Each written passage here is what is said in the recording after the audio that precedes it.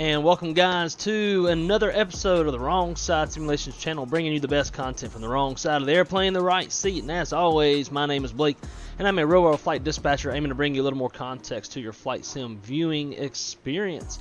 So today we've got a fun one, action-packed stream is what I'm hoping for anyways. We're going to be doing a lot of things in this one. We're going to be doing our typical briefings and checklists, our flows, you know, the standard operating procedures that we usually do whenever we're flying the Airbus. But we're also going to be flying on a pilot's life, which has its own criteria that we have to make sure that we meet to get the best score possible, along with Vspirit, which is a virtual airline that I recently started flying for. Been enjoying the hell out of it, actually. Every day whenever I would come home from work, I would fly a flight on Vspirit. So I'm really enjoying that. It too has its own set of criteria that we have to meet to get as high points as possible, because there is also a ranking system for that airline. So I want to get as many points as possible. So we'll talk about those criteria once we get into it. What else we got going? We're gonna be doing Fsrealistic Pro. We're just gonna add some camera shaking once we start revving the engines up, landing, taking off, a bunch of different stuff like that. So we're gonna have some effects from that. What else we got going on? Oh, we got so much stuff thrown in this one. We're gonna do Pacx as well, which is pretty standard for a lot of streamers. But we're gonna basically try to make this as realistic of an airline operation as possible between all the different things that we're going to be running. So real quick, before we jump into the cockpit, let's discuss some of the criteria. For any of y'all who have been watching my channel, I've been seeing the Pilot's Life flight, so I'm pretty familiar with that. But the criteria for a Pilot's Life, we've got to make sure that your typical procedural things are followed, like making sure your landing lights are off before crossing through 10,000 feet. Landing lights are on when you're crossing back into 10,000 feet. We're not parking with our taxi lights on. We got our strobes on when we're taking off. What else? Pitch attitude and bank angles aren't exceeded. Bunch of stuff like that, right? So that's going to be a Pilot's Life. But some other criteria that we haven't really done a whole lot of on the channel, which we'll be doing for vPilot. And also, real quick guys, please in the chat let me know how the sound is. I'm getting a little notification from YouTube saying the audio stream's bitrate is lower than recommended, but I am getting good audio in OBS. So let me know how that is. But for Vpilot, we got some criteria that we have to meet to maximize our points. So we want to do a single engine taxi out, a single engine taxi in. We want to depart from the gate that we told Vpilot we're going to depart from, and we want to make sure that we park at the gate that it tells us to park at. Once we're a little close to INDY, we'll get an ACARS message from Vpilot to let us know what gate to park at, so we'll make sure we park at the correct gate. And then all the other typical stuff, like we're not exceeding 250 knots below 10,000 feet, and no excessive pitch and bank, that kind of stuff. So we're going to try to comply with as much of the criteria as possible with a pilot's life, Vpilot. I also want to make sure, just for myself, that I'm conducting my SOPs in the way that they're supposed to. Y'all probably don't ever see it, but there's usually a few things that I miss, some checklists and things of that nature that I want to just to better myself as a virtual pilot. I want to get that stuff on point. So, to the chat, Chase, my friend, how's it going? Happy to see you here. And then, was that Renee? Hello. If you're still here, welcome aboard. Got on a little bit of a tangent there. So, we are sitting here at the gate in Orlando. Aircraft is cold and dark. We're going to be carrying 112 passengers up to INDY, and then coming back is going to be 162 passengers, as long as I can squeeze in that flight. I do want to get this thing rolling pretty quick to make sure we can get both flights in before I have to be off the computer. But nonetheless, let's jump into it. Alright, it's coming to the cockpit.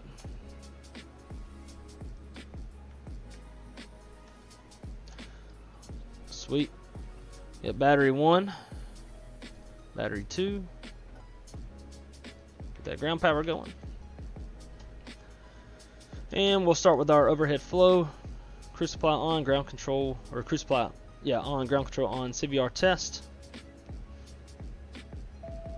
Sweet. Nav 1, 2, and 3. Nav lights, smoking light, we'll put that into auto. Arm emergency, get that AC cooling off, so it is hot here in Orlando. And then that is done. Let's get all of this squared away. This is more of a Fenix issue. Flight director's constraint, flight director's constraints. This VOR is on.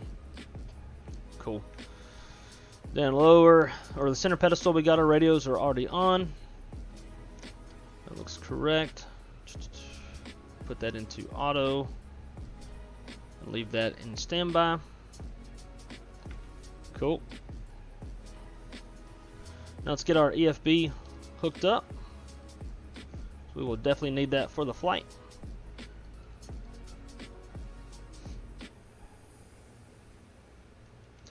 And let's check our oxygen.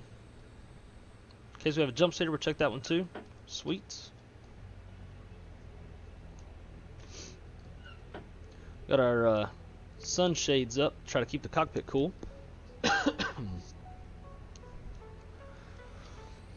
Alright. I guess at this point we can go ahead and start getting the passengers boarded up.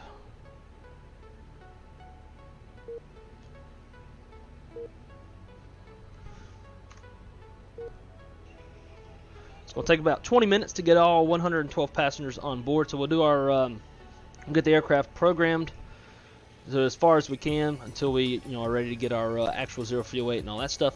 And then from there we'll go do a walk around, come back, and then hopefully about ready to depart.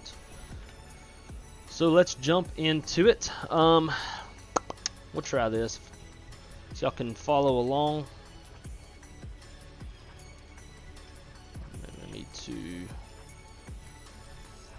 some brief properties.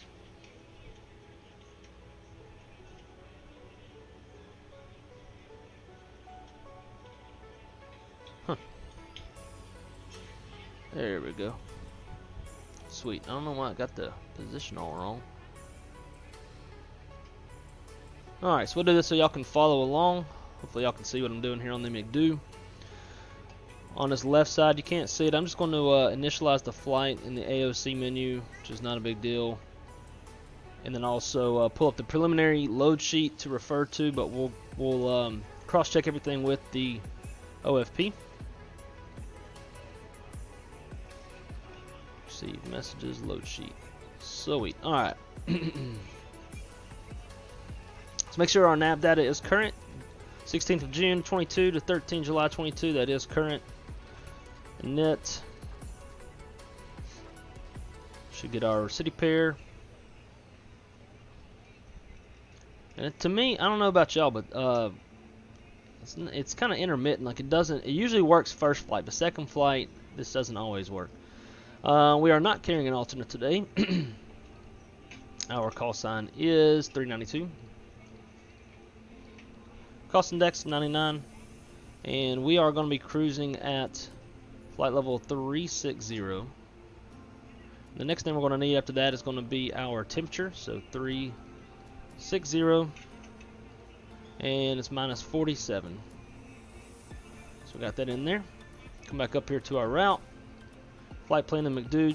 And we're going to depart off of runway was it 18 left. It's also planned up here. Takeoff parameters. Runway 18 left, temperature's 31, altimeter's 3010. 5 knot headwind, 1 knot crosswind. Planning based off of this was planned with flaps config 1 plus F. Runway's dry, no any ice, and Pacx will be on. So we've got 18 left in there. Departing on the Jimmy 3. Pane transition. Insert that.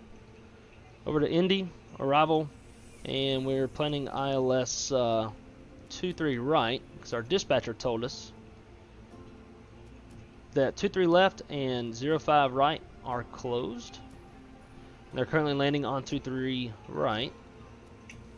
So that's what we're going to throw in there. We already passed it. Here it is, ILS 23 right. On the Gibbs 3 haggle transition. So Gibbs 3 haggle. I'm not going to do any vias.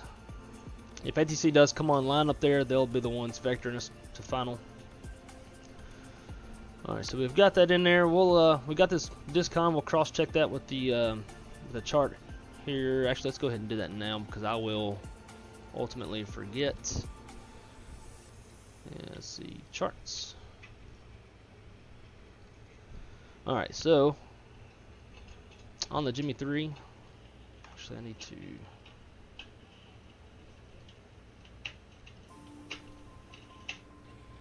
there we go. I should be able to hear the passengers.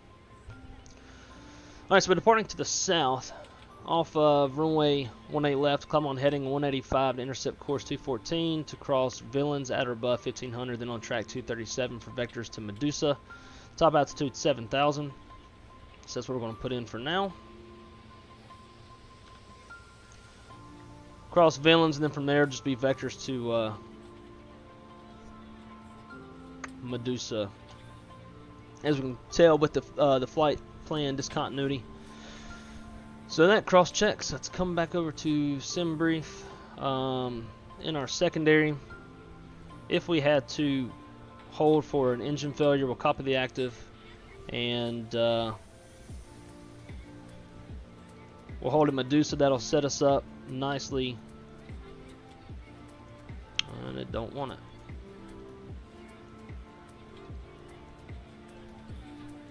Alright, whatever. We'll just hold to the south and then bring ourselves back around. Rad nav, I'm going to hard tune ORL to Orlando VOR. From there, come back to init. Our triple pause is this is in real life. We would have a 5-digit number here. As you can tell, we got down here in the triple pause. So we're just going to round this 49,600.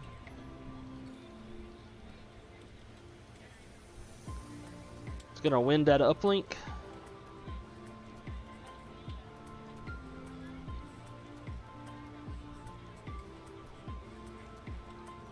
We got our wins. Back to init. We're going to tab over. Now, the preliminary load sheet is giving me a zero fuel weight of 120.3. And same on the OFP, which is good. It's what we want. I'm also going to get planned zero fuel weight CG off of the preliminary ACARs. So we've got 120.3, CG of 31.6. Now this is just preliminary. This is planned. This is not actual. There's a big difference. Our planned ramp fuel is going to be 16.5. Still have a residual cough after having COVID not too long ago. Alright, 16.5. Now for our taxi fuel, we've got 500 pounds. We're going to tell the McDo 0.5. No route reserve, which that's going to be more of a flag fuel policy thing. No alternate, so I'll just put a 0 in there. Pretty sure you wouldn't have to do that in real life, but I like to do it just to make sure the McDo knows don't put any fuel for the alternate. Our reserve is going to be 3.4. And there we go. So now we're pretty much at a standstill as far as programming the airplane. Everything's ready other than our perf. But we won't get that until we get our actual zero fuel weight, so we can make an appropriate calculation for that. So we'll get rid of old sim brief. Alright, now, oh, that was a hard lag. Let's go over to flight. Let's get latest METAR. Ooh, got some towering cumulonimbus. Winds are 180 at 10 statute miles, visibility scattered at 4200, towering cumulonimbus scattered 9,000, broken 30,000, temperatures 33, dew point 22, and altimeter's 3009. In the remarks, we've got towering cumulonimbus north, overhead, south, and distant to the east. So high probability of some thunderstorms popping up. So we're going to get out of here pretty quick. Don't want to take any delay. I do believe we're supposed to be out of here in 5 minutes, so that's probably not going to happen. Alrighty, so the altimeter is 3009. Let's get that in there.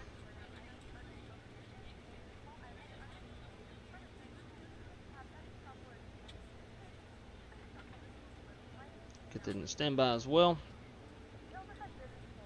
And then we'll be just about ready for our walk around. Real quick too, on the one thing I want to cover on the release. As dispatchers, we always remark the release to let the pilots know what to expect, and also what our strategy was when planning the flight. So I acted as dispatcher for this flight, so remark the release that runways in Indy 23 left and 5 right are closed. Pretty important for the pilots to know, although it is also in the ATIS, so they would see it there. Then dispatch add fuel for weather deviations through Florida and Georgia around scattered thunderstorm cells. So when I was planning this flight, I went to ForeFlight and could see that there was numerous small little popcorn afternoon typical thunderstorm cells that were going to be along our route until we get out of Georgia.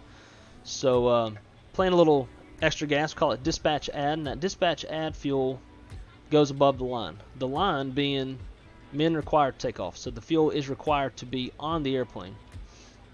And so the extra gas we got is 15 minutes. It's roughly 1,400 pounds. Shouldn't be a whole lot of deviations, but if we do make the flight coming back, there would definitely be a lot more deviations. Weather is forecasted to blow up quite a bit throughout Georgia and Florida on the return leg, as long as we're able to make it. So we're going to have a lot more gas coming back, as well as precautionary alternate, because just from what I'm seeing, there's probably going to be vicinity thunderstorms in Orlando at a minimum when we come back. So anyways, men required takeoff fuel, dispatch add is in the men required takeoff fuel. It has to be on the airplane. And on top of that, per my company's fuel policy, we also carry an additional 10 minutes on every flight, no matter what, in the event that, what was that? Ding. Anyways, in the event that there's any sort of unforeseen, also just to give a little bit of a buffer between reserve fuel and that kind of stuff. So that fuel, extra is right here. So we got 10 minutes. It's almost 1,000 pounds. Yeah. So that's the strategy behind that. Once we get out of Georgia, weather looks like it calms down quite a bit. Shouldn't really have much going on from there. So we'll get rid of the sim brief. And let's take a look at the arrival TAF. So whenever pilots get their OFP, it also comes with a MET package, which is in the OFP, but it's just easier to look at it here. So you want to look at the METAR, because that can be a hint of what's to come, especially during fog season when you got temp dew point that are very close to each other, along with light winds or calm winds. Could be a hint of some possible fog or some sort of obscuration development. So here we got winds variable at 4 knots, 10 statute miles, scatter 25,000, temperature is 26, dew point 5. We've got a nice spread there, so no threat of any obscuration, which you wouldn't really anticipate that this time of year, especially this time of day. Altimeter is 30, 26, nice high pressure, and nothing in the rocks to care about. For the TAF, let's see, our ETA is around 21Z, supposed to be 2052. Actually, we got, I think we got 15 minutes to depart. Sweet. So in the TAF, let's see, looking at an hour before, hour after, winds variable greater than 6 statute miles, feet at 25,000, and then from midnight we'll be on the ground before that, so we don't care. So good weather, don't require an alternate, which we like. All right, so now that that's done, let's go do a walk around, shall we?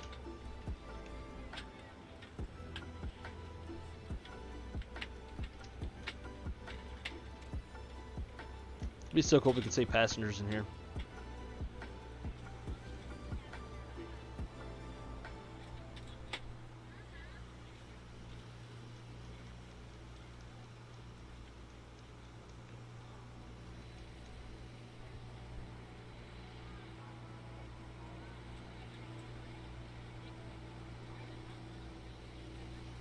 So per usual, FO do a quick little walk around, just make sure everything looks good, make sure there's no, make sure the tread's good on the tires,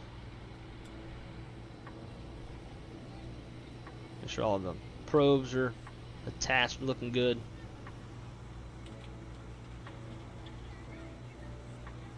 Let's get that back opened up, shall we?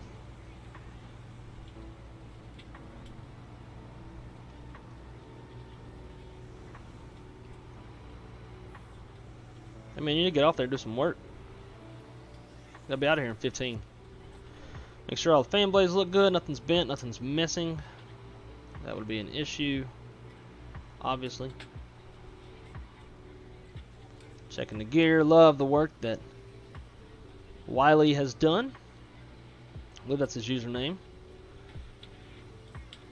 Not sure if anybody else has painted the griminess and the grudge on the wheels and the brake fans. Love that. Definitely realistic. These workhorse airplanes. Let's come back over to the leading edge of the wing. Make sure there's no dents.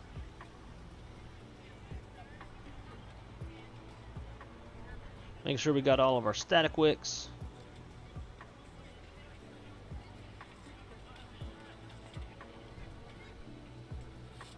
We got birds' nests up in the back of the engine and the exhaust. Make sure there ain't no Shaquille oatmeal up in here sleeping on the job. We know Shaq don't be sleeping. Boy, always be working hard. I'm kind of speed this up a little bit. Static wicks look good. Leading edge looks good. No dents.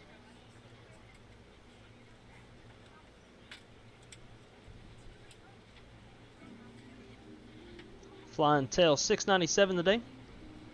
Got some pretty cool things coming for this livery. The guy that made this livery, been in communication with him, getting him a few extra things to create for the cockpit that are based off of this real world livery. That will be true to it. So same old thing on this side.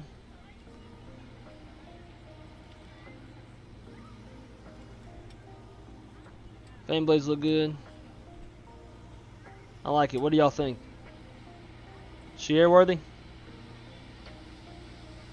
I'm gonna say so.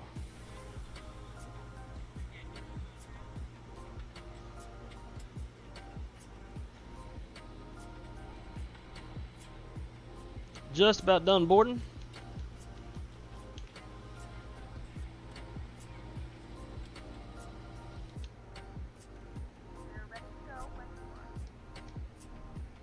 Sweet.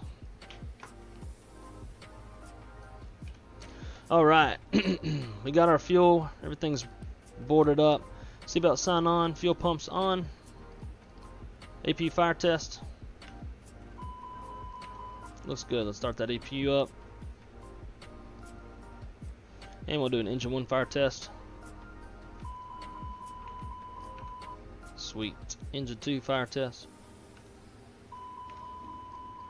Sweet. Alright. Now let's get our perf all set up.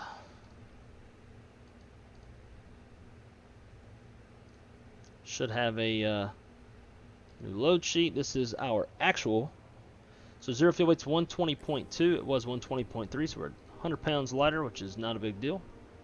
Obviously, it's very, very light. And then on the CG, looking at 27.6. Got that in there. Let's see, an hour. Takeoff weight CG is, takeoff weight CG is 26.7. I'd like to annotate that in there. We'll accept that. Cool. Perf. Let's come over to this side. Need these stowed for departure anyway.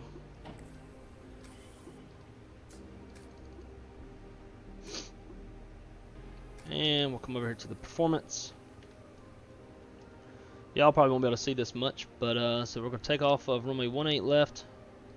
It's dry. Optimal flat config. No toga. Anti-ice will be off, and Pacx will be on.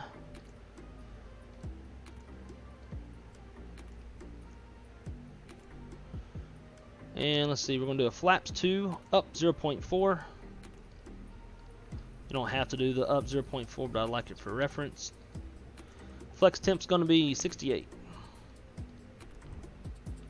V speeds 33, 33, 36.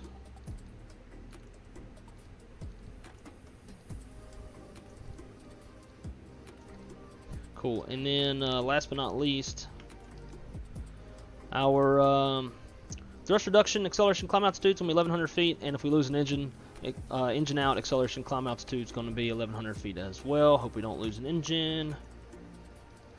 So 1,100 on both sides. There we go. And it is all set. Got that there. Let's get a flight plan pulled up here. And saw that APU avail message come up at 18:19, so we're going to be looking for one more minute, and that'll give us our 3-minute warm-up for the APU. We're supposed to turn that on as soon as we saw it, but I got sidetracked. Alright, let's see, altimeters are set, flight direction constraints, so that looks good. Just wait on that 3 minute, then we'll hit the bleed.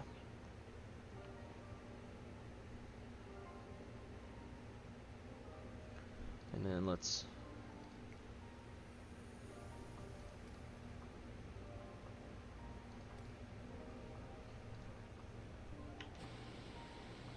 those guys start pulling off.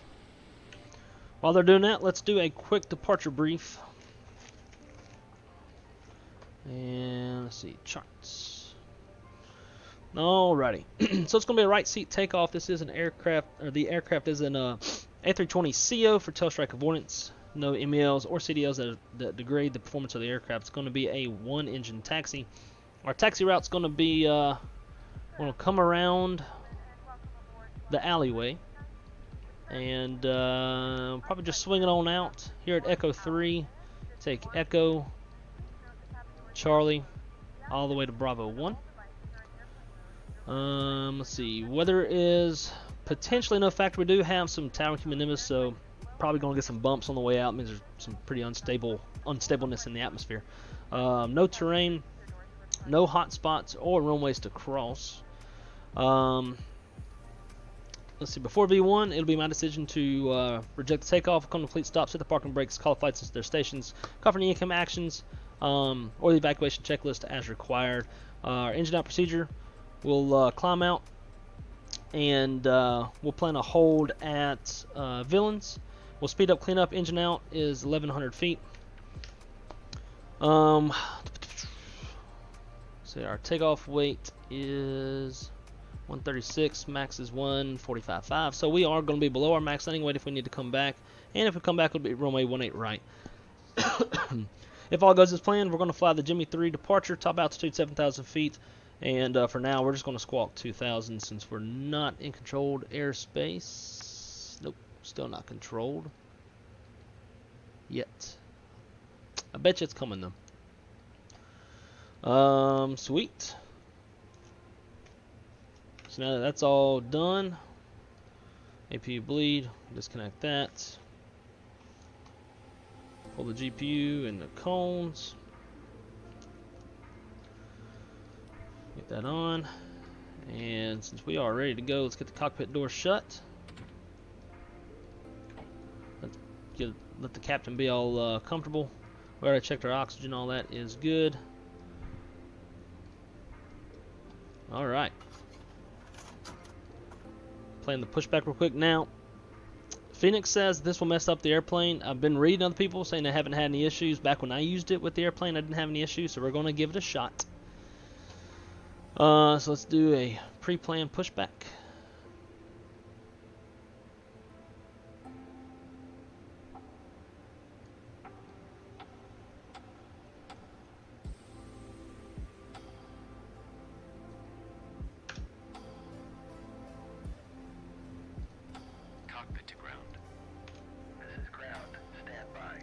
Alright, maintenance log and tail. Before start checklist, maintenance log and tail is on board and check. Copper peps complete. Gear pins covers are removed. Signs are on auto. ADIRs are nav.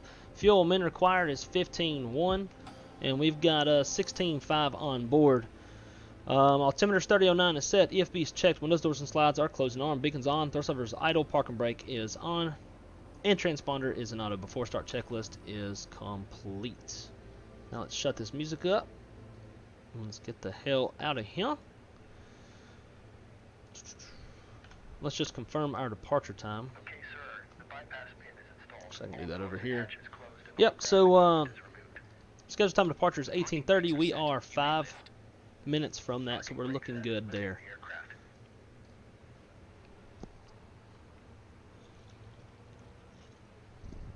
We are cleared for start and push.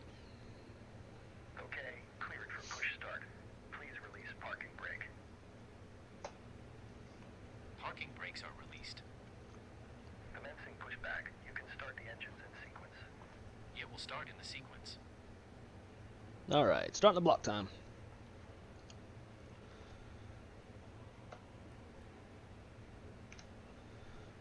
Alright, engine mode selected to start. Starting 1.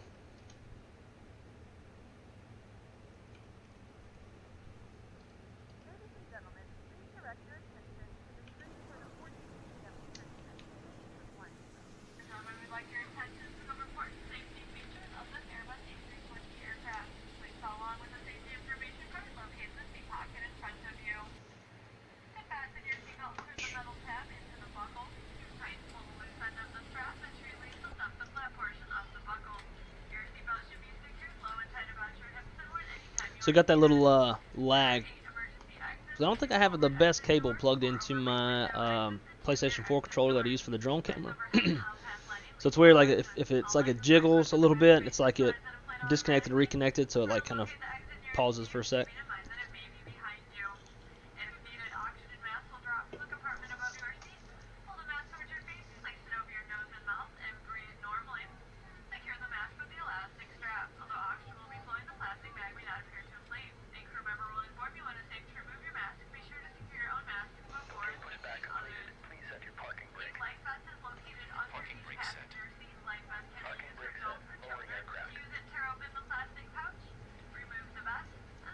Alright, we got a good start. Startup is complete. After start flow, engine mode selected to normal, arm spoilers, reset rotor trim, flaps 2.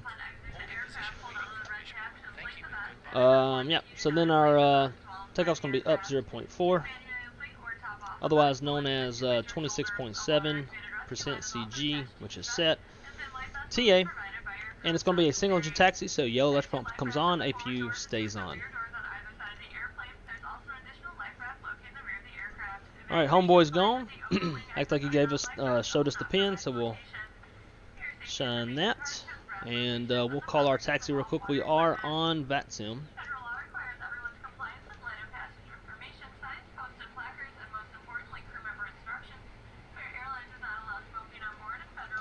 And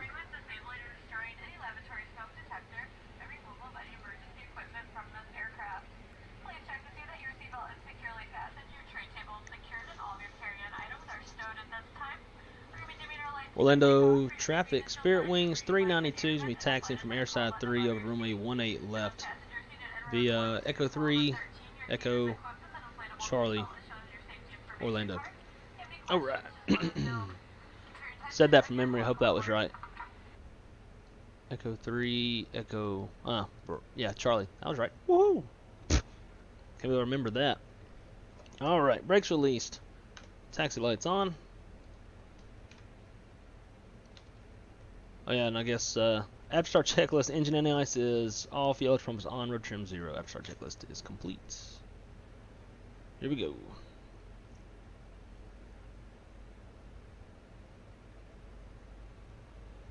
Hope everybody's having a great day today. Hammered out a good like 5 flights last night. Did another one this morning. The last 5 out of my 6 landings have been under 100 feet per minute. Trying to keep that trend going. It'd be pretty nice.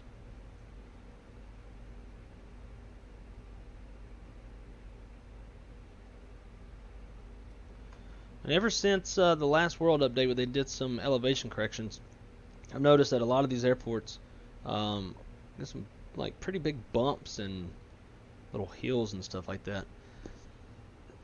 So I'm sure we'll run into some of those. It seems like it's pretty bad. Like over at Airside 1, I taxied into there not too long ago, and it was pretty bumpy. It was bumpy enough that it made Fsrealistic Pro think that my nose gear had just landed and played its little audio sound for that. Which actually looks like it. I'm not sure if that's running. So let's hold real quick. I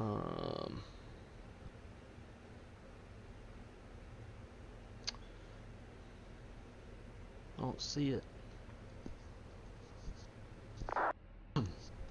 in the taskbar. It's supposed to. There it goes. It's supposed to auto start. Alright, and if it is up and running, we'll know, as we'll see the dash. Oh yeah, everything's starting to shake. So you'll see the dash start shaking.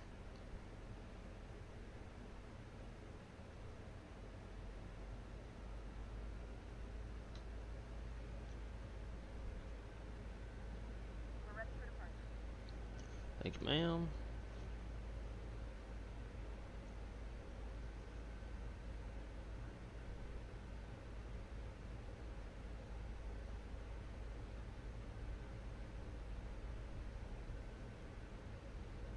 Oh, that was the wrong turn.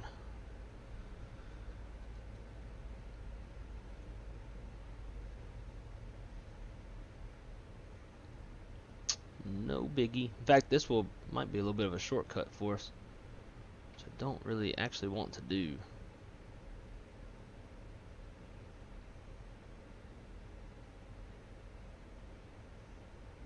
Even had my taxi route memorized and still messed it up.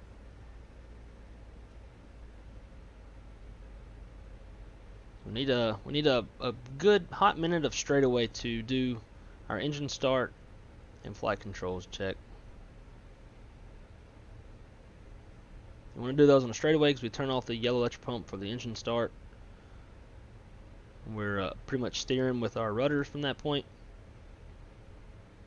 And then in flight controls check, you have to disconnect the nose wheel steering to do your rudder check, so you want to be on straightaway for that. So once we turn here on Charlie, we'll get everything else going.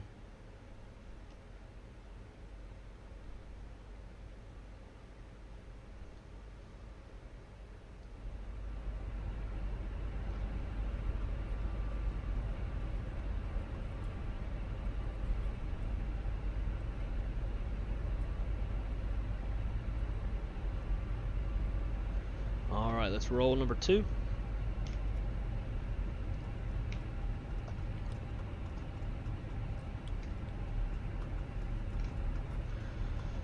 Good bleed air. Always make sure you got more than 25% or 25 psi on the bleed air for your engine start.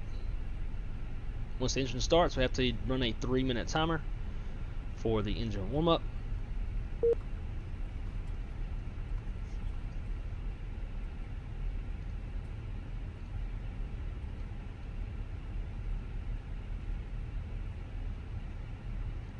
Somebody landing out there.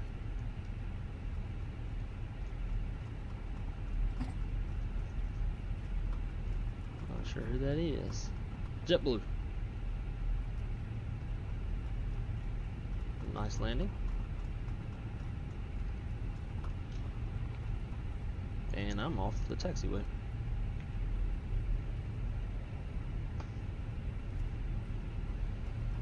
Alright, good start on to engine mode selected back to normal. Reset rotor trim after an engine start. Everything else is good there. Forgot to turn that off. Cool. The yellow electric pump was supposed to be off before I started that engine. Alright, after start checklist, engine ice is off, yellow electric pump is off, rotor trim 0. Alright, mini brief, takeoff runway. Gonna be runway 18 left. It's gonna be hard to do without running off. 18 left, gross weight's 136.6, fuel on board is 16.3, flaps config 2. V speed's 133, V2's 136, flexing 68, and our first fix is, or our top altitude, initial altitude 7,000 feet, and our first fix is villains. Flight controls check.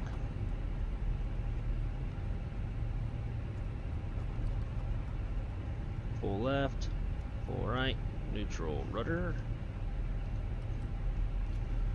Full left, full right, neutral. Then the other pilot would do theirs, full up, full down, full left, full right. They wouldn't do the rudders, only the captain does. Sweet.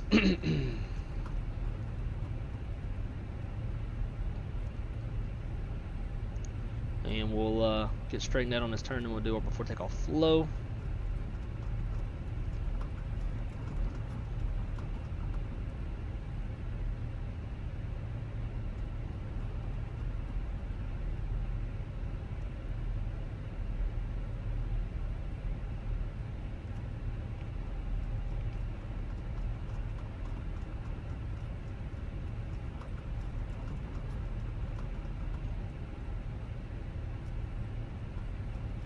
Retro, what's going on, my friend? Welcome aboard.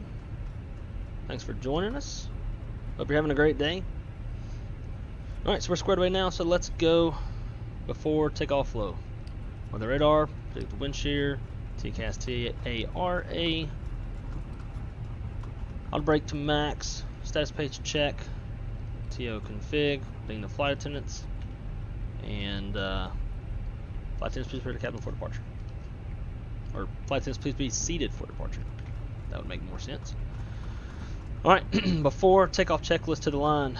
Gross weight comparison complete, pitch trim is 26.2% CG set, V1 BRV2 flex, 133, 133, 136 flex, 68, flaps config 2, flight instrument check, flight controls are checked, ecom memo takeoff all green, ecom status check, producer wind shears on auto, TCAS code set, TARA, cabin crew is advised. Mini briefs complete. Before takeoff checklist to the line is complete.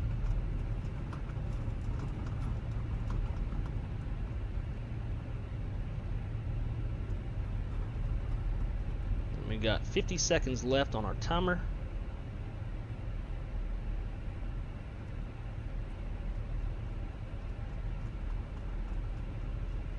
Sweet. Before takeoff checklist below the line. Runway 18 left. Fuel.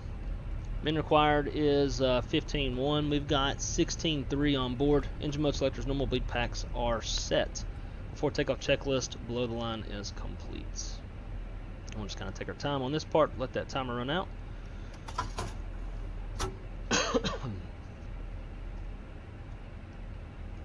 See if this guy's cleared the way. I don't see him anywhere.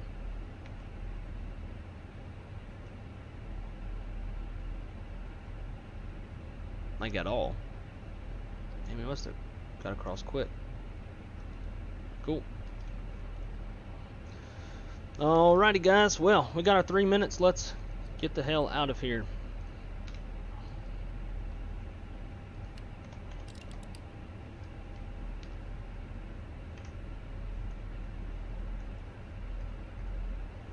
Orlando traffic. Spirit Wings 392s lining up runway 18 left. Gonna be exiting the airspace to the north, Orlando. So I actually just flew in and out of Orlando the other day.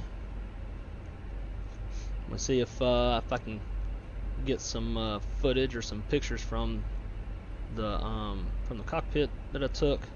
Put on the Discord for everybody to see. Had some fun weather to deviate around while I was up there. It's kind of fun. All right, here we go. Engines up to 50, looking for symmetrical thrust. We got it. Man flex SRS auto thrust blue.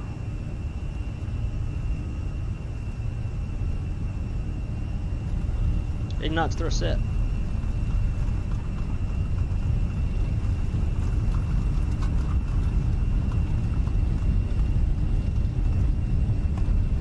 V1 and rotate.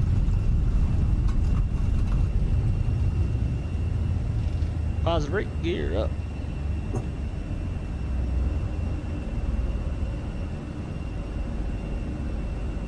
Following those flight directors.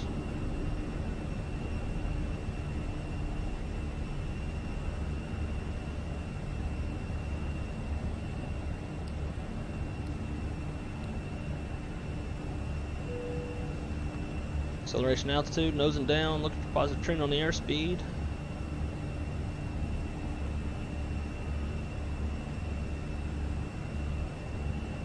Got it. Thrust climb. Just realized, as far as Pacx go, it took off with the seatbelt sign off, because the seatbelt sign on the real airplane doesn't work with Pacx like some other airplanes it does.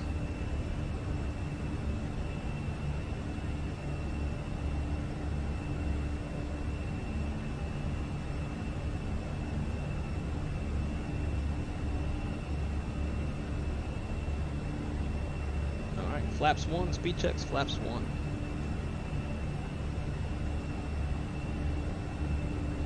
And flaps up, speed checks, flaps up. After takeoff checklist, gears retracted. Landing gears up, gears retracted. Dadgum, I can't say it right. Gears up, flaps retracted, bleed packs are set, APU is off. After takeoff checklist is complete. Goodness. Usually like to read it, but we're still hand flying.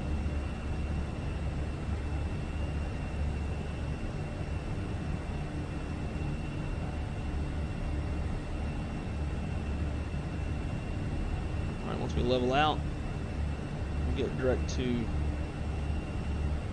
next fix. We're still above 10 degrees Celsius, so we're not in icing conditions yet. Let's go direct. Do some insert.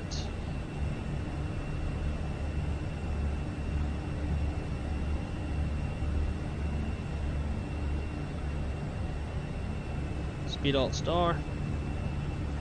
Orlando traffic, Spirit Wings 392s, clear runway 18 left, exit the airspace to the north, Orlando.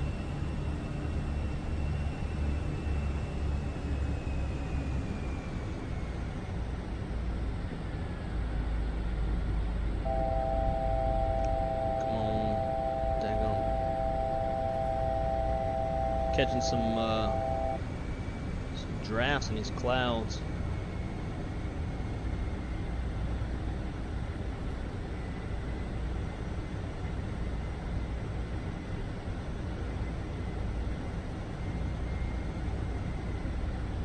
You could hear the turbulence from the airplane shaking from it.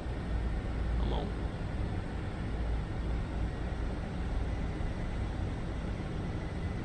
Alright, let's keep it going up to our, so we'll just go up to 190 now. Thrust climb, open climb, 19 blue. You see the 19 blue there on the altitude tape. Both pilots would cross-check that. So pilot flying would call 19 blue, then pilot monitoring would also confirm 19 blue.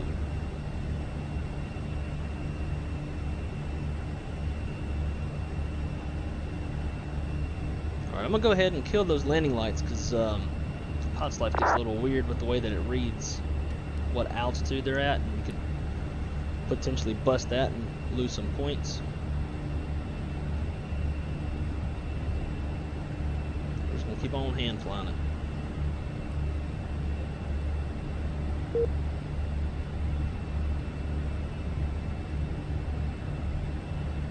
Alright, here comes 10,000. We'll nose down and accelerate.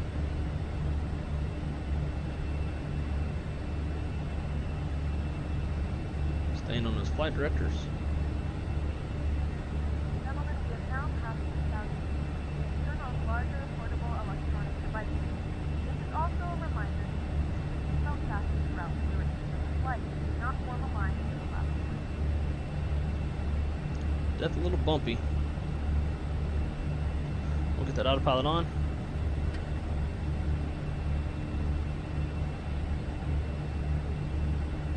Keeping those seatbelts on.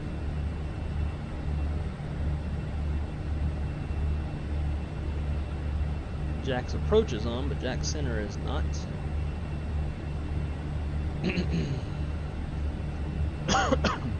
Orlando traffic, Delta 2872, inbound ILS runway 17 left approach. Orlando traffic. Late like always. That's no big deal, buddy. Appreciate you being here nonetheless. Late or not. Hope you're having a good day, my friend. Chase Sawyer, old message, just now catching up to it. Alright, so before we get to that, I was in this scenario the other day. So we're coming up on these clouds pretty quick, right? We want to try to top it because they don't look the nicest, and we want to get above them. So we're going to hit expedite. That's going to put the speed down to like min speed that it can go, and it's going to use the speed and energy that we have to climb as fast as we can and try to top this stuff. We had to do this the other day when climbing out of Memphis, and we were able to top the stuff that we wanted to top. But we had another cloud that we weren't, that I'll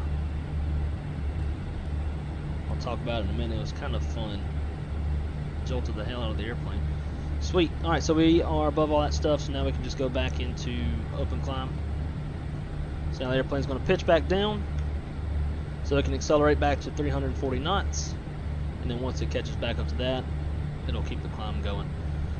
Open climb. For my company's SOPs, all the, I don't even know what you call them, the little doohickeys, when they change, I'm supposed to call it out. So you'll hear me call that stuff out.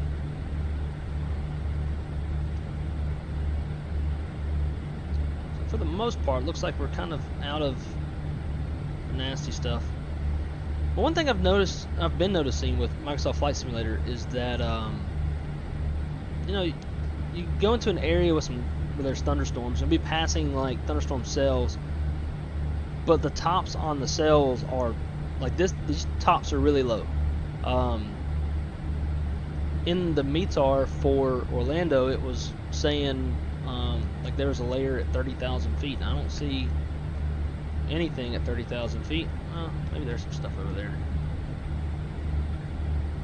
Oh, that's just a reflection. Yeah, there ain't nothing up there. So I really question the live weather, at least the clouds that Microsoft Flight Simulator does. Because we should be seeing a lot of tops that are a lot higher than this with the type of weather that we're flying around. I mean, just looking at Volanta, like, we should be seeing all this stuff to our right.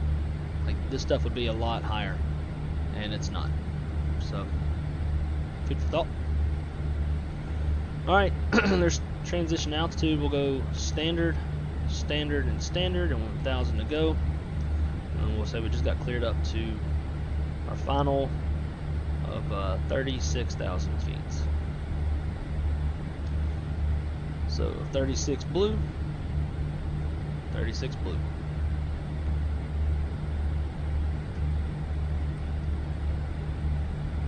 And we'll keep that seatbelt sign on up until we're almost to cruise. If it's smooth, if not, we'll keep it on through cruise. So we are going from Orlando to Indy. The Indianapolis airport that we're going to is a brand new airport by a developer I've never heard of.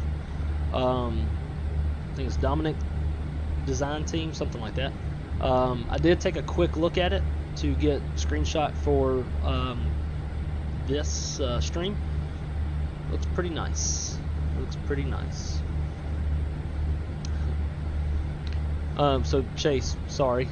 Back to your other message. Yes, I really love Fsrealistic. Indy scenery is pretty good. Just from afar, there's a bug that the airport is all white. Oh, okay. Well, good to know. That way I won't really question anything whenever we see it. The Hillbilly Gypsy, what's up, my friend? Yeah, I know I've been a stranger. I didn't stream at all during my work week, and then I went to Memphis to go visit a buddy of mine. So, been gone for a little bit, but we're back finally, drinking that BRCC as always. But I agree. I noticed that the tops, yeah, non-existent. Like there's, I think the other day I flew through. In fact, yesterday I took off out of Charlotte, and there was a lot of nasty stuff all around Charlotte. And, from a low altitude, like climbing out of the airport, it looked great, and I was having to deviate around the cells. But like once I was at 10,000 feet, like I was above everything. And there's no way. There was a cold front that was powering that stuff. Weather along the leading edge of a cold front is not going to be at 13,000 foot tops. Those tops are going to be minimum like 25,000, and they'll span up depending on how bad the weather is. It'll span up to, on average, like 50 to 55. Some cases it'll get really nasty up to like, I've seen 70,000 foot tops. So it can get way worse. Yeah, so you pull on the alt knob for open climb, and the altitude turns blue, correct? Yes. So for an open climb, it'll be blue. If we're in managed climb, it'll be magenta. But that's the big thing you got to watch out for, is if you have crossing constraints, open climb will bust any altitude constraints. So if you have altitude constraints, you want to be in managed climb. If you don't, or if the altitude constraints are no factor, like they're all pretty low and you're going to be well above them, they're all at or aboves, then yeah, you just go into open climb and get up there as fast as you want. Yep, and push on it for managed climb. That is correct. And the messages aren't that far behind. I'm just that far behind as far as lag goes. But yeah, so you want to pull for open climb, push for managed climb. Or you can call it like push for VNAV if you want to think in Boeing terms. Same with the heading knob. So if you push heading knob, that's going to do lateral navigation or LNAV. And you can tell that by the lat on there with the little solid circle. And then if you want to go into heading mode, pull the knob. That'll put you into a heading mode, and then you dial the heading that you want. For your speed, same thing. Push the speed knob in to go into managed speed. That way it's going to follow whatever you've put into the McDo. So like we're flying CI 99 on this flight. We're flying as fast as we can. Therefore, the speed is almost at the red line.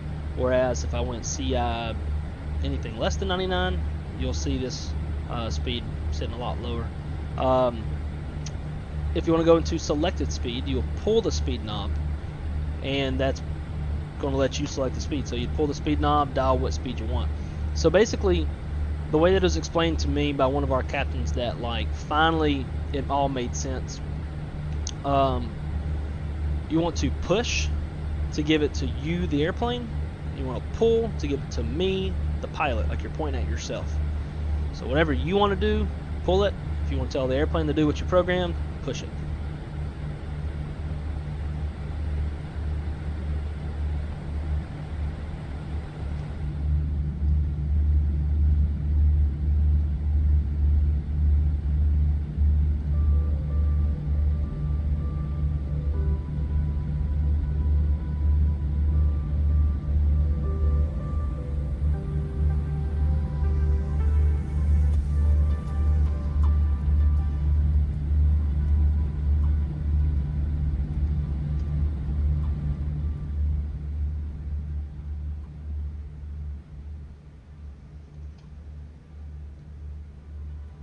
Trying to get this audio right.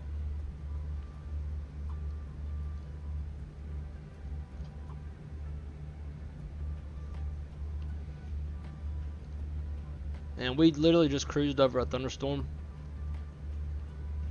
and like saw nothing. Oh, my dog's back there. I didn't even know she was back here. Let me turn this fan towards her. It gets hot in this computer room. Feel good?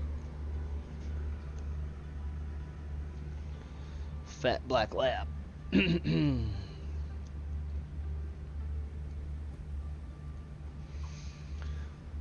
One of the main reasons I wanted to change to Microsoft Flight Sim was for the clouds, but now I'm doubting whether I even should. I don't know. I mean, regardless, they still look better than any sim in my personal opinion. I think the only thing that's going to give it a run for its money is going to be that super high dollar weather engine thing for X-Plane 11. But from what I've seen, it still doesn't look better. But yeah, it definitely, and it hasn't always been like this. Like I mean, I don't know when it kind of went away, because we were in wintertime during some updates. And in wintertime, you're not going to get tops very tall, so it would be very easy to kind of just get used to seeing tops of clouds being at lower altitudes. So I don't know what update it was that the tops with thunderstorms like kind of stopped being what it was, but used to. I mean, if there were thunderstorms, I mean, shoot, I would see the sim put in like full-fledged thunderstorms for like a towering cumulonimbus and a METAR, which is just a towering cumulonimbus cloud. It's not a thunderstorm. So I don't really know when it was, but I mean, back like a while back, at least we'll say this, like last summer, if there were thunderstorms, well, you knew it. Like those tops would be up there with you at cruising altitude. You'd have to be bobbing and weaving around stuff. So hopefully they get that squared away, because it's not going to be much fun. If it's summertime, we got scattered thunderstorms all over the place in the afternoon, and we finally get weather radar with the next sim update 10, I think it's supposed to be in August now. It ain't gonna be no fun. Like, we don't have any weather to work around at cruising altitude or like in the climb. I mean, sure, like we'll have some stuff to work around like climbing out of the airport, but if that's it after 10,000 feet, like what is that? That's not even, it's not fun or even remotely realistic.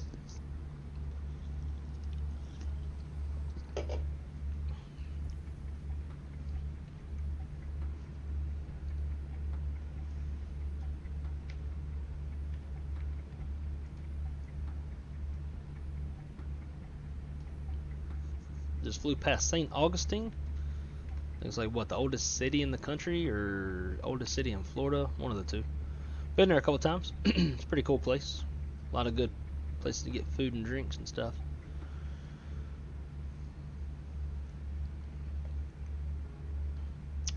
Not yet.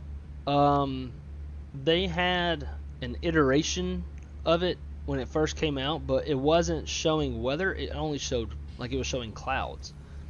Obviously not realistic.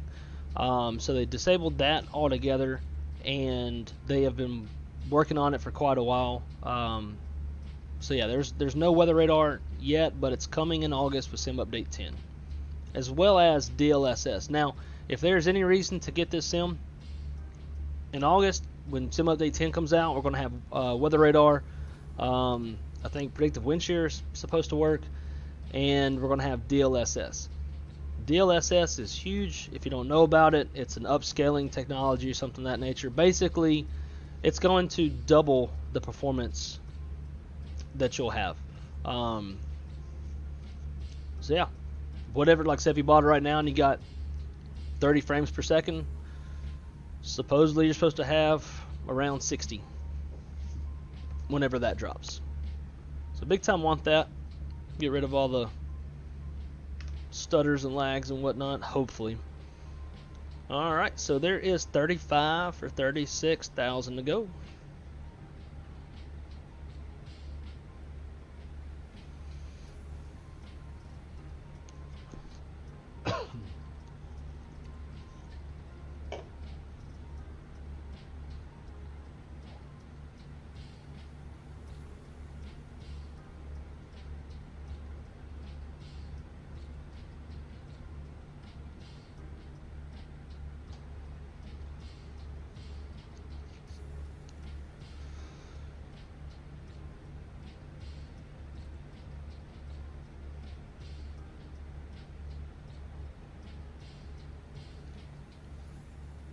Alright, so there is our cruising up to 36,000 feet. We've got Mach Alt Star, so now we'll switch over to airports.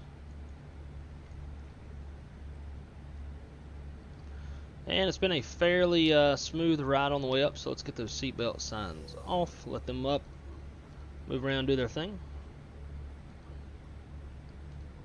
Alright, I'm going to try something real quick. Let's see if this works. And I'll get right back to the chat. Hang on one sec.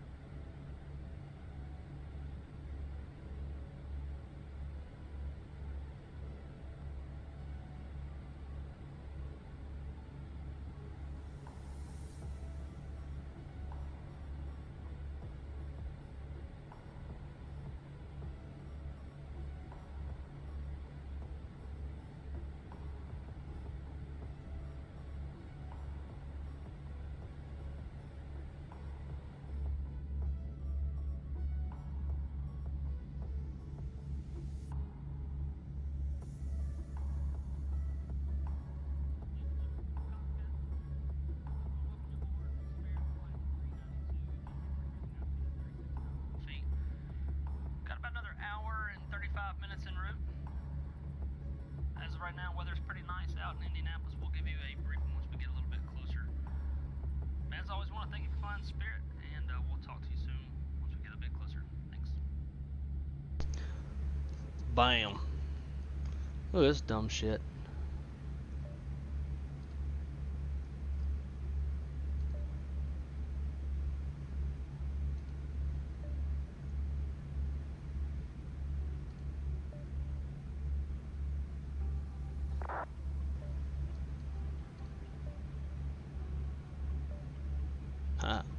Alright, so back to the chat. Do you think the game will look worse? Like the scenery at cruise will look bad? I don't think so. If anything, it's actually supposed to make it look better since it's an upscaling technology. Folks with lower cards or lower end cards will be able to have a nicer looking sim. For those like myself that have like 30 series cards and up, it won't necessarily make it look better, but the performance is supposed to be better. So really, the people who will benefit the most as far as looks and performance will be those with lower end cards, whereas folks like myself that just have the 30 series cards, it'll just perform better versus performing and looking better.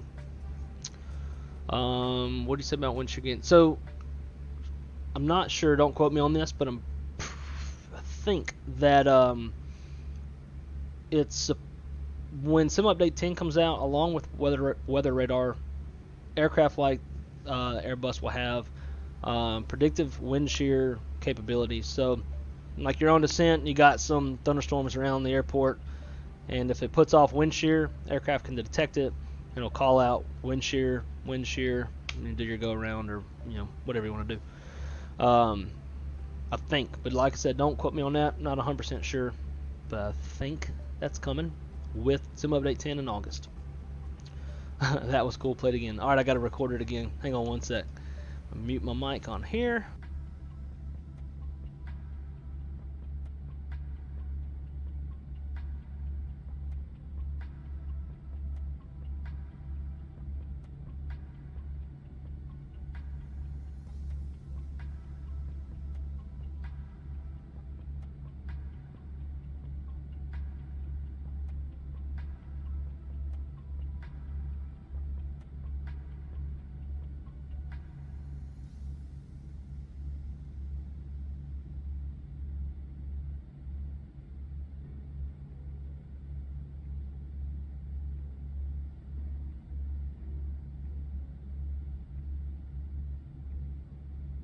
Ladies and gentlemen, if you look off to the right side of the airplane, you'll see the coastline of Florida and Georgia.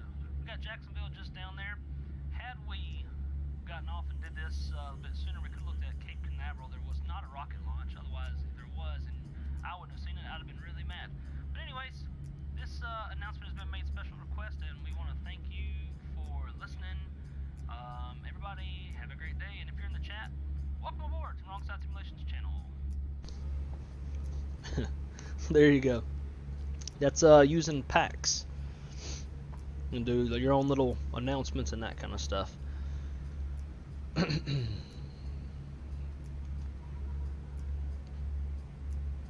Moderate rain starting in 15 minutes.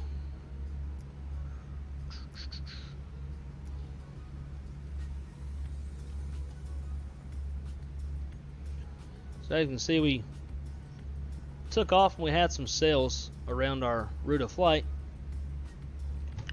Didn't really see anything, did we? Nope. Remove this.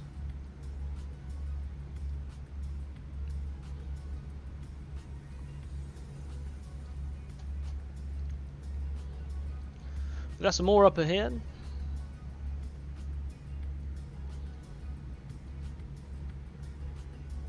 And other than that, not much more. Who we got flying right here? Oh, Captain. Is that Captain Colorado? Headed to Orlando. We'll pass him in there.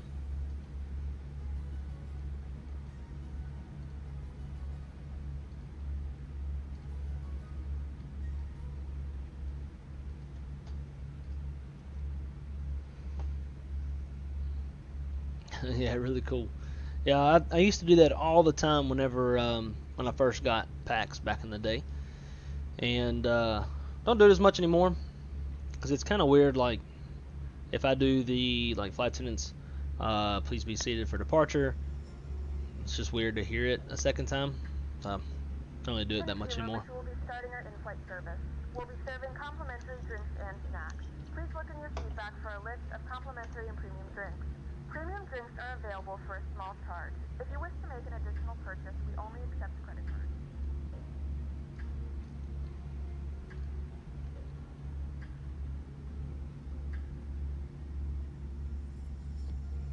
Yeah, if the DLSS is as good as they all say that it is, then yeah. I would say medium with probably no stuttering. But, yet to be seen. I'm sure it's going to be technology that once it's implemented, it's going to take some refining. So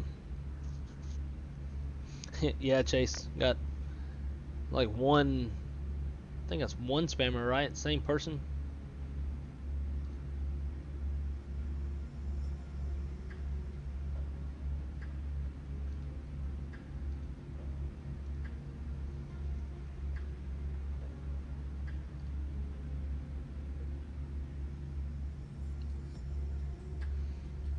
So, just based off of Atlanta, coming up with some nasty stuff, which would all be sitting about that way. And you can tell it looks like there's a little bit of something, like the tops are a tad bit higher out there.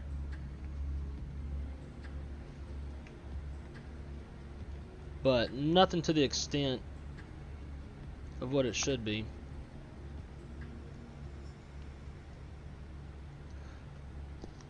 In fact, I'll go, oh, thank you, give me those sticks, because I don't even know how to do that. Actually, I think I do. Yeah, report. What'd you put it on? I'll do something different so we can hit them twice. Hate speech would get them knocked out pretty quick, wouldn't it? But yeah, what was the reason you put on yours? And I'll put something different so we can get them with two different things.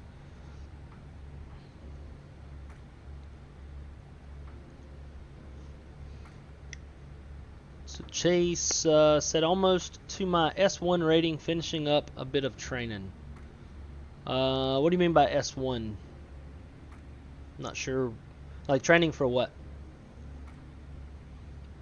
Can we see that beautiful plane? Sure can. Let me report this person real quick. I'd probably have to turn the audio down too because it's going to be loud.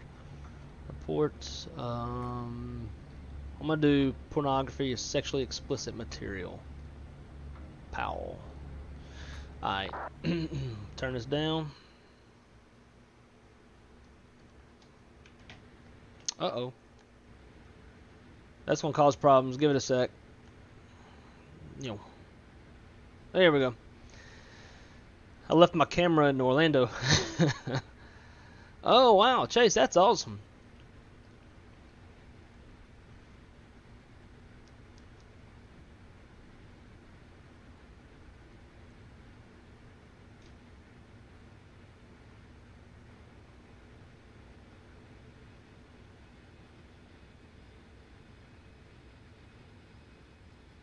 Wait a minute.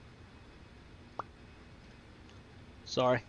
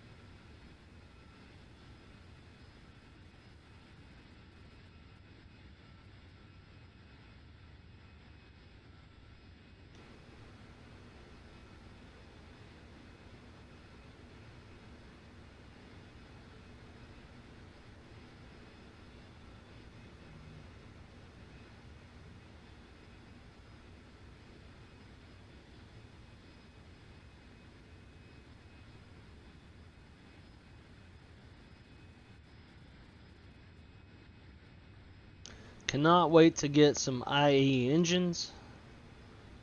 Oh, it's going to look so much sexier.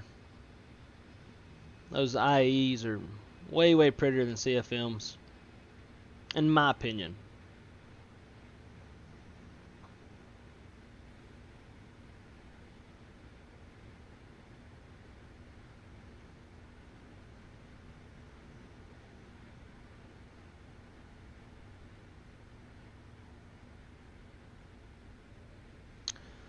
Yeah, I mean, JetBlue does fly the Neo, but it's not the 320. I think they only have 321 Neos, but they do have Neos.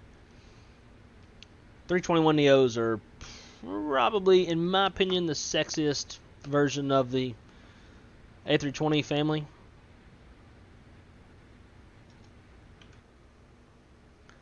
It's definitely still not looking like there's whole lot out there, is it?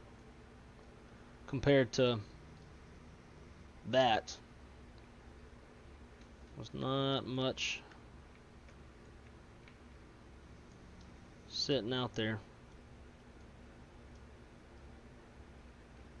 Coco, what's up? Welcome aboard. Long time no see. Hope all is well. Tops definitely look a little bit higher out that way. Not by much. In real world, we would definitely be seeing that stuff.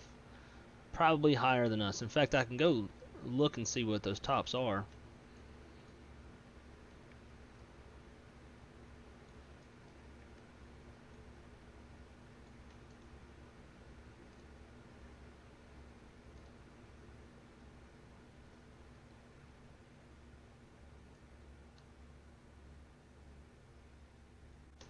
So let's see. Let me open up this. The Fenix has the CFM engines. Did that open? There it goes. Like in real life, Spirit flies the CO with IEE engines.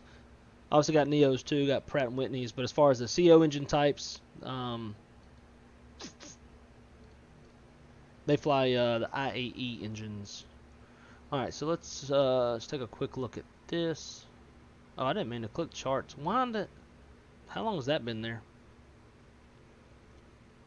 And if y'all see that, like if it looks like I have something overlaid that I didn't mean to overlay, please put it in the chat, because my OBS is sitting up here, I don't always see it.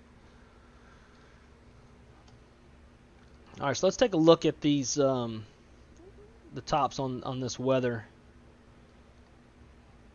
We'll come up to here. Alright, single sight's what we want. Come down to the bottom, echo tops. Alright, so let's see. Well, looks like the highest part in this clump is 32,000 feet, which definitely, like, what we're seeing in the sim is definitely not 32,000 feet, but it's lower than what I anticipated. We got a top right here, 38,000 feet. Pretty sure we flew right by that. Yeah, we flew right by that. That definitely wasn't at no 38,000 feet or anywhere close. Come over here to the west a little bit. This one's at 36, got some lightning strikes in it.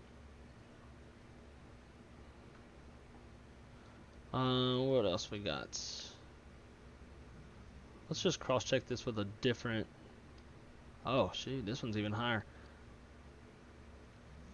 So I'm using single-site radar. So you click on the radar site itself, and it'll show you what it's painting. I kind of question this because... I questioned 45,000 feet because this station looks like it might be... This station is closer, and it was painting it... Oh, never mind. I think it updated actually. The radar image updated, and now it's at 46,000 feet. Now, you can't expect Microsoft Flight Sim to be like that quick. So obviously, it's going to be a little bit behind at best than real world. Yeah, still showing at 47,000 feet. So now we've passed Jessup and we've turned in this way. So over here, got some bigger cells. 40,000 feet.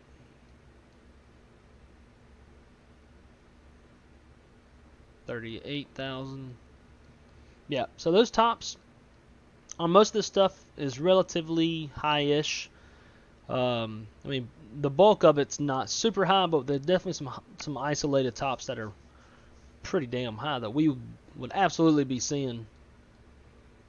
I mean, shoot, 2 days ago when I flew into Orlando, we were like 150 miles away from Orlando, and I could see thunderstorms that were sitting about 40 miles south of Orlando. So you can see thunderstorms, like high top thunderstorms, you can see those for miles and miles and miles out the window as long as you're not in IMC conditions.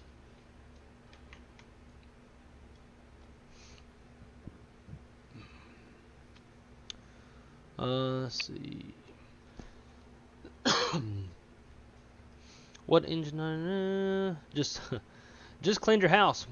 Shoot, come clean my house. Definitely need to do some cleaning around my place, mainly my computer room. It's been a while since like just went out of town, so I got some clothes I got to wash, and just got stuff laying around that I need to get picked up. Ever since I've had the vid and I isolated in here, it got a little bit on the messier side. You put up the chart on the screen. Yeah, I didn't mean to. I clicked the wrong button. I meant to click Volanta, not charts.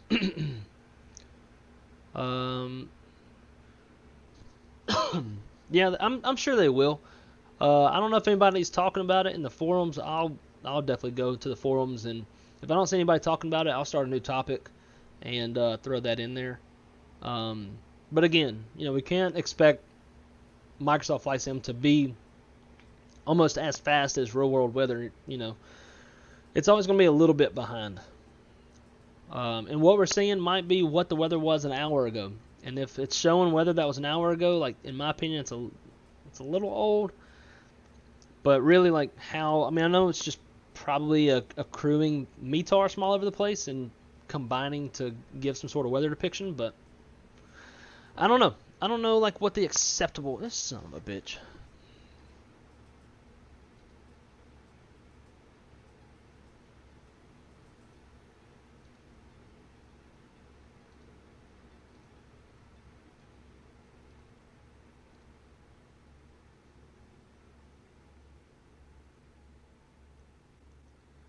I don't know how to ban nobody.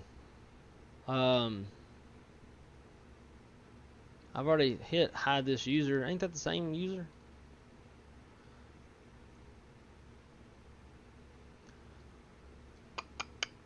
We got a spammer. My last flight this year was pretty cool. Ooh, I've never flown in a 7.8. Haven't yet. I think I do have some of my stuff from my last trip. I might be able to show y'all on here. I'm gonna go see.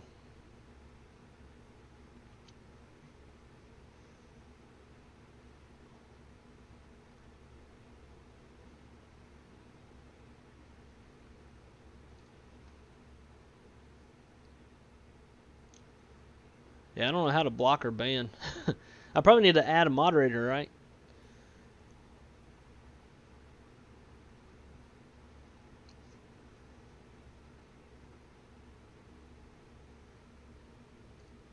Let me fire up my Discord real quick.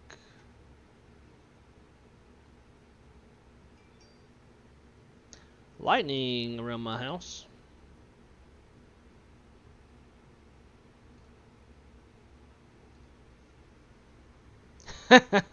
Hey, hillbilly. So I'm about to send you a DM on Discord, and those two pictures that you sent me of what we were talking about, that Twitch streamer, it's the first thing that popped up. Not mad about it though.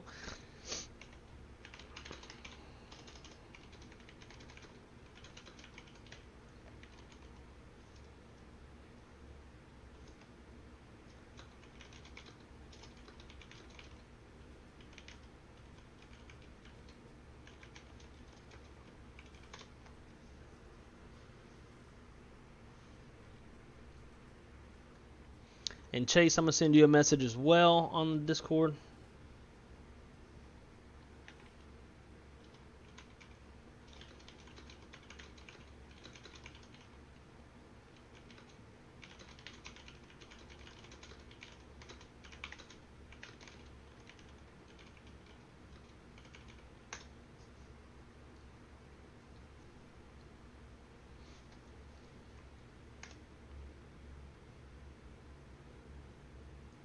Stuff definitely looks active down there.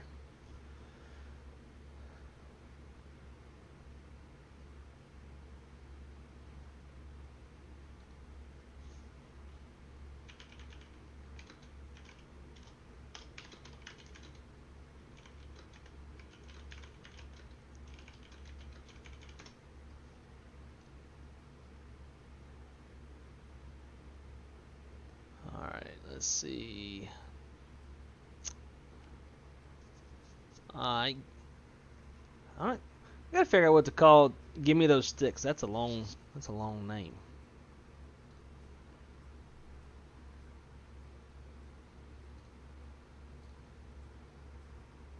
Cool.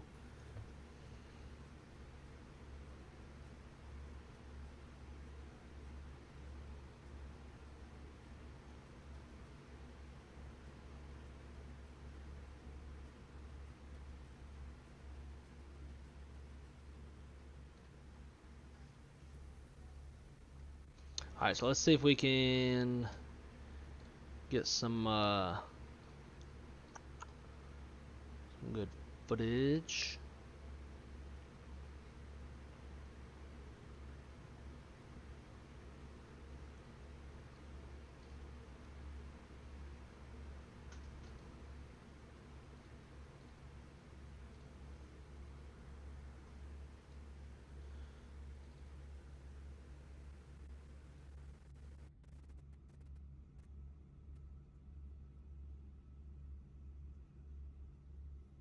Here you go, guys. This is departing out of Memphis.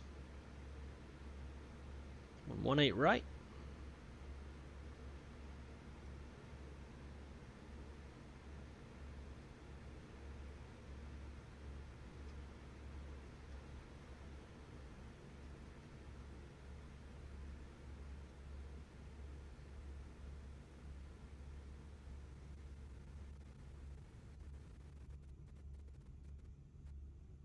You're welcome, Chase.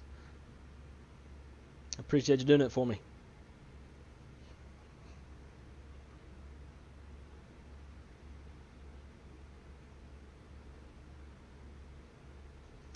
So one thing I want to point out real quick. When they hit V1, notice where the captain's hand is sitting. It is on the rudder trim. So in the event that they lose an engine, he's already ready to trim the airplane for the asymmetrical thrust that would happen during an engine out.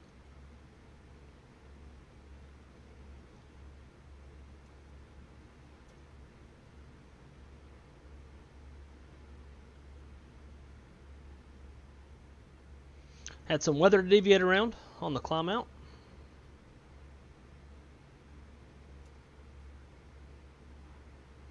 And there we go. So that is that. Let's see what else we got. Just bobbing over some clouds.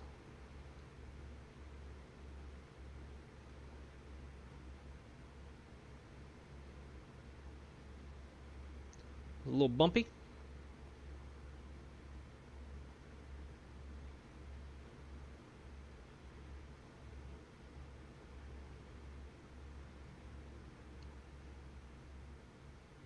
So we were in, like basically what we did a while ago when we expedited the climb to get on top of that weather in front of us. That's what we were just doing right there. We were in expedite, we topped it, so put it back into managed climb, and there we go. But you can tell, like you can see all those sails that are higher up. You can see those from miles and miles away.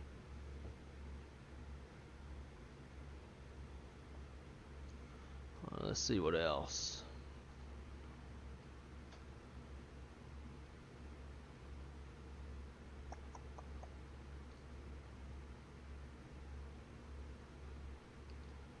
This one here is just about to turn base. Runway 36 left in Orlando. Got some weather sitting south of the field. ATC did an awesome job of dropping us down early and getting us turned before flying into that stuff. Had it been on the normal profile, we would have had to have descended into that. But like I said, ATC was really good. They got us down early, and we were able to make our turn early to avoid that stuff. Let's see what else.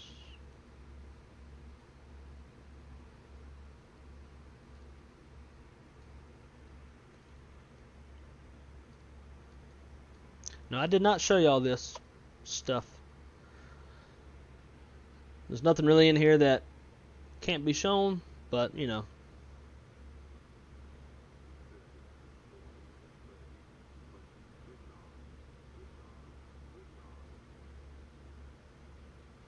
Super smooth landing.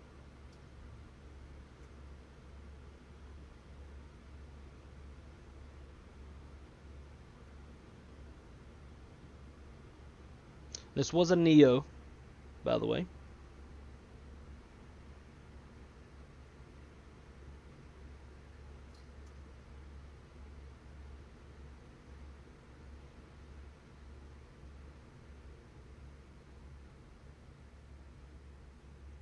AGC's giving tax instructions. You can see he's over there writing it down. And that's why I love the Airbus, because you can have a tray table and write stuff down.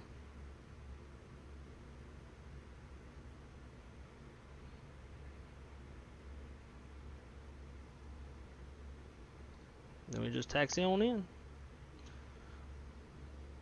I was videoing to watch his after takeoff flow, the FO's after takeoff flow.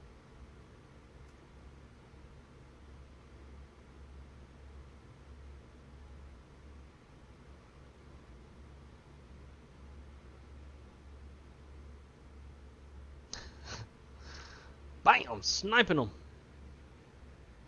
Anyways.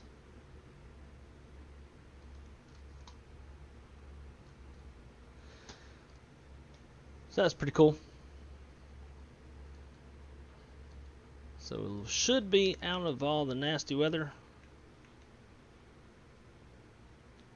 Just from looking at Volanta. Pretty much out of all that stuff. When we come back, this will probably be a lot worse.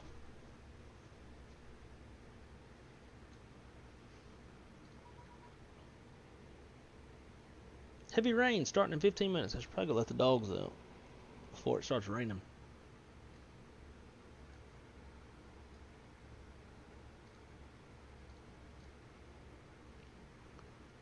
Alright, guys, I'm going to go take the dogs out real quick. So I can let them out before it starts raining. And I'll be right back with y'all. And we'll see what other kind of fun stuff I can find to show. Be right back, guys.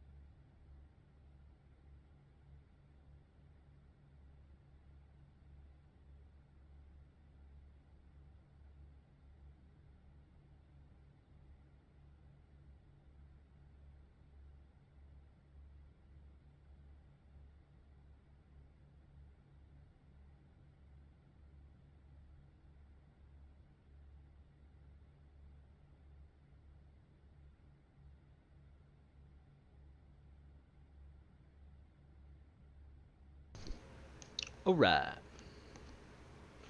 We are back.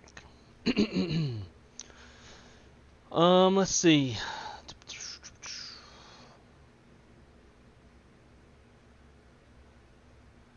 Was there more?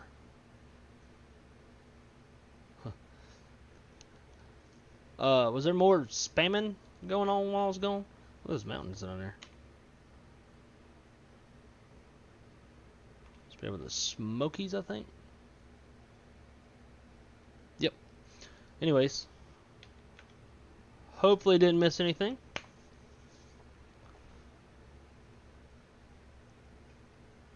For some reason, when taking or gaining altitude, I wonder if it's either me or those weird feeling in the rear area. When taking off or gaining altitude, I wonder if it's... Oh, I see. I think you're just feeling the effects, the G-forces. Whenever on takeoff or when gaining altitude, that initial like oomph, there's downforce on your body, i.e. the G-force. So that's what you're feeling. You'll feel that push down in your seat. That's the G-force. Coco, sorry I was late to that message, but that's what you're feeling. In fact, whenever we were coming into Orlando, can't remember exactly what it was, what was going on. The captain disconnected autopilot and took over. Something to do with the crossing constraint. But basically, I think we were going to be a little high and needed to catch back up. So disconnected, increased the descent rate, and then once we were back on glide path, you put it back into manage mode as it captured. So with that, it made the airplane like going from a steeper descent to like really start to shallow off. And that put a lot of, I wouldn't say a lot, it put some G-force on body, and I could definitely feel as the airplane was pulling up. In fact, my girlfriend who's riding in the back, she mentioned it to me when we got off the airplane, that she very much noticed the feel of the G-force when we did that. Have you ever been to IH? I have. Been to Houston a couple times. I think the last time was back in 2018. Went to the Houston Rodeo Livestock Show. It was a lot of fun. In fact, I rode in the cockpit going there and back. Pretty sure I have some video climbing out of there. I can watch, but I can't type in chat. Does Fsrealistic simulate that G-force? Probably a little bit. Not so. I mean, I think the bigger part of that you're going to see in the camera. So, like, if I were to pull back on the stick now, you'll see the camera, like, kind of sink down. And that's kind of simulating, like, your body, like, pulling down. So I think it will do that. But I believe the sim would do that by itself without even Fsrealistic. Almost to the Volunteer VOR, which is Knoxville, Tennessee.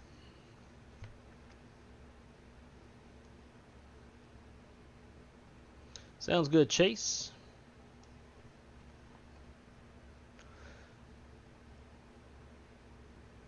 They got some goodie stores at IAH. What kind of goodie stores? What do they sell in these goodie stores?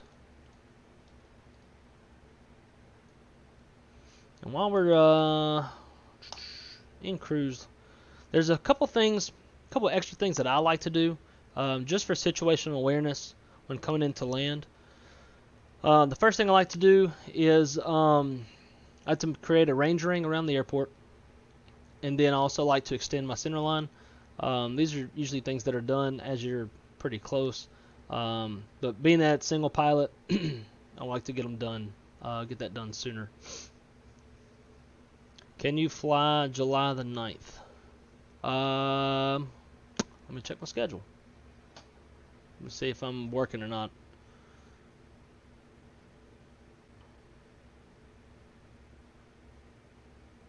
I am off July the 9th. I can definitely try to. Being that it's a Saturday, usually my girlfriend is off, and we usually go and do things on Saturdays. But if you can give me like a block of time or something like that, then maybe I can reserve that time in my calendar, and my girlfriend will just have to get over it.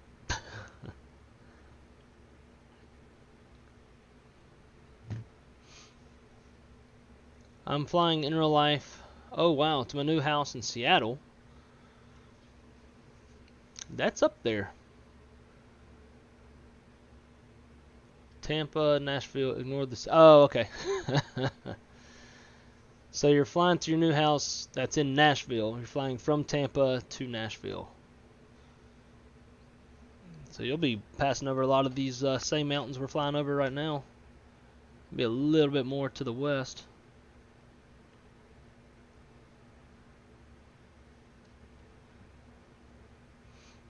They got some good model airplane snacks. Oh, okay, cool.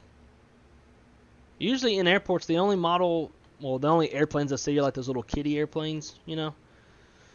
They're not actual models.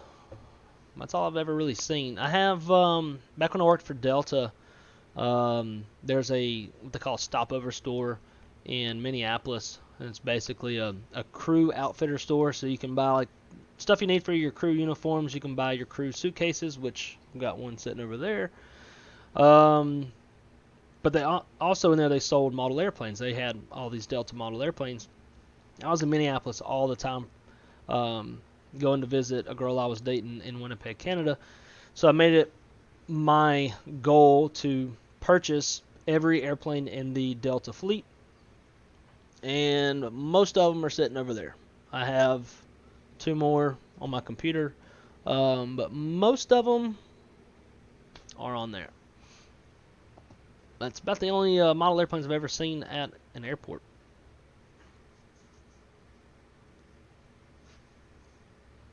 Gimme. Okay, so you're going to fly Southwest up to Nashville, which makes sense too, because Southwest has a huge presence in both Tampa and Nashville. So that'd be a good flight. Jim, what's up, man? Hope all is well. Are you settled into your new apartment yet here in Orlando?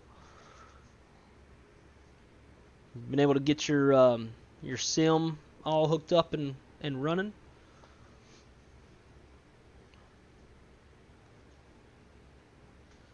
Some rocket ships based off of NASA Houston Communication. Oh, that's pretty sweet. Pretty sweet. It's about time for another drink.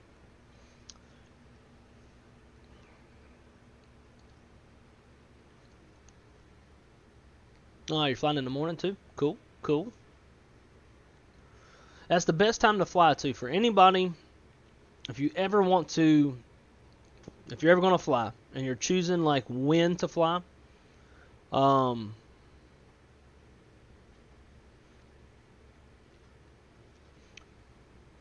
gimme. Now I'm getting confused. Are you talking about in real life or are you talking about on the sim? When you say you're flying to your new house, made me think that it's real life. I'm crossing over Knoxville, Tennessee right now.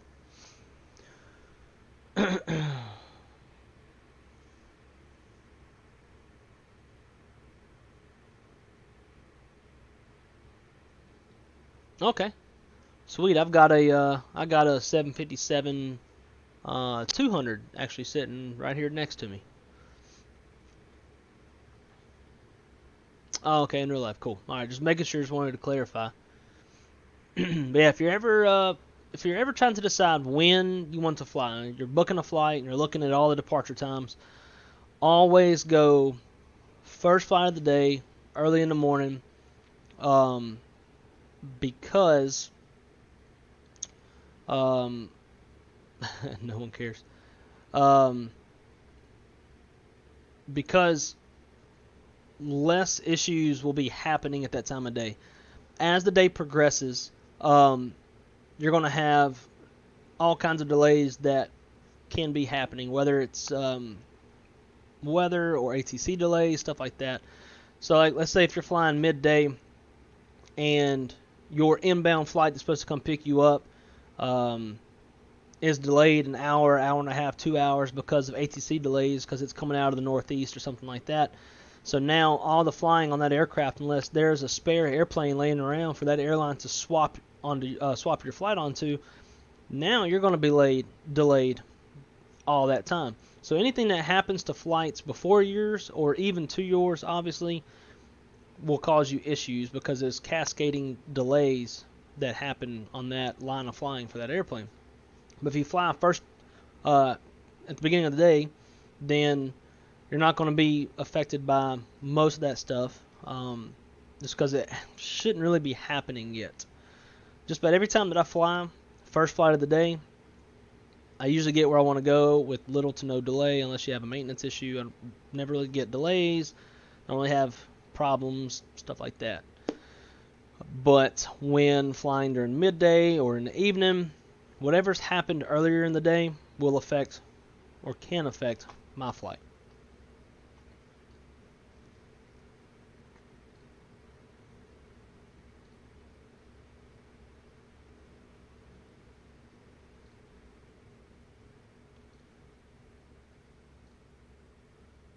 Man, I've never been spammed so much. I've never had moderators up until today because I never needed them.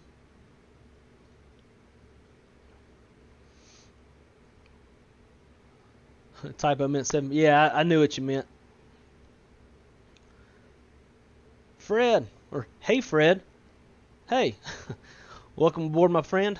Hope you're having a great day. Welcome to the Wrong Side Simulations channel. Heading on up to Indy to go take a look at the new airport scenery. But as Give Me Those Sticks has pointed out, we don't even need the airport scenery yet, because we got some really nice looking en route scenery to take a look at.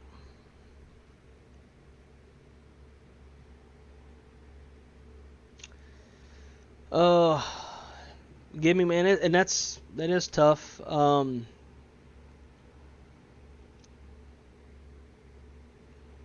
I don't know. I mean, I think Microsoft Flight Sim is worth it. It's just one of those kind of things. I mean, the sim's been around for a little bit, but it's going to be one of those types of sims that's going to be around a lot longer than like FSX was, or even like X-Plane 11. X-Plane 11's been around for like 6 years or so. I think in a lot of ways we're still in the infancy of this sim. There's always going to be some growing pains, if you will. It's like sure they'll fix stuff, and then whatever they fix probably broke something and da-da-da. So, it just takes a little bit of working things out. I think it's worth getting. It's definitely my preferred sim. It's not like X-Plane where you have to go download a lot of satellite scenery and then go install it and take up 3 terabytes of memory on your computer. Everything is just done for you. It's just so nice in that aspect. And now that we've got study level airplanes like the Phoenix or the 737 or the MD-82, now we're finally able to see the full potential of this sim. So if it were me, I would do it. I am a bit biased to the Airbus. I used to be a huge Boeing guy, and then I started dispatching Airbuses and jump seating a lot on Airbuses. And being that I learned a lot about the Airbus, I started flying it more in the sim, and now seeing just like how much easier and more convenient and how well thought out the Airbus is compared to the Boeing. Granted, the 737 came out in in the 60s, and this plane came out in the 80s. So there's just a lot of the logic behind the systems of the airplane, and the Airbus are just better all the way around than the 737. I mean, unless you just like working a lot harder and the airplane being way less convenient. For example, we'll just say this. Let's say like right now we're flying in heading mode. And then I tell the airplane, let's go direct to gates. Even though that we're currently in heading mode, if we put in a direct, the airplane will automatically switch to LNAV or lateral navigation, because it's assuming if you're telling it to go to that fix and you're in heading mode that you want to actually go to the fix. So it's going to put it in LNAV for you and go ahead and start doing that. Whereas in the 737, you put in a direct and you're in heading mode. Now you got to, after you put direct in, now you got to go tell it LNAV. Obviously, it's not hard to go push a button, but it's an extra step that Airbus took out just because the airplane was more thought out as far as systems go. Not to mention, in real life, you got a tray table. In the videos I was showing, y'all can see how much the FO is using the tray table to write down taxi instructions and da-da-da-da. It's way more comfortable. You got footrest. I mean, it's just such a better airplane. A lot of pilots will say, "Oh, I like flying a real airplane." Like, yeah, whatever, bro. I don't know. They'll like Boeing 737 pilots will take delays that Airbus pilots won't. Not like major delays, but something like ATC just swapped a runway on the pilots, and now they got to go rerun numbers and stuff. Well, it takes longer to run the numbers as well as get it input into the FMS than it does in the Airbus McDo. Airbus pilots can do it like almost like that, whereas Boeing pilots takes a little bit longer. And you'll often hear, if you listen to live ATC, if they're talking to Southwest or somebody and they swap something on them, they'll say, "Hey, you can just pull over there if you need to run your numbers," because they already know, being that it's a 737, it's going to take them a little bit to run the numbers. Versus Airbus, they won't usually say that because they know Airbus guys can swap stuff around in the McDo much faster. So, I don't know. I'm pro Airbus. I like Boeing. Don't get me wrong. I fly the PMDG and all that stuff, but even on a desktop simulator, it's way more comfortable because I don't have a yoke sitting in my crotch. Now, you can see my yoke sitting right there. I'll have it on the desk. It's in my crotch. It's in the way. I want to use my desk when I'm in cruise and stuff, and I can't. Airbus, I can use my desk because my controls are out of my way.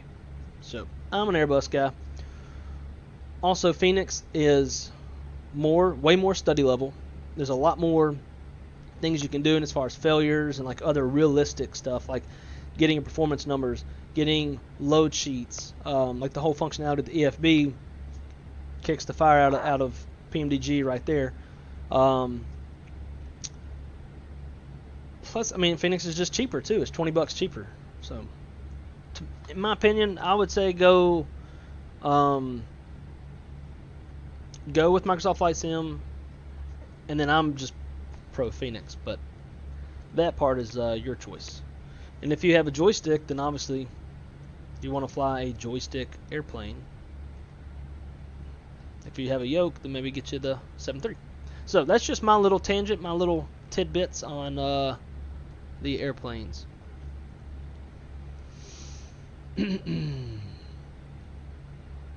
Which won't be such a bad idea.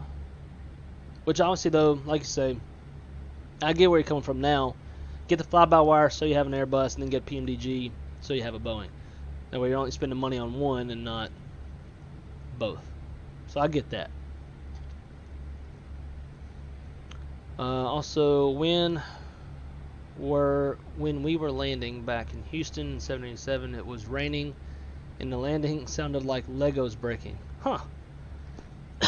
That's weird. I wonder if that's like some sort of 787 kind of thing, because I haven't heard like anything that sounds like that. Usually all I'm hearing is like just the rattling of the overhead bins and stuff moving around in the overhead bins, stuff like that.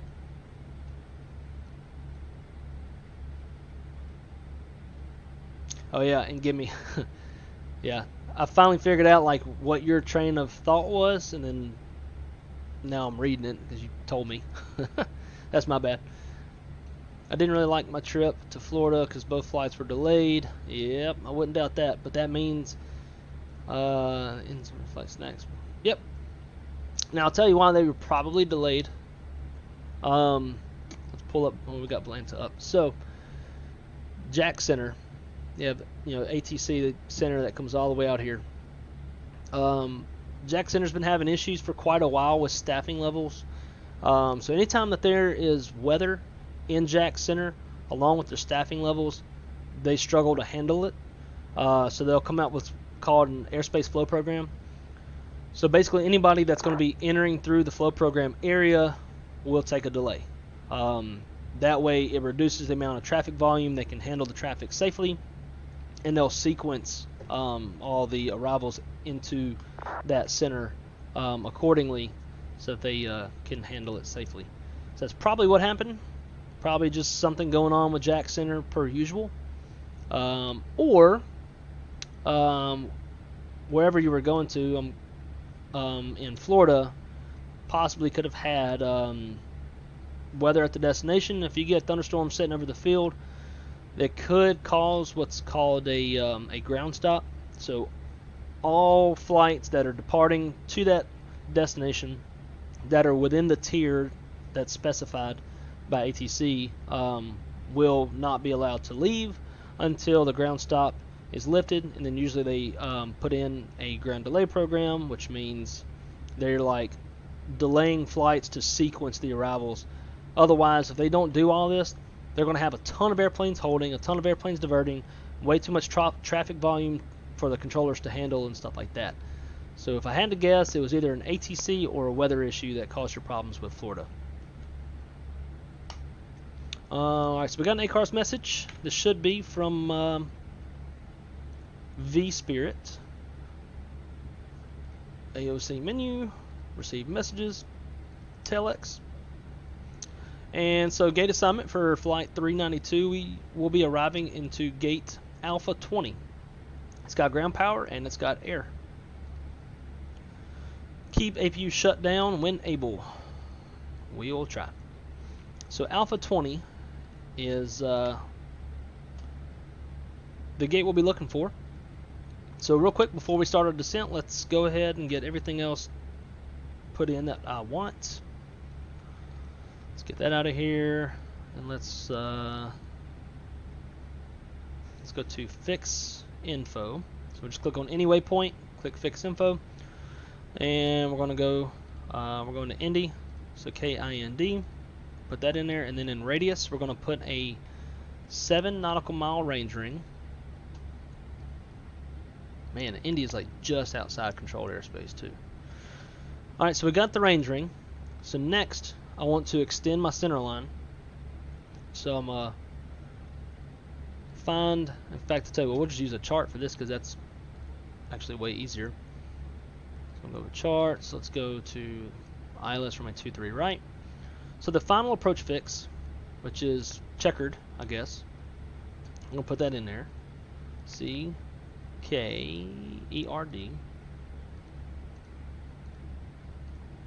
And then in the radial box, we want to put in the opposite of what we're landing.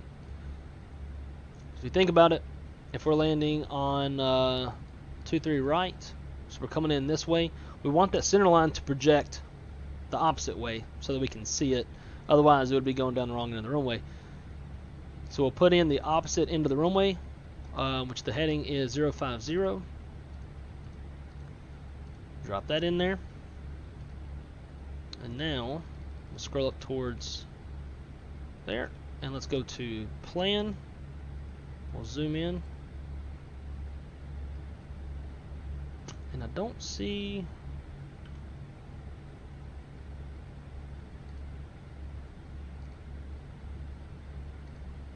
Oh, duh. I put it in the wrong box. Wow. Alright. 050. Put that there. And then we'll clear this. Alright.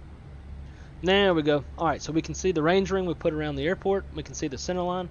So once we're flying this downwind, we'll always be able to see our center line that we're flying parallel to.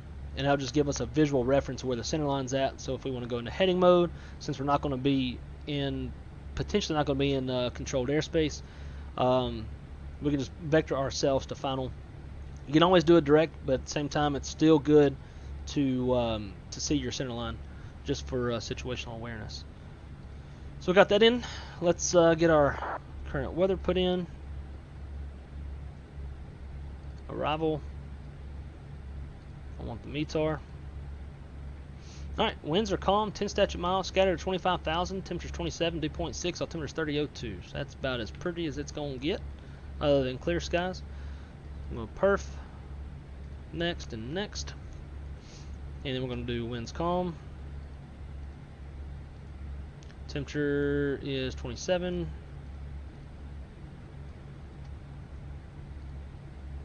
Y'all can see it. And then the QNH is 3002 or 3022. Got that in. And then the minimums for this approach is going to be 200.5.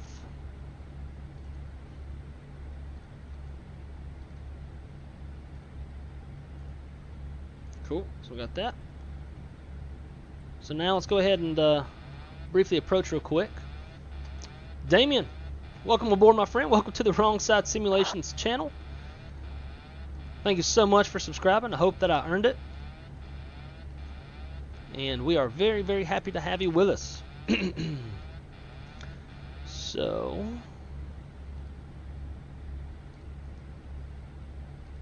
alright, so let's briefly approach real quick. We're just about to our top of descent, less than 20 miles. So looking at the charts, we're planning the ILS runway 23 right. Approach frequency is 111.75. Final approach course is 230 degrees. Our final approach fix is checkered at 2,600 feet. Our decision height, because it's a precision approach, is going to be 200 feet off the ground. Touchdown zone elevation is 783. That's going to make our stable altitude by 1,800 feet, just by rounding up. We have a standard 3-degree glide slope. Approach lights, Pappy on the left. If we go miss, we'll climb to 1,500 and climbing right turn to 3,000 direct VHP. We need 200-foot ceilings, half-mile visibility to shoot this approach, and we have more than that, so no worries there. Landing on runway 23 right, we have high-intensity runway lights, centerline lights, approach lights, Pappy on the left. It has a 3-degree glide slope angle on that as well. It's grooved, RBR's reporting, and from the glide slope we have 10,040 feet of runway. It's 150 feet wide. So coming on 23 right, it's going to be a left-hand exit. So hopefully we'll get off at Bravo 7. If not, we'll have a nice long rollout to Bravo 11, and we'll take Bravo into the terminal. Now we need to figure out where Alpha 20 is. And Alpha 20 is just on the other side of the A concourse. So come on. Why ain't it changing? There it goes. So for taxi planning purposes, we'll plan Bravo, Romeo, Hotel, and then we'll park over at Alpha 20. Hopefully, being that this is payware scenery, it'll be labeled. If not, I'll be quite pissed. So that is the arrival brief.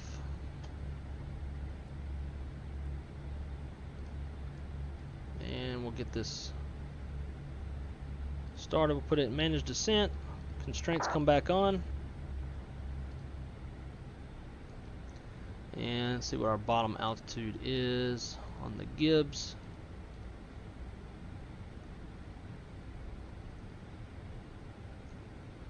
Say 6,000. We'll throw that in for now.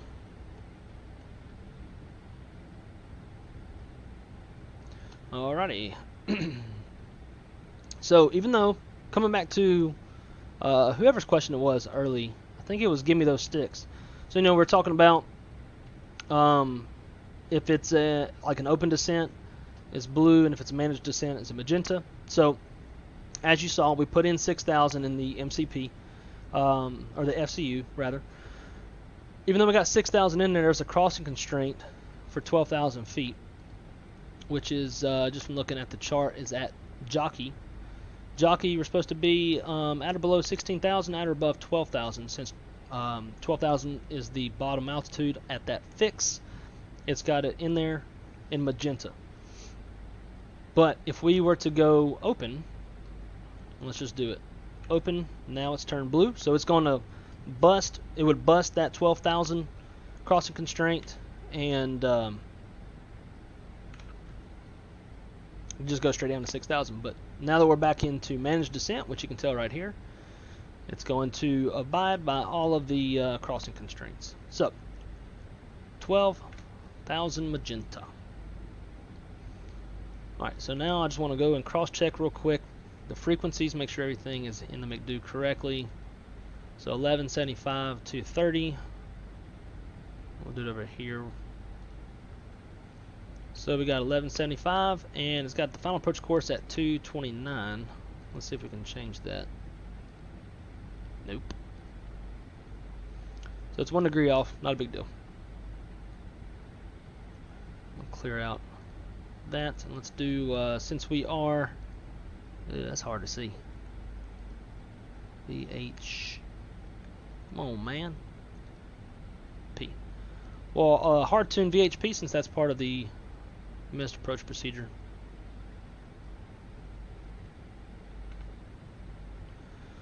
Cool, so I would say we're pretty much set up. Once we get a bit lower, we'll get that seatbelt sign back on for our passengers. And we're looking pretty good. Back to the chat.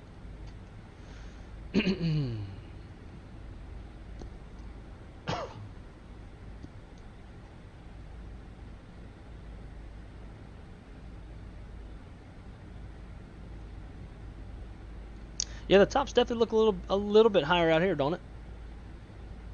Which it should. What was the METAR again? Scattered at 25,000, which that's over Indianapolis, which is roughly 100, about 90 miles out. So at least like that looks like it's reflecting accurately a little bit more. If I had to guess, I would say that weather or those cloud conditions have probably been sitting like that for a while. Therefore, it looks correct just because it's already been like that, right? So we might be looking at clouds that are an hour old, but because it's similar to what it is now, it looks like it's now kind of thing.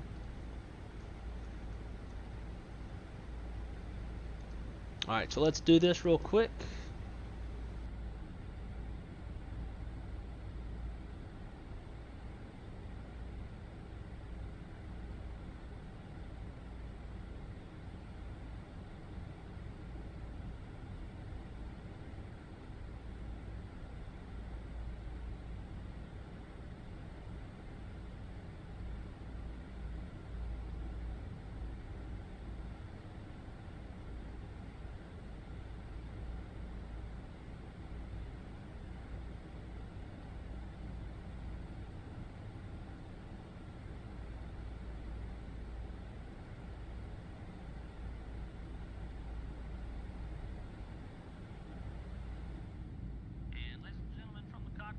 Our initial descent into Indianapolis. We'll be on the ground about the next 20 minutes. Current weather in Indy. Winds are calm. Temperatures around 87 degrees. And good visibility out there. Looks like a beautiful day. As always, I want to thank you for flying Spirit. We hope to see you on a Spirit flight in the near future. Flight attendants, please prepare the cabin for arrival.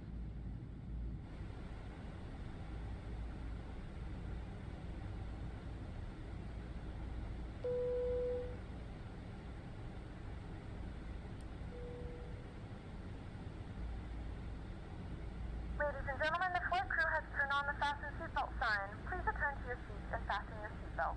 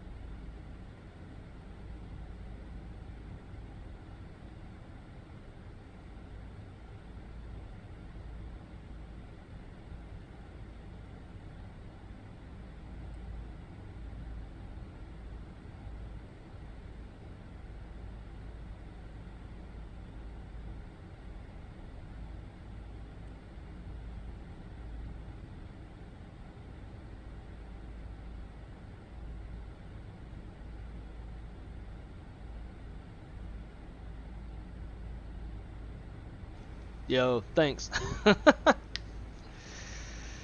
That's why I don't like doing that whole mic thing, because I'll forget. But if I don't mute the mic, then you're going to hear me say it once, and you hear me say it twice on the recording, so I was trying to make it nice. But anyways, all I was saying was we've got 12,000 magenta here for the cross constraint at jockey. We have a cross constraint at easel, but it's just at or above 13. So because we're going to be above it, and it's not like a hard cross, then it doesn't show it over here. But at jockey, at or below 16,000, at or above 12,000, 12,000 being the bottom altitude, it's got 12,000 there, so it'll stop us at 12. After that, we got famil, at or above 10,000, so it more than likely won't show it there, because we'll just be above it. But pretty much, I don't think we don't hit like an at crossing until like we're turning on the on the downwind. All right, there is transition altitude. Come on. There we go. There we go. Seatbelt signs on. Let's do a status page check. It's checked. Cool. Alright, approach checklist. Briefing is complete. Approach stable by 1,800 feet. ECOM status is checked. Seatbelt signs are on. Minimums 200 set. Engine NIS 1 and 2 are off, and altimeters 30, 22 set. Approach checklist is complete.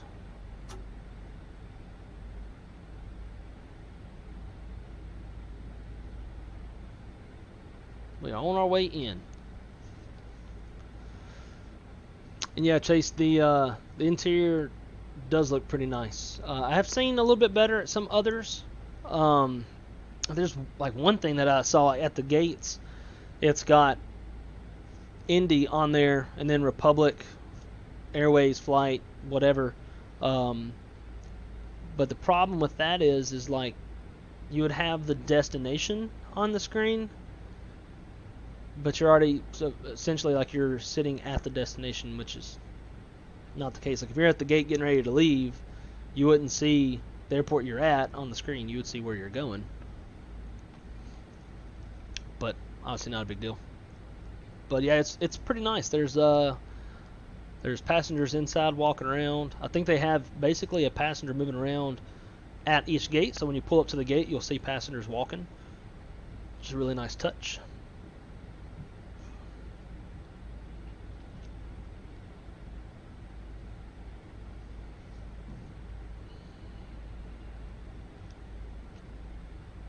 Once we land, we'll park, we'll shut down, we'll leave the aircraft in a turn configuration, and then take a quick break while I get everything else just kind of reset, get the overlay set back up, get the flight set up on the ACARs and pilot's life and all that stuff, just kind of make sure everything is good to go, and then we'll get leg number 2 on the way.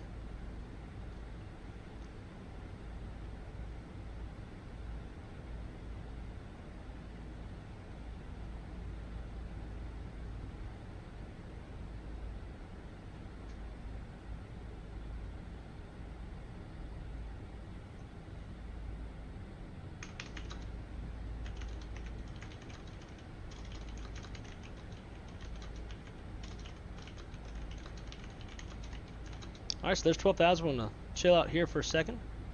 Do the crossing constraint.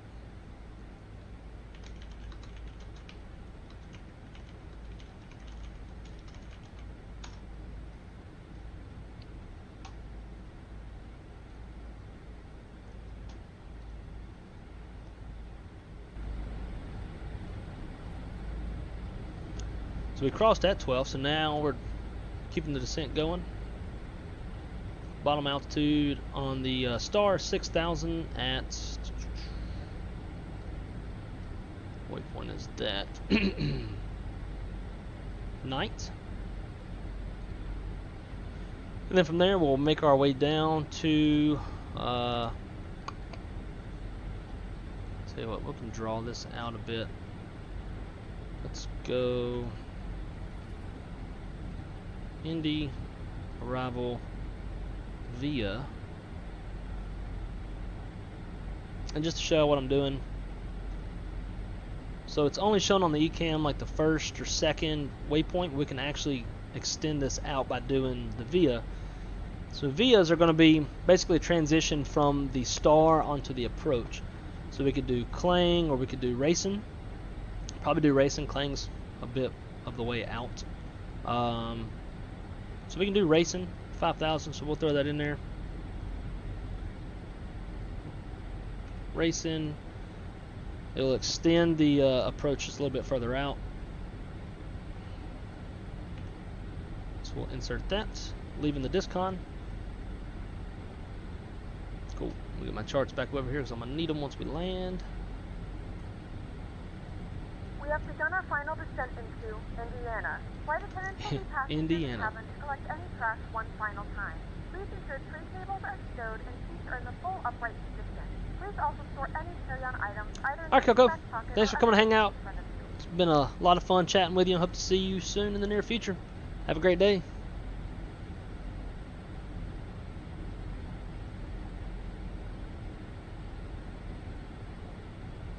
Sounds good, Chase. Not a problem. Y'all be safe driving.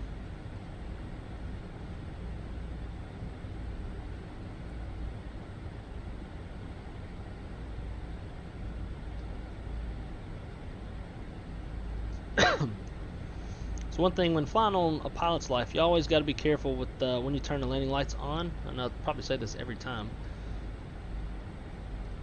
But to come here and just to verify what altitude it's reading. So we're at 9,600 feet, and it's saying 97, so it's always a little bit higher up. We'll get those landing lights on.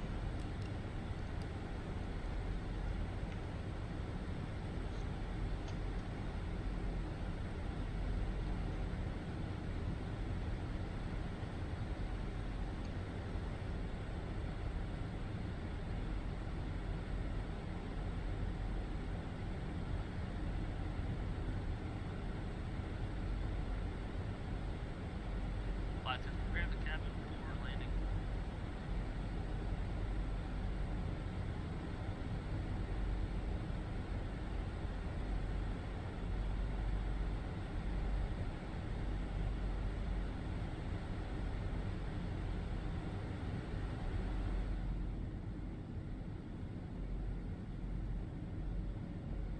Flight attendants, please prepare the cabin before landing.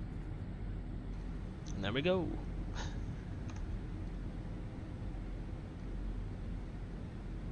That's the thing too, is in real life, like you just hear yourself talk. You don't hear like what you sound like in the back.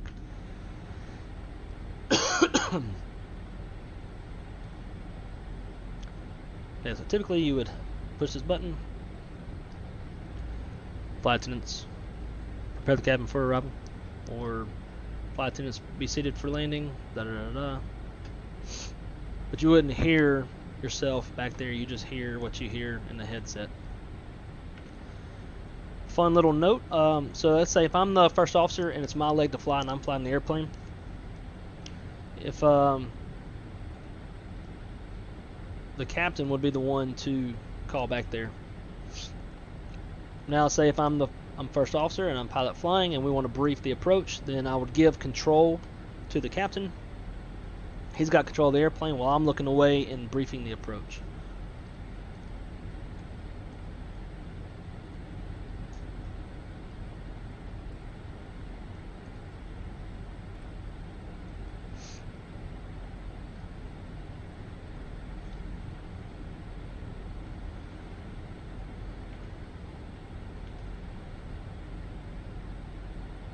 Indy traffic. Spirit Wings 392 is 7 miles south of the field. I'm going to be turning on the upwind. Planning ILS runway 23 right, Indy. Actually, it's downwind. And correction to that last, Spirit Wings 392 is turning on the downwind, runway 23 right. We'll call base, Indy. Not so good at this VFR stuff. I'm a little bit better, but I have like ATC to talk to. Alright, so we've got racing all the way out here. It's about 20 miles out.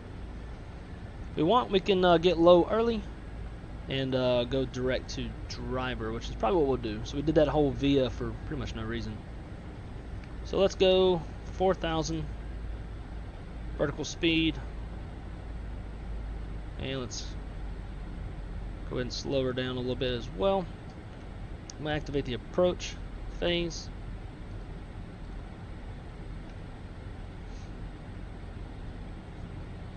And you can activate the approach phase as early as you like, as long as you're in speed mode, or selected speed, rather. You can go ahead and activate it, and then that way it's already done for you. I think when we were coming into Memphis, it was done at like 10,000 feet. But as you can see, since we drew out that center line, if we needed to bleed out, like say we were too high, needed to bleed altitude and had to come out here to do it, we still know where that center line is at all times. We can slow down our rate of descent, getting down there a little fast.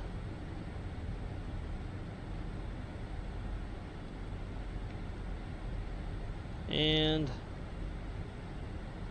once we are V&E plus 10, we can go flaps 1. That's a good thing about Microsoft Flight Sim, doesn't matter where you fly, the scenery will always look good. Yep, for the most part. There's some places where things might look a little weird, but other than that, it always looks good. Alright, so with V&E plus 10, we'll go flaps 1.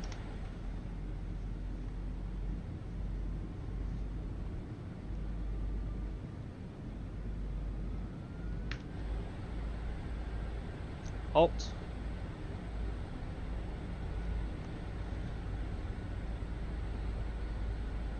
Now we're just about parallel to driver, so let's go over to the McDo and let's go direct driver. See how that looks. Looks good to me. Insert.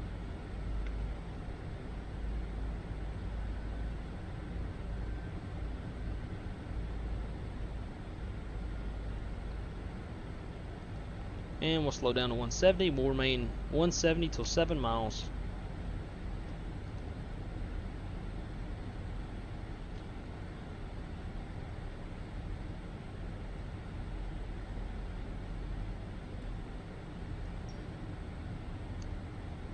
Lightning in the proximity. I'm gonna go heading mode. I want to square this off.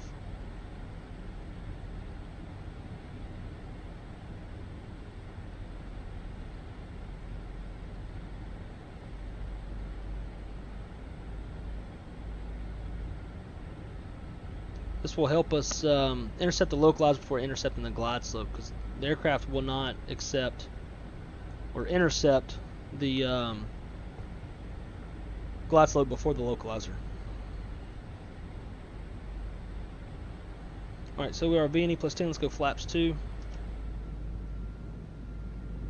You'll see it help bring that nose down. Oh, shock raid! Perfect timing, man. Timing is impeccable. Alright, so on the approach, it's armed. Got Cat 3 single. So, Shack, we're about to land. Then we're going to take a look at the brand new Indy scenery.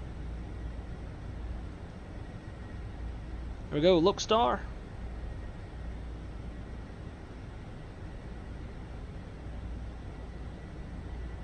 I want to hang out here at 4,000 until we intercept the glide slope. Magic Aviation, get the grease. That's the plan. The last 5 out of my 6 landings in the Airbus have been less than 100 feet per minute. So, hopefully we can keep that trend going.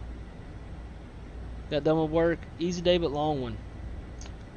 I prefer easy long days versus short days that kick my teeth down my throat. That's just my preferred way.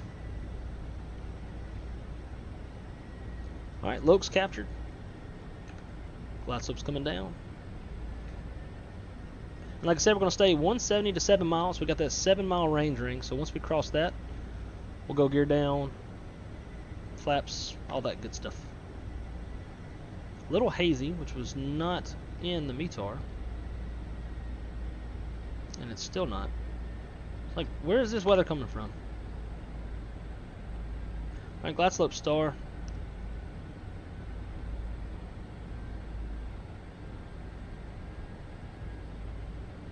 Glide slope. And we are established on the ILS. Indy traffic, Spirit wings 392, established on the ILS, runway 23 right. 8 mile final for 23 right, Indy. Magic, thank you, sir. Thank you so much for subscribing. I hope I earned your subscription. Welcome to the Wrong Side family. We appreciate you so much. Make sure to hit that notification bell so you always see whenever I'm going live or whatever. Alright, 7.5 miles. So it's all going to happen kind of fast. But here we go. 7 miles. Manage speed. Gear down. Spoilers armed. Flaps 3.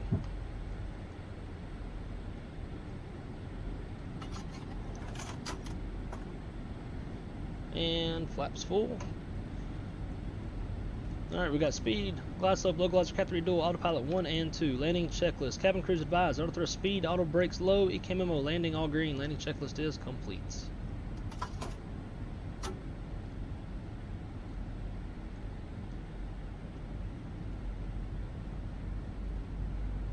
Just barely got that runway in sight.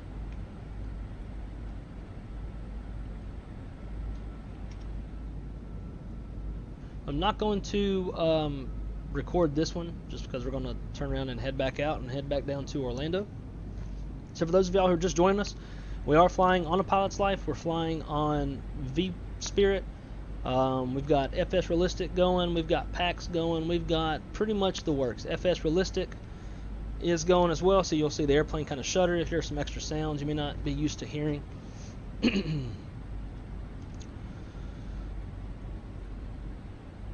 Alright, so 1,800 feet was our stable point. We were stable, forgot to call it out.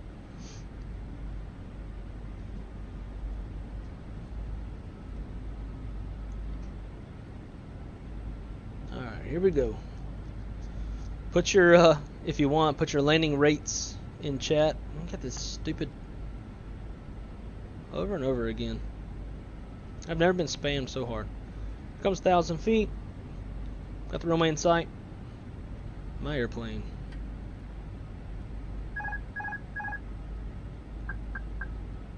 Oh, there we go.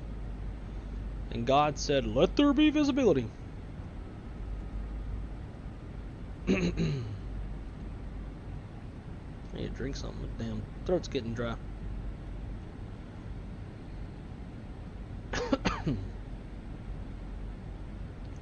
I'll slide it just below the glide slope a little bit to compensate for my flare. So we're gonna try to grease it, so that means it's gonna be a little floaty. 400. Wind's kicking a little bit. It's supposed to be calm. 100 above. 100 above.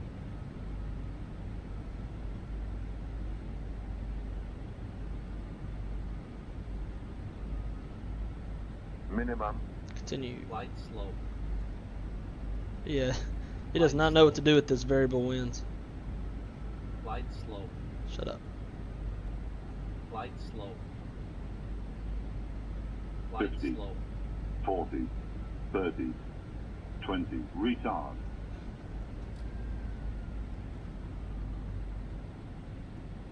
Five. That was a little hard.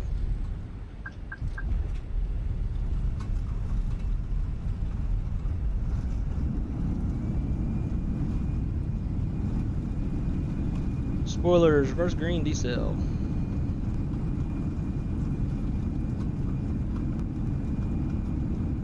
Manual braking.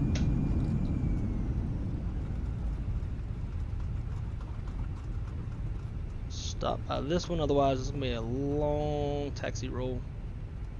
Alright, there's 30 knots.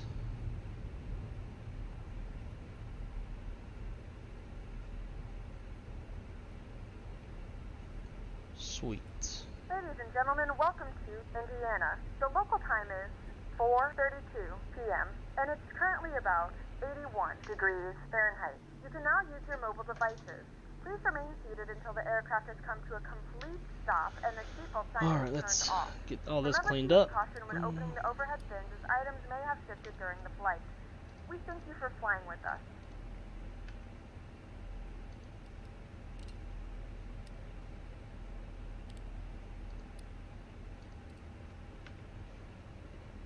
Cool.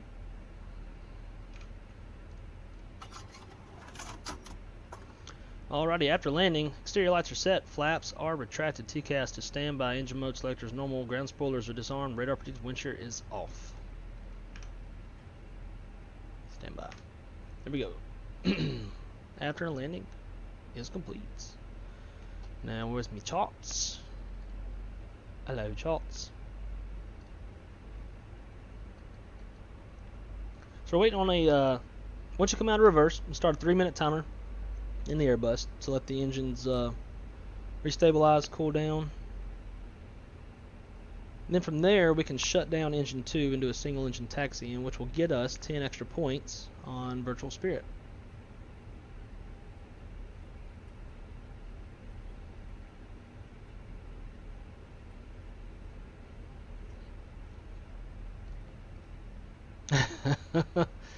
I really question whether that was, yeah, it wasn't negative 55. I could tell just from like the gap in the sound between when you hear it call out 5 feet to the time that I touched down, that it was a little bit harder.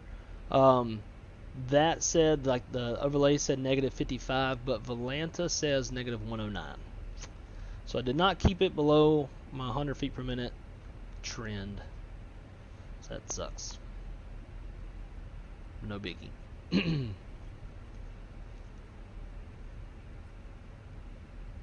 Yeah, good point.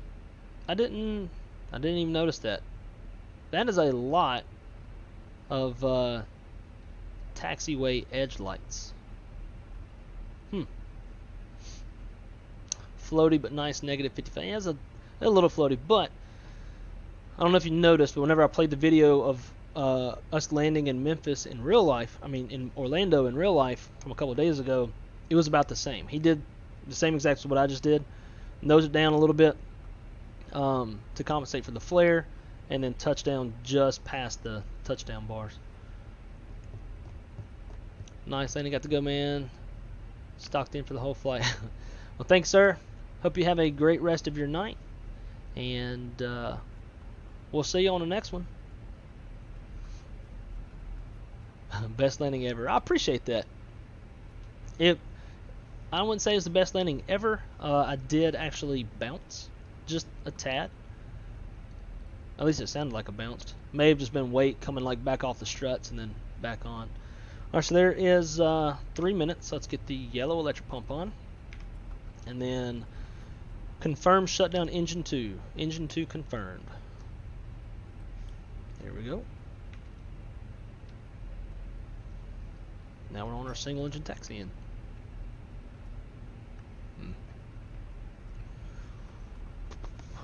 I'll meet you in the middle, negative 75. Sounds good. I'll take that. Yep. I'm pretty sure I think it's even the same with the 737. Depends on the engine type. Some Neos require 5 minutes, and that's also after startup. Then some of the COs are 3 minutes. Pretty sure that when I flew in the other day, we were in a Neo and they did a 3 minute both ways. So good rule of thumb, just do 3 minute warm up, 3 minute cool down, and you're good to go. You just keep the momentum going from after landing. Don't even have, like, I haven't given any throttle whatsoever since I've been on one engine. Probably gonna have to here in a minute though. As you can see, engine 2 is just barely moving around out in the wind out there. A little windmilling. It looks like it's about to start. I think we just turned more into the wind, so it's started windmilling faster.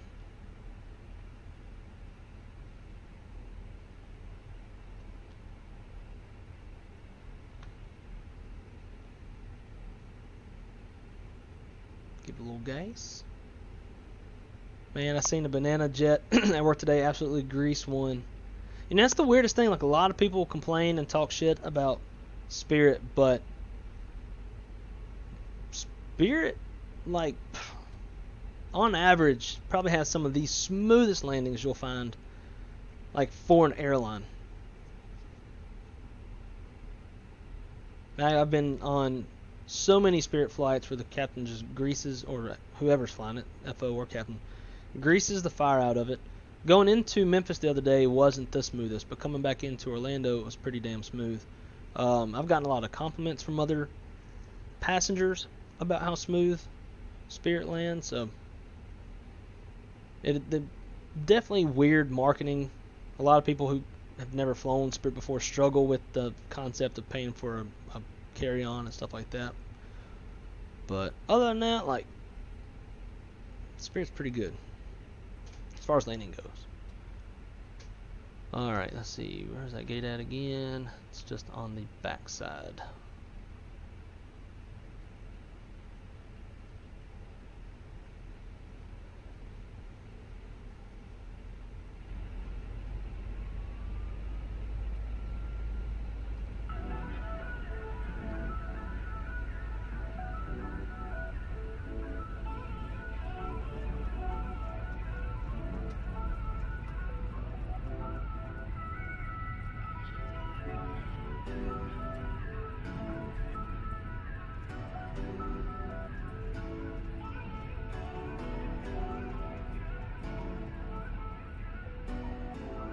Alright, now we're about to turn in towards the gates. We're going to kill that taxi light and figure out exactly which one of these two it is. Which one you be?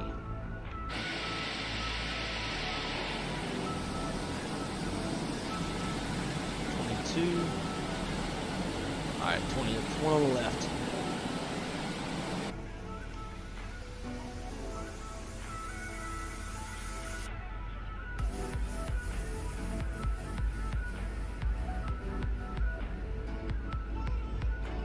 I just wish, like, the sim would also know what gate Vspirit wants me at and put my marshaller and stuff there.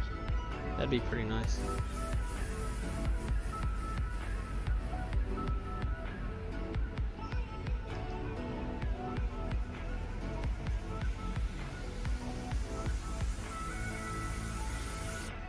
Well, you can see a passenger walking around up there in the terminal.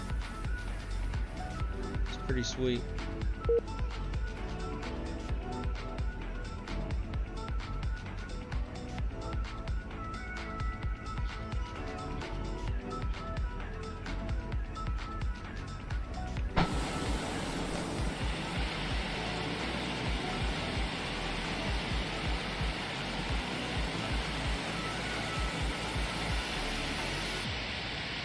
Nothing for Airbus on the parking lines.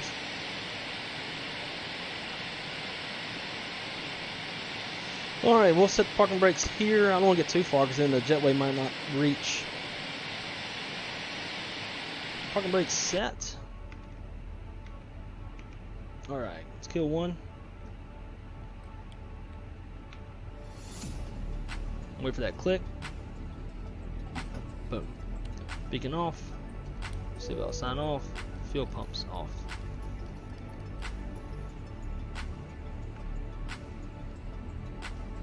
Jetway's coming over. Sweet. So, oh my god. It's gotten laggy all of a sudden. Keyboard. Alrighty. Parking checklist. Slides are disarmed, engines off, seatbelts are off, exterior lights are set, ice protection's off, fuel pumps are off, yeah, electric pumps off, chalk signal received, parking brake is on, parking checklist is complete. Sweet.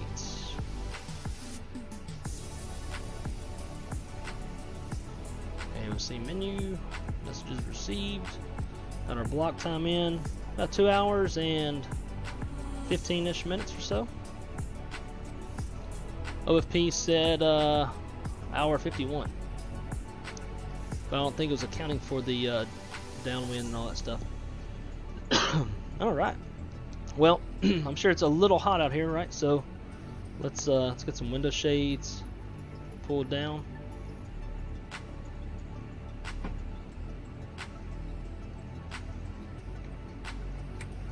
Oh my god.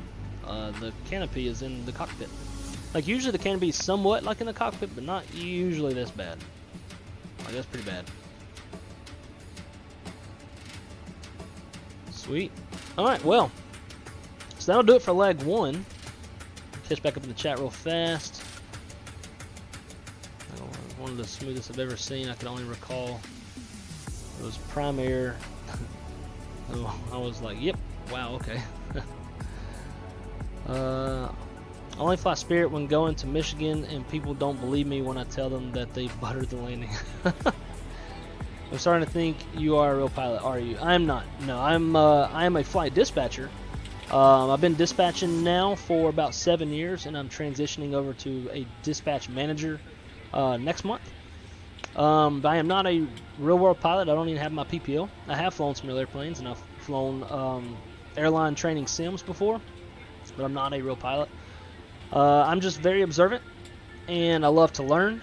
And when I ride in the jump seat, I ask questions, and I also have access to our manuals as well that show the flows and that kind of stuff.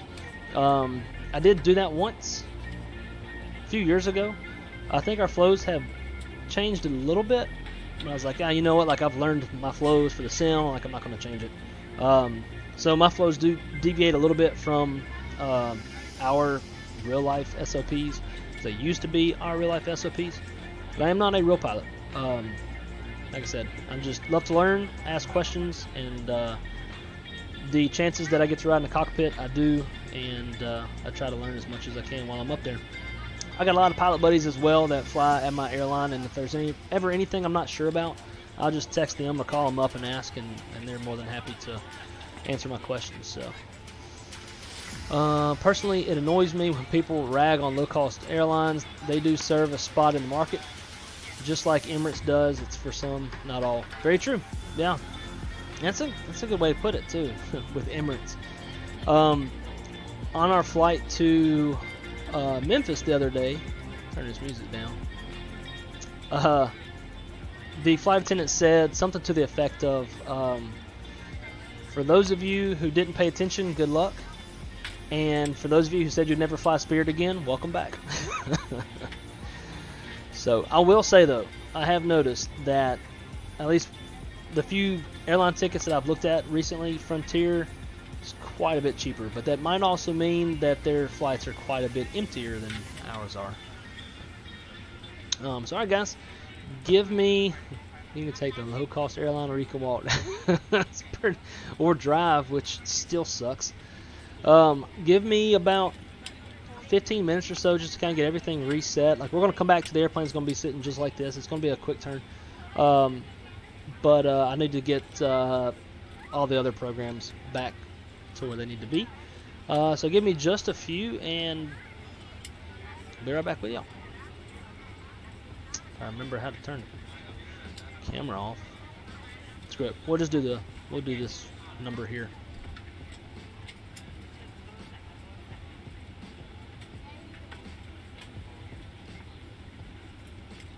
Oh, and side note, this little like be right back screen, nothing ever comes into land. Like, as you watch the rabbit lights, you're like, oh, you're just waiting for an airplane to, like, nope, never happens. Sorry.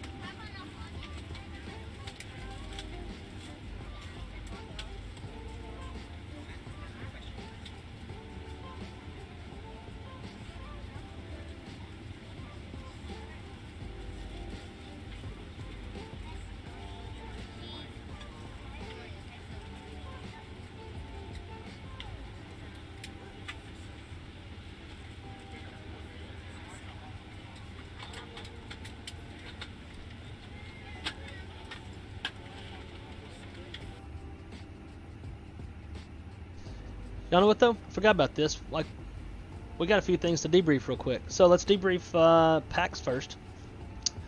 Pacx says, they were pissed off or like unhappy because I took off with the seatbelt sign off. I mean, come on, like they're supposed to know to do that already. Like, do I really need to turn the seatbelt sign on? Anyways, this says landing rate was negative 108. Unexpected departure delay. Bull, we actually departed early. Unsafe takeoff, yeah, no. Unexpected arrival delay. And soft landing.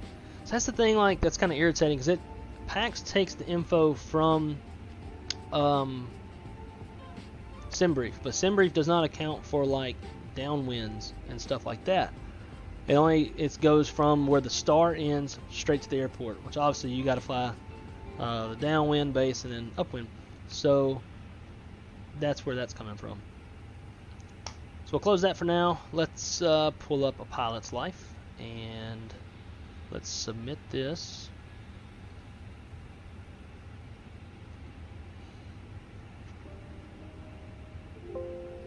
Alright, let's bring this down after it resets.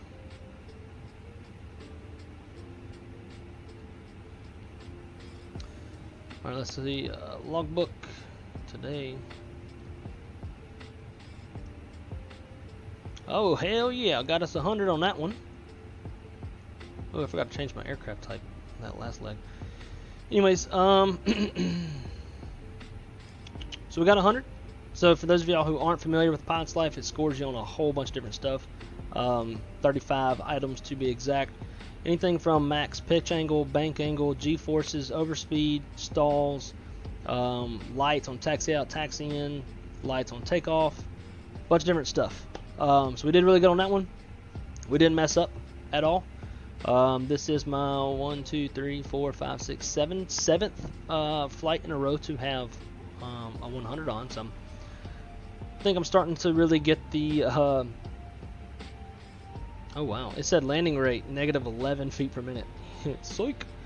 It must have read the bounce. If I had to guess. But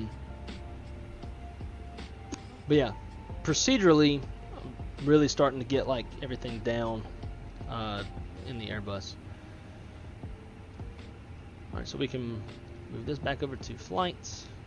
This back up here out the way.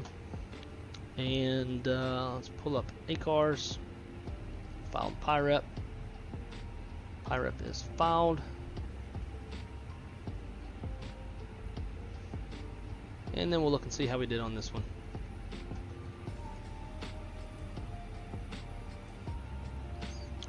Alrighty, so Orlando to Indianapolis, we'll view the PIREP. And where's the points at? 250 total points. So we got 10 points for single engine taxi arrival. 30 for connected to network. Oh, that's cool. I didn't know I got points for that. 10 points for single engine taxi. Taxi out. Engines shut off at the gate. Had a good landing. 35 points for that. Engine start sequence. So the SOPs say engine 1 and engine 2. The flight length was between an hour and 2 hours. You get points for preparation time. And then 100 starting points. I don't even know what that's about. But anyways. So we got a good one on that one. See if it gives a landing rate, but I don't see. Oh, landing rate negative 108. So yeah, we definitely weren't negative 55. Yep. And the dog's hungry. She's in here messing with me. Alright guys, so now we're going to get reset. I'll be right back with y'all.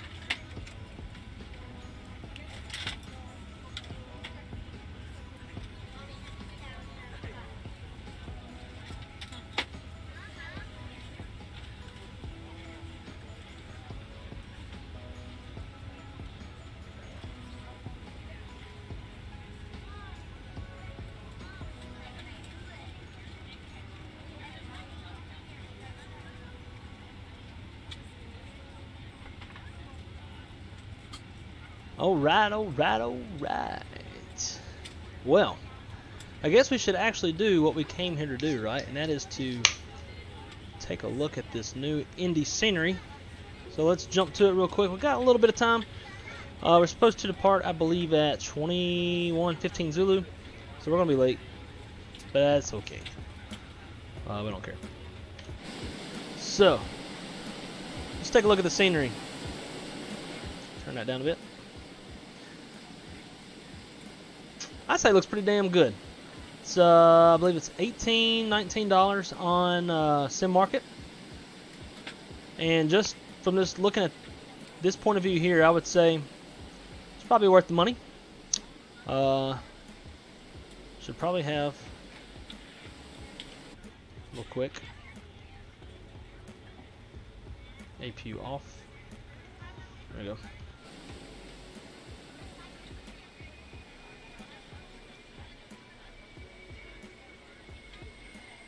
Ground markings look good. Me personally, I like to see a little more like used looking ground markings. Like this looks pretty crisp and clean. I kind of like it looking a little grungy, grummy, what are you going to call it? Captain Mitchell, welcome aboard, my friend. You came in here just in time to check out the new INDY scenery. Nonetheless, it looks really good. Other than maybe this. Okay, so we're just high up. Yeah, as it goes, it cool.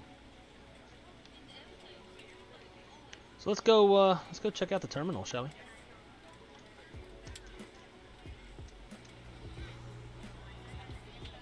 What is up, folks? This guy's picking his teeth. But every gate shows a departure time of 14:32 going to Indianapolis, even though we're in Indianapolis. As Republic Airways Flight 5873. Every single gate will show the same thing. Other than that, like that's a very minor, who really cares kind of thing, right? Although it is kind of cool, like when you have airline-specific gates, it's kind of neat to park at your gate and then go to the inside and like get a point of view from like you're about to walk onto the airplane. Nonetheless, it's a very nice looking airport. Just love how Microsoft Flight Sim's gotten to where you can have really nice PBR reflections and that kind of stuff. Got some nice signage. The walkways do not move. I've seen some where the walkways do actually move. That's pretty cool. We are still connected to Vatsim, so if anybody lands and parks, we'll be able to see it. This guy just strolling on through like cold breeze. Like, oh yeah, just coming over here getting my steps in. Little Apple Watch to shut up. Curious to know if the chairs at the Indy airport actually have such short backs like that. Maybe folks from Indiana have short backs. If only Jay was in the chat. Jay is still in dispatch school, otherwise known as EQ, that you'll usually see in the chat on our in our streams. He lives in Indianapolis, so he's very familiar with this airport. I sent him a video yesterday from YouTube of this airport made by the developer, and he's like, oh yeah, as soon as I get home I'm getting it. I don't know if he did or not. I'm sure he'll jump in here at some point, but he's getting towards the end of his dispatch school, and then from there he'll be dispatching at Republic. I don't think he gets home till about now. I might see him come in here pretty soon.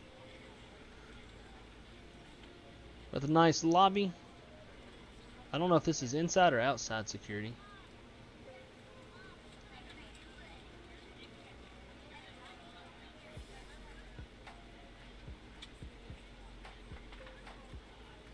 That's the thing I don't like about Microsoft Flight Sim. You get this like outline because of the PBR around a lot of different things.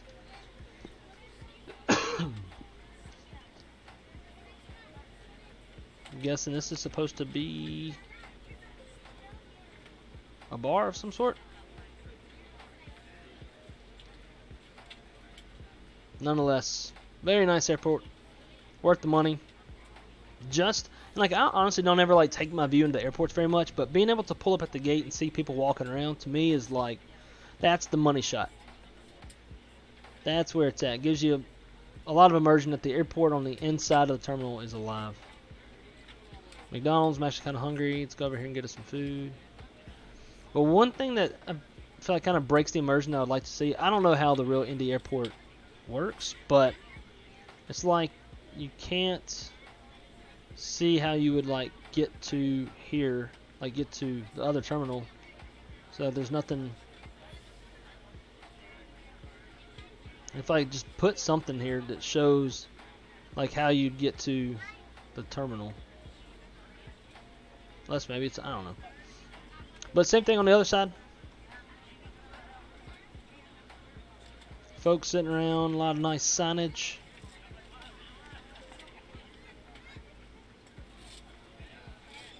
Probably the, yep, same flight leaving every gate. Look at this though. Because our gate only had 2. Okay. So I guess our gate is somehow a heavy gate. It didn't look like a heavy gate. But, because it only had, I think, these last 2 stop bars. But that's an us thing, not a them, not a developer thing. But yeah, so all the same stuff in here. Roll through here pretty quick. Just make sure ain't nothing different. Nope. So now let's go to other parts of the airport, see what's going on. This is where the sim would have liked me to park. Tell, since we've got a marshaller and all of our ground equipment. Which also, by the way, pushback toolbar is not supposed to work very well with the Fenix, and we did use the push out, so we landed fine. So that's worth noting. Because if it never messes up, I'm going to keep it. I really like pushback toolbar. Not sure what this is. AAR. If anybody knows, let me know in the chat. And if you don't know, I'll go look it up in Google. If I care enough. I may not care enough. Haven't determined that yet. The cabin crew, I'd like to welcome you aboard our flight. As you find your Oh, seat, got be sure to place United States your Postal large Service carry-on over items here. in the overhead bins and smaller items underneath the seat in front of you. If you have trouble finding a location Big for ol' any of your hangar. carry-on items, please use the flight attendant call button. Would be over cool to your have seat. hangar doors that open, either If stay the open overhead or bin have is the full, ability to please open. make sure you close it as And be able to a park in courtesy to there. other passengers. Please double check that all your items are put away so I'd that imagine the that aisle is clear and might other be Republic's passengers hangar. can make their way to their seats. Republic Airways, If which you're is in an a emergency exit regional row, carrier. please read the exit seating responsibilities in the This card lady in and the seat her. back in front of you. But they are based out of Indy. Actions, please let a flight attendant know so that way you can be reseated. You are free to use your portable electronic Rolls devices Royce, during that's the cool. boarding process. We ask that larger electronic devices are stowed once we depart from the gate. Thank you and welcome aboard. Got a FedEx tail sticking out in the satellite imagery.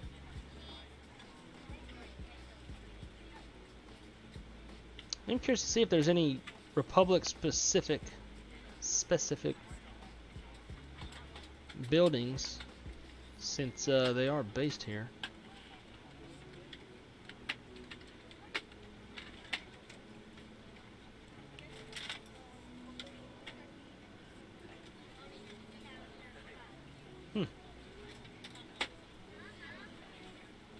Not sure. But I would say it's worth the $18, $19. I don't regret my decision of buying it. All right, where are we at on the boarding? Still got more folks to board. 162, got 92 on board. I'm not really sure why.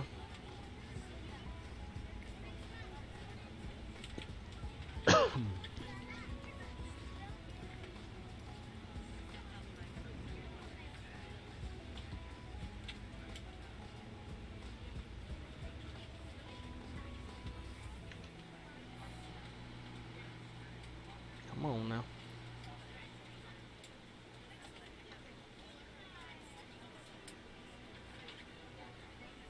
Does it come on the day or no? There we go.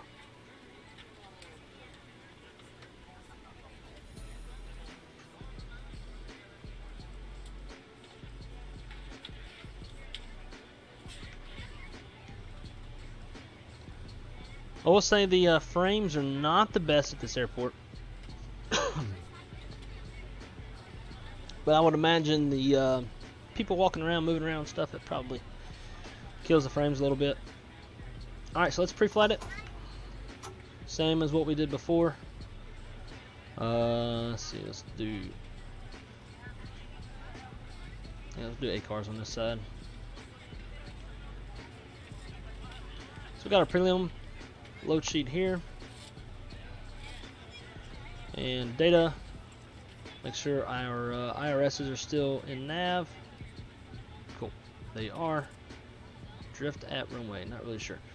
That means, but no big deal. If we wanted to fix that, we could just turn them off, turn them back on, recycle it. But it should still be fine. Okay, let's init, see if it works. Doesn't always on the second leg. Sweet. Alright, we are Spirit. Spiritual wings. And brief back up. 587. Heading back down to Orlando.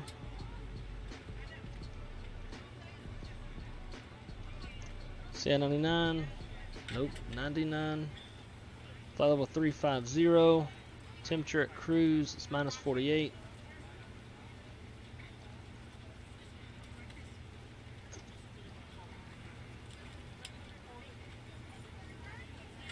There we go. Flight plan. INDY. Departing on the Dawn 1. Off 23 right. You. Insert. Orlando. Arrival. ILS 18 right. On the Grinch 3.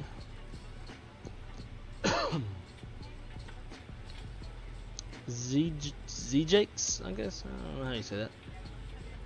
Z-Jakes. Insert. And from here, secondary, engine out. See if it'll take this one. False. Foyt. Hold.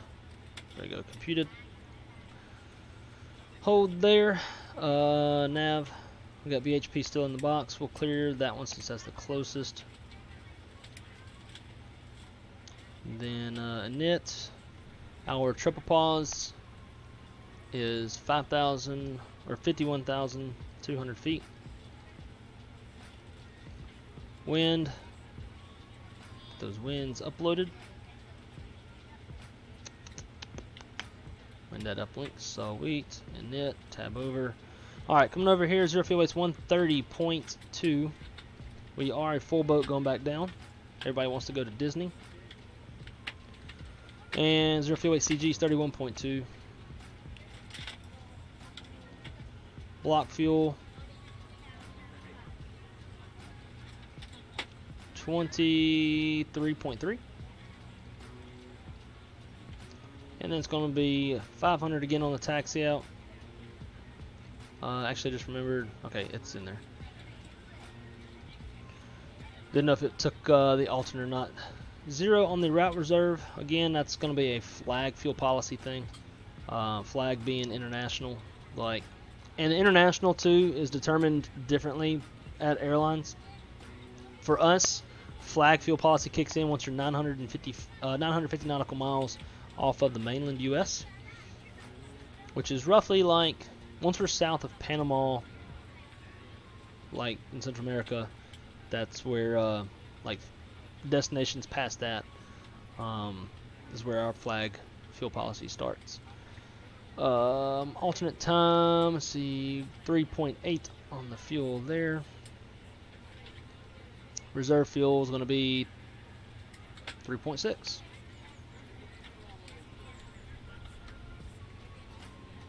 Alright, so we've got extra fuel based off the calculations. 4,900 pounds gives us an hour and 6 minutes. That seems a bit better than what I planned. I plan 35 dispatch add plus the 10 minutes of fuel policy fuel should give us a total of 45 extra minutes. I don't know how I got 1 hour and 6, but I digress.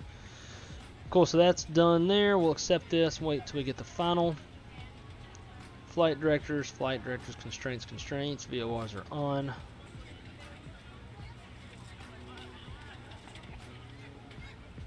Yeah, we're going to be late, don't care. Alright, winds are variable at 4 still. 10 statute miles, scatter 25,000, temperatures 28, 30, 20 on the altimeter.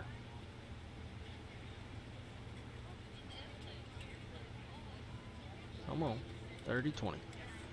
Cool. Pulling up the charts on the Dawn 1. Top altitudes assigned by ATC, we'll call it 7,000.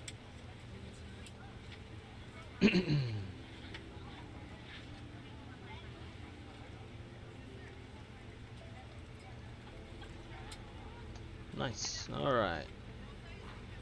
Auto standby. Got 22.8 in there.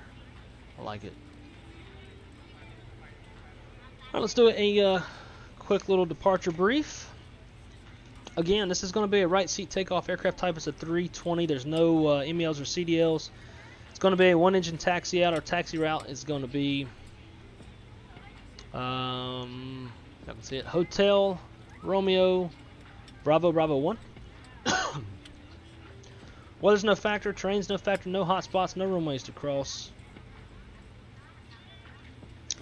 Before V1, if we have any issues, it'll be my decision to reject the takeoff, come to complete stops at the park and brake, call flights into their stations, analyze situation, call for an ECAM actions, or the emergency evacuation checklist as required. After V1, we're going to go flying. We're going to fly. Oops. We've got to top out altitude of 7,000. Actually, skipping ahead. We're going to climb out. We'll hold at, let's see, secondary flight plan. We're going to hold at Foyt. We'll speed up, clean up, engine out, altitude will be determined once we run our perf. Over max landing weight if we need to come back. So if we do come back, it's going to be no weight landing. Maintenance inspection will be required. And we'll come back on runway 23 right. We'll cover that engine out again once we run the perf. If all goes as well, we're going to fly the Dawn 1, top altitude 7,000. We're going to squawk 2,000. Alright, now where are we at on this boarding? 150 out of 162. Cool. So we'll go ahead and start the APU and give it the 3-minute engine warm-up.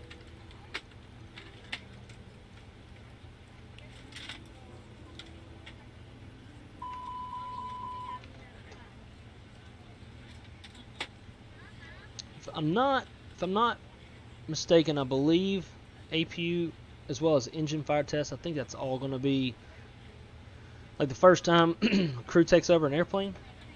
This is a turn, same crew, so I don't think you'd have to do that, but I'm not 100% sure, to be honest. TBH. And because this is a full flight, we're going to have a jump seater. Usually jump seaters just do all the stuff themselves. But because we have a jump seater, we need to double check our oxygen. Oxygen is good. Das gut.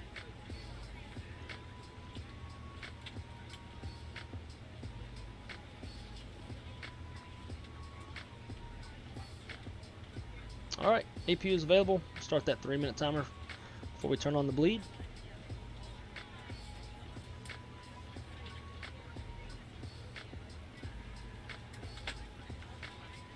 Hate that the view keeps going over there.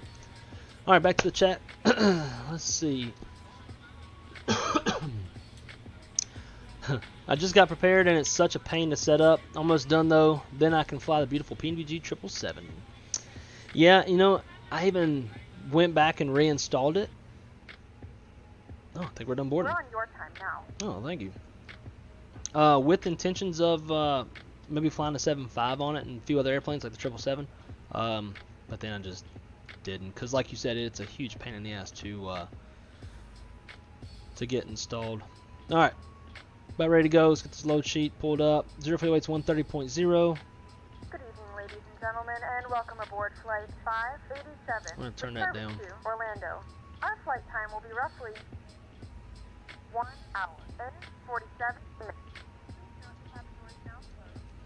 Because the briefing that I have is extra loud, way louder than her. So I'll turn that down. 0 fuel weight, it's CG's 29.9. Got that in there. Fuel and tanks, 23.3. Sweet, we got that. That cross checks.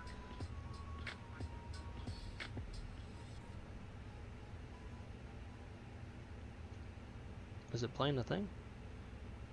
Anyways, 28.7 on the tow CG. Oh, actually, I don't think it plays until we push. Alright, so 28.7. Cool. Let's go perf.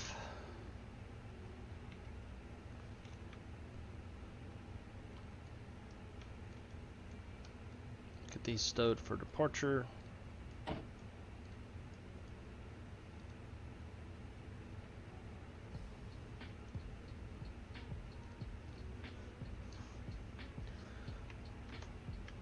Alright, let's go 2-3 right, dry, optimal flap config, no toga, any ice will be off, Pacx on, and then got our METAR synced, calculate, let's see what it gives us. We are pretty heavy, carrying extra gas, alternate, and a full boat.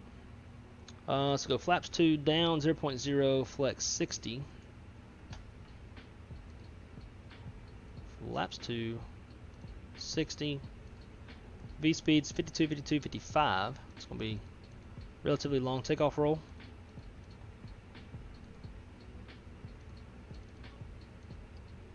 And 1790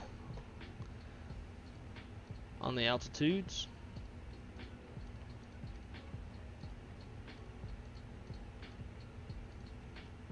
Cool, that's set up. Everything else is set. Let's get the cockpit door closed. Getting really tired of these frame rates. These micro stutters. Alright. Again, so back to the emergency procedures after V1. If we have to, if we lose an engine or something like that, engine out altitude is going to be 1790. Alright, before start, checklist. Maintenance log and tails, onboard and check. Cockpit prep's complete. Gear pins, covers are removed. Signs are on. Auto ADRs are nav. Fuel min required is 21.7. We've got 23.3 on board. Altimeters 30-20 set. IFB's checked. Windows door slides closed and on. Beacon is on. Thrust is idle. Parking brake is on. Transponder is an auto. Sweet. Alright, so we've had our 3-minute. Bleed, come on. Disconnect that. Ground services. Pull all that, make sure everything else on the outside is out the way. It is. Sweet.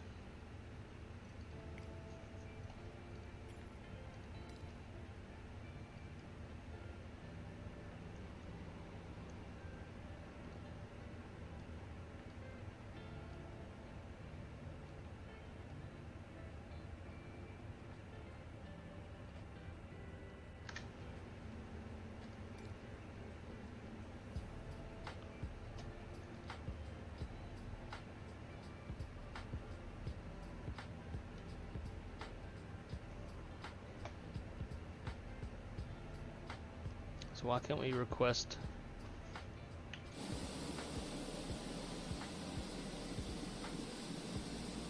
This is because I had to spawn the pushback.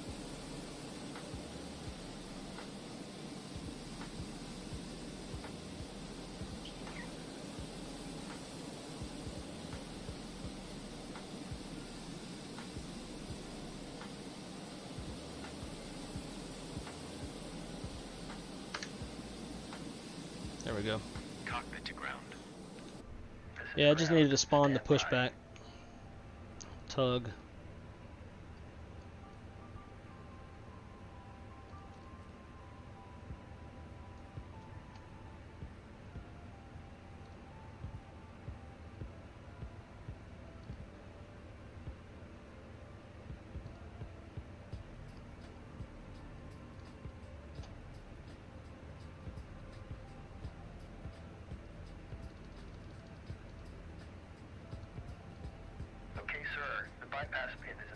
Alright, guys. Huh. And they're back. The parking brakes are set. You They may have a lift. vendetta against us.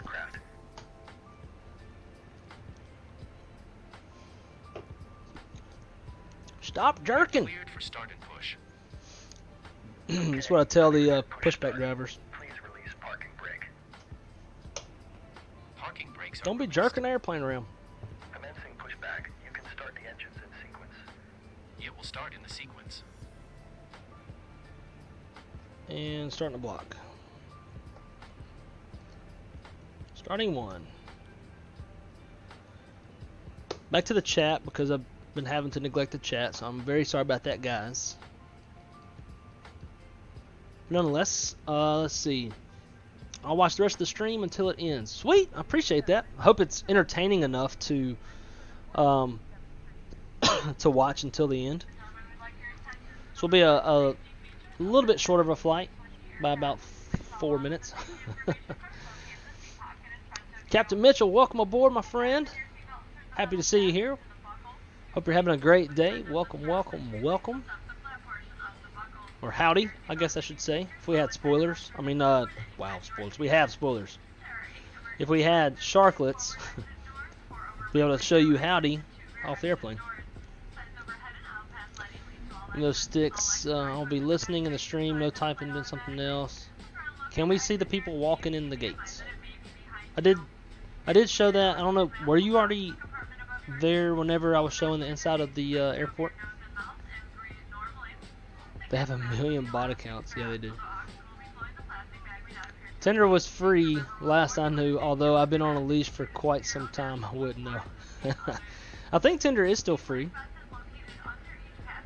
I think there are features you can pay for, but yeah, I've been off Tinder since past 4 years. I got a good start on one. Set the parking brakes for homeboy.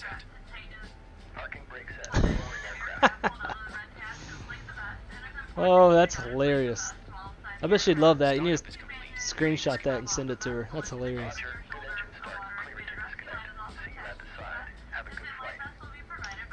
Holding position, waiting for the visual. Thank you and goodbye.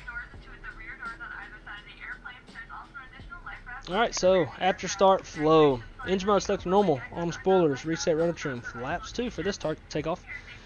Trim is 0.0 or 0 up, I mean, so we don't have to mess with that. TA. Single engine taxi, so electric pump comes on, APU stays on. And let's see. Indy traffic Spirit wings. Spiritual wings. 587 is going to be departing off runway 23 right. Taxi in from the A terminal via Kilo Romeo Bravo 1 Indy. Alright, here we go. Taxi lights on.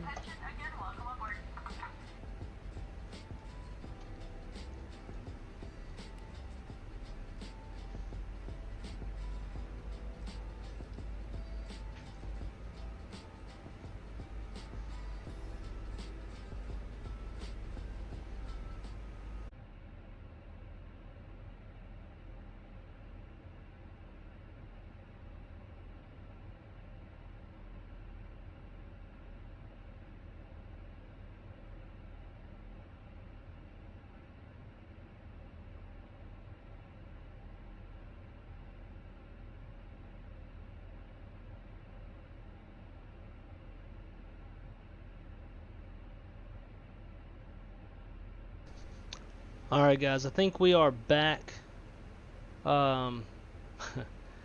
Apparently there was a lightning strike close to the house and it knocked my internet out.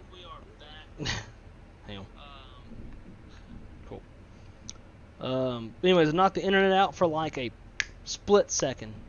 And somehow, like, I don't know how my computer didn't shut off. Like, it did and didn't. I don't know, it was weird. I was kind of scared my computer may have gotten fried. So, let me just get all these windows back out of the main view.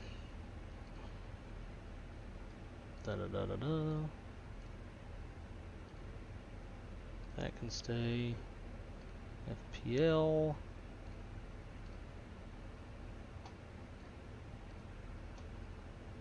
So let me know in the chat, like, all is good or not.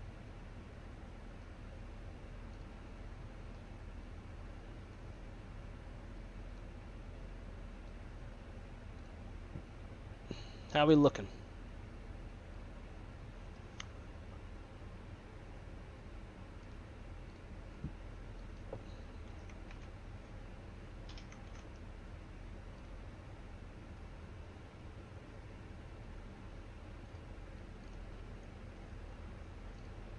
Refresh this. The chat looks like it's froze.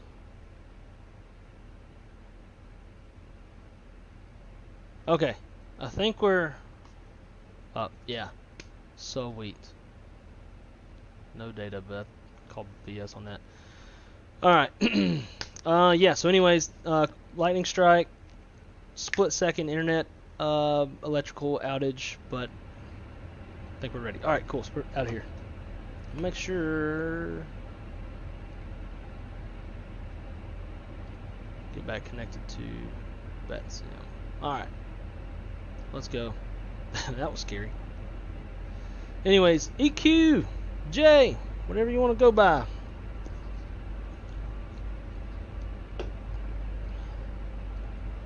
Welcome aboard, man. You can play back just a little ways and see the INDY scenery if you haven't had a chance to look at it yourself yet.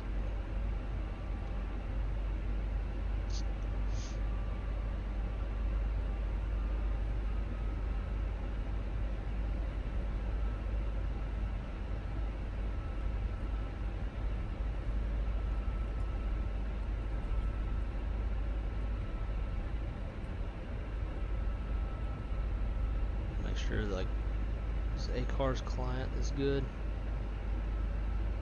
Yeah, that's good. I just don't want to have to fly this flight all over again. Yeah, I don't know what's up with all these taxi lights. It's definitely interesting.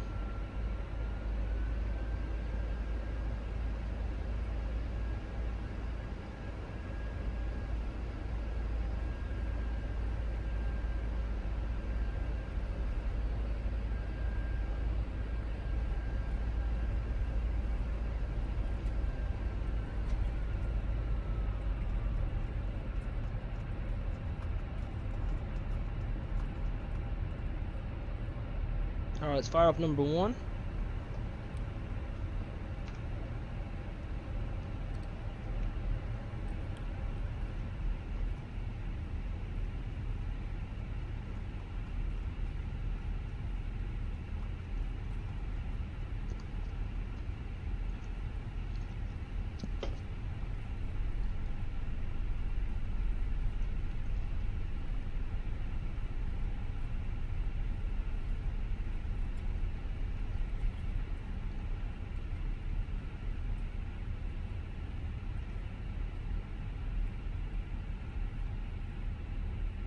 Boy, it's getting hot in this room. I got a cell sitting right over my house.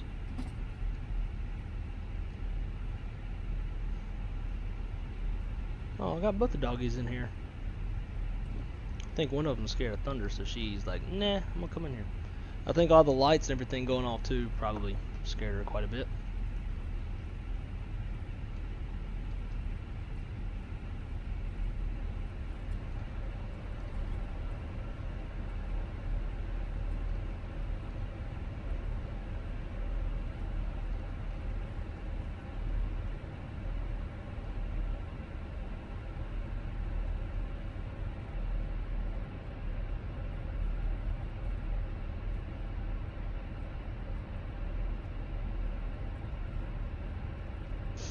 Alright, so we got a good start on 2. Run the timer. After start flow. Engine mode select normal. For whatever reason that disarmed.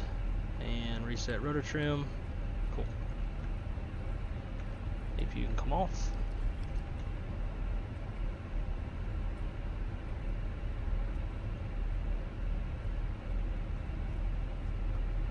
Then we'll do mini brief.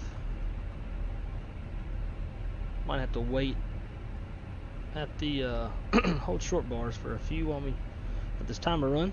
Alright. Mini brief. Departure runway is runway 23 right, gross weight's 153.0. Fuel on board 23, even, flaps config 2, V1 is 152, V2 is 155, flexing 60. Initial altitude is 7,000 feet, and our first fix is Sneva. Flight controls, check. Full up. Full down, neutral. Full left. Full right, neutral. Rudder. Full left. Full right, neutral.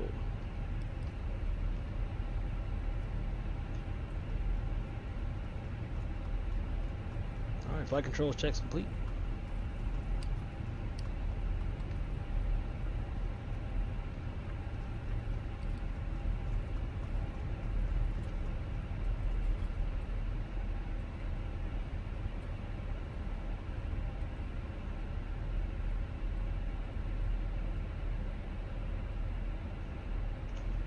Hold short right here. Got a minute and 10 seconds. We'll do this instead of doing Pacx. Flight 10 speed seated for departure. Alright. After that, let's go. Before takeoff checklist. Gross weight comparison is complete. Pitch trim is 28.7% CG set. Actually, that's not right. Might have a discrepancy.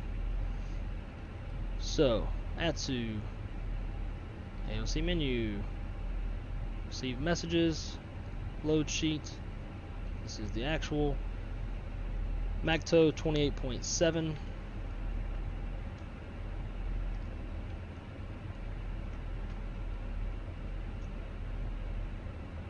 28.7's in there, but it gives us a down 0.0, which is not correct, because 0.0, oh, actually, you know what, I might be right. Disregard. I was thinking 30% it was 0, but that's false, so we're right at 0. Okay. But hey, you know what? That's what keeps crashes from happening, right? Anytime you have a discrepancy like that, you always check it out. Sometimes, most of the time, it's just a brain fart. We get calls for weird stuff like that all the time from pilots. Anyways, restarting checklist. Gross weight comparison complete. Pitch trim is 28.7% CG set. V1, VR, V2 flex 152, 152, 155. Flex 60. Flight control or flaps is config 2, flight instruments check, flight controls are checked, ECO memo takeoff all green, income status check, predictable winches on auto, TCAS code set, TRI, chemicals advised, mini brief is complete. Below the line, we got runway 23 right is confirmed, fuel on board 22.9 with a min of 21.7, and then bleed packs are set, APU, what is it, bleed packs are set, damn it, I'm trying to do it off memory. Engine mode selectors, normal bleed packs are set. Before takeoff checklist below the line is complete. And that's why you read the damn checklist and you don't memorize it. Alright, let's rock and roll. Indy traffic, Spirit wings. 587 departing off runway 23 right, exiting the airspace to the south, Indy.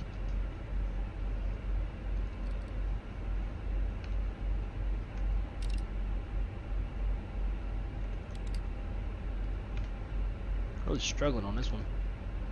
It was a lot smoother on the last one.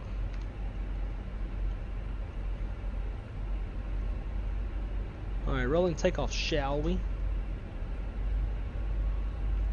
Guys are gonna be pissed when we're pretty late.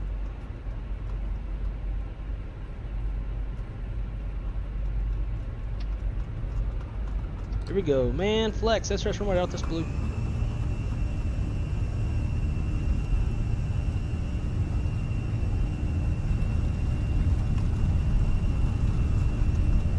Eight knots thrust set.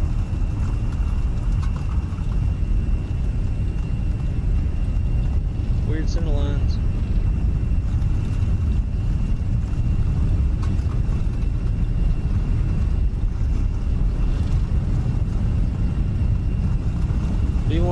Tate. Positive, you're up.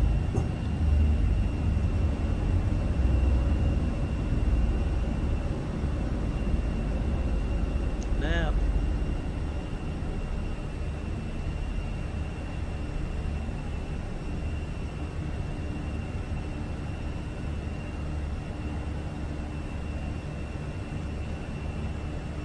Climb. Thrust climb.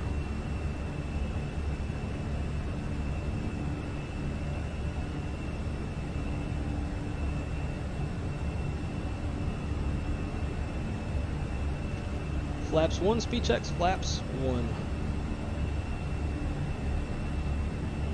And flaps up, speed checks, flaps up. After takeoff checklist. Gear up, flaps retracted, Pacx set, APU is off. After takeoff checklist is complete. Autopilot. And let's go direct. Sneva. Insert. Here we go. Cranking and banking, old son.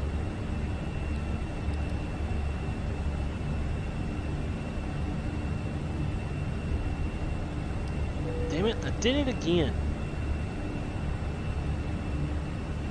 Oh wait, no, seatbelt sign's on. Cool, cancel. Thought I took off with the seatbelt sign off in Pacx.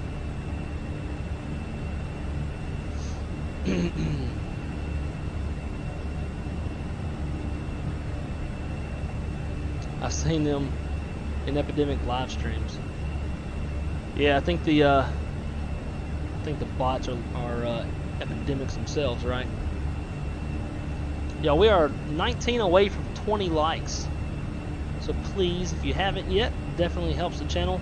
Please like and subscribe to the channel, or just like. I'll take a like. Don't have to sub if I haven't earned your sub. Speed Alt Star. Indy traffic, Spirit Wings 587. Clear runway 23 right, exiting the airspace to the south. Final call, Indy. Alright, here we go. Let's keep it going on up to flight level 250. Right, 250 and manage climb. So we got thrust climb, 25 blue, 25 blue.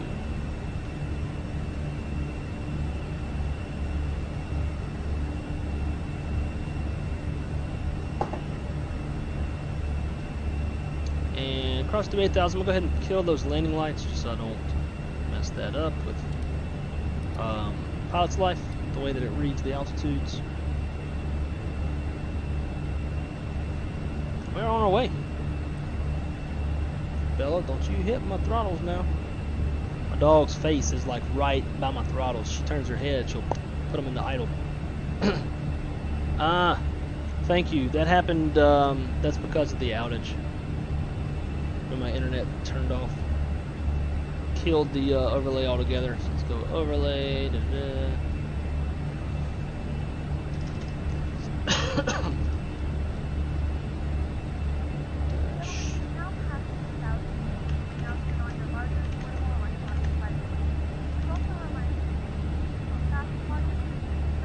There we go.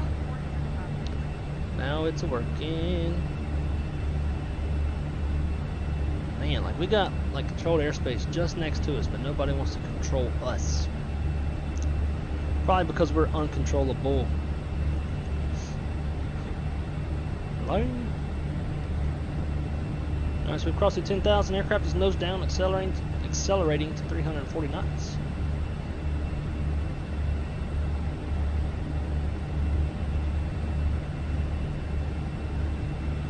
So, being that we just came in from Orlando. Oh, do I really? It doesn't show 20 on my end. Thank you, though. Appreciate all of y'all who liked the stream. Just so kind of y'all. But yes, just since we just came in from Orlando. Obviously, we're pretty aware of the weather that we flew through, but that's way south of us. Everything was pretty calm and chill. for like the last 3/4 of the flight. So with that said, still going to leave the seatbelt sign on for a little ways, but as we get somewhat close to cruise, if the rides haven't deteriorated, then we'll go ahead and turn the seatbelt sign off. But for the most part, general rule of thumb, you want to leave it on until at least close to cruise. Let's see. I think you're going to fly right over Republic's training center. Oh. And that's the thing, is like, when we were looking at the airport, I was looking for anything that said Republic, but I didn't see anything that said Republic. I didn't see like Republic on the hangar or nothing like that.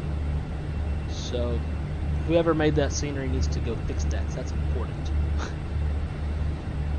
Started doing flight plans by hand today. That is the biggest pain in the ass that you'll never have to feel again once you get out of dispatch school. What takes you 2 hours right now takes us 3 to 5 minutes on an easy flight. But how are you liking it? How are you liking flight planning by hand? Are you having to use a whiz wheel, or do y'all use something that's something other than a whiz wheel now? And also, you know, the other day you texted me talking about like taking weights and performance and that kind of stuff into consideration when planning a cruising altitude. I thought a little bit more on that, and like from what I said, as far as like some of that we don't really take into consideration was wrong. We actually do. For example, aircraft type is a big part of planning your altitude. So like for us, a 319 and a 320 can relatively easily get up to 39,000 feet. If they're full with a lot of gas and like alternate, that kind of stuff, then it might take them a little bit longer. After they burn off some gas and they lighten up a bit, then they can get up there. The 321 Classic struggles to get up to 39,000 feet. It has to be a very light airplane because it has the same wing as the 319 and 320. So it struggles to get up there. So as far as like weight and stuff, if I have a flight that's really full, taking a lot of gas, I probably won't even try to plan them all the way up. And really, for the most part, I even train my new hires to like just don't even put them at 39,000 feet. Put them at 36, 37. One of the reasons for that, being on top of weight and performance, is it gives the pilots a little bit of flexibility for themselves. Based off of our company op specs, if they climb 4,000 feet, climb or descend, if they climb or descend 4,000 feet or more, then we have to send them an amendment to amend their altitude. Which I don't really know why it's 4,000 or more, because they have winds aloft. They have, and the burns and stuff, for up to 4,000 feet of altitude deviation up or down. So I don't really know why it should be more than 4,000 instead of at or more. Let's go standard, standard, and standard. So by me as a dispatcher putting them at 36, 37,000 feet, I'm putting them in a spot where if they're light enough and they can get up to 38, 39, they can do that on their own choice, and I don't have to send them an amendment. If the rides suck and they want to go higher up, they can do that. I don't have to send them an amendment. If the rides are worse, or I mean, if the rides suck and they want to go lower, they can go down 2,000 feet. I don't have to send them an amendment. If they go 4,000 or more, then I have to send them an amendment. So that's kind of why I train my guys to don't even put them at 38, 39, just put them at 36, 37. Then they can have the flexibility to go 2,000 higher or 2,000 lower without having to tell us anything. And it's less work for us and less work for them. But when planning the flight, I definitely take into consideration the weight of the airplane. If it's like a 321 and we're doing like Lauderdale to Orlando, I would probably put them at like 20,000 instead of 24. Also, their cost index is going to greatly affect your altitude on a short flight, because the faster you're flying, the more shallow your climb is, so you can maintain that speed. If you're flying slower, you can climb a little bit better. But if you're flying really fast, it's going to be a shallow climb. Therefore, they're not going to have as much time to get higher up. So 321 CI-99 and it's full, I'll probably put them at 20,000 from Lauderdale to Orlando. Whereas if it's a 321 and it's really light and we're flying like CI-15, CI-20 or something like that, then I'll put them up at 24 because they can get up there and they'll have a little bit of time to level off, let people use the bathroom and that kind of stuff. Just from judging from other dispatchers and like newbies and stuff that I train and all that, I tend to think a little bit more in depth than some. Some just like go with whatever the flight planning software plans. I prefer not to do that. I like to kind of control my flights and have as much say-so as I would prefer. I like to choose the route depending on where I'm going, instead of just letting the flight planning software determine it for me. In fact, most of my flights on my shift are transcons, therefore, being that we want to optimize for best winds, for best burns, and best en route time. So a lot of the routes on my flights, they'll have a SID and a star, and then the software will fill in the middle, like the en route portion, with the best routing for winds and stuff. Now, given that there's no en route weather or like turbulence places that I need to avoid, a lot of times I can look at the route that the software optimized and chose, and then just look at the winds aloft and like just eyeball it, and just be able to tell from there, like, oh, I can cut this out, and shave off a few minutes off my en route time if we're close on block. So I prefer to have as much control as possible. So I don't just let the software do what it wants. I kind of change a lot of things that a lot of other people don't change. So Jay, to this long-winded explanation, do actually take into, I consider aircraft type, how much fuel we're taking, and like passenger count to figure out kind of how high I want to put them. Plus en route time, determine some of that. Like if it's a short flight, obviously we're not putting them at 36,000 feet. You know, Lauderdale to Orlando, that's going to be anywhere between like 20 and 24,000 at most.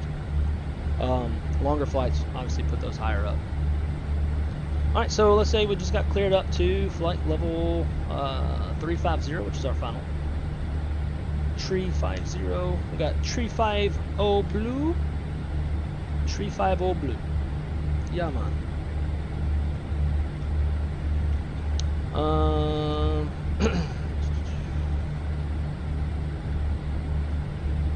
Yeah, Chase, drinking an IPA.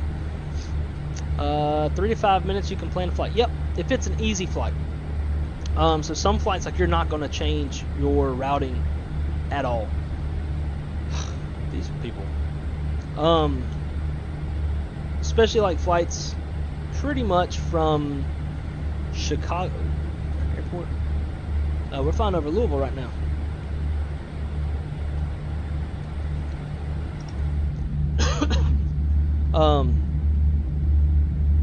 Yeah, easy flights where like you don't really have to change the route. Like it's severe clear, good rides, good weather, all that stuff. Also, you're flying in an area where like ATC doesn't really care what you do, or they care so much that you only have like 1 or 2 routes to choose from.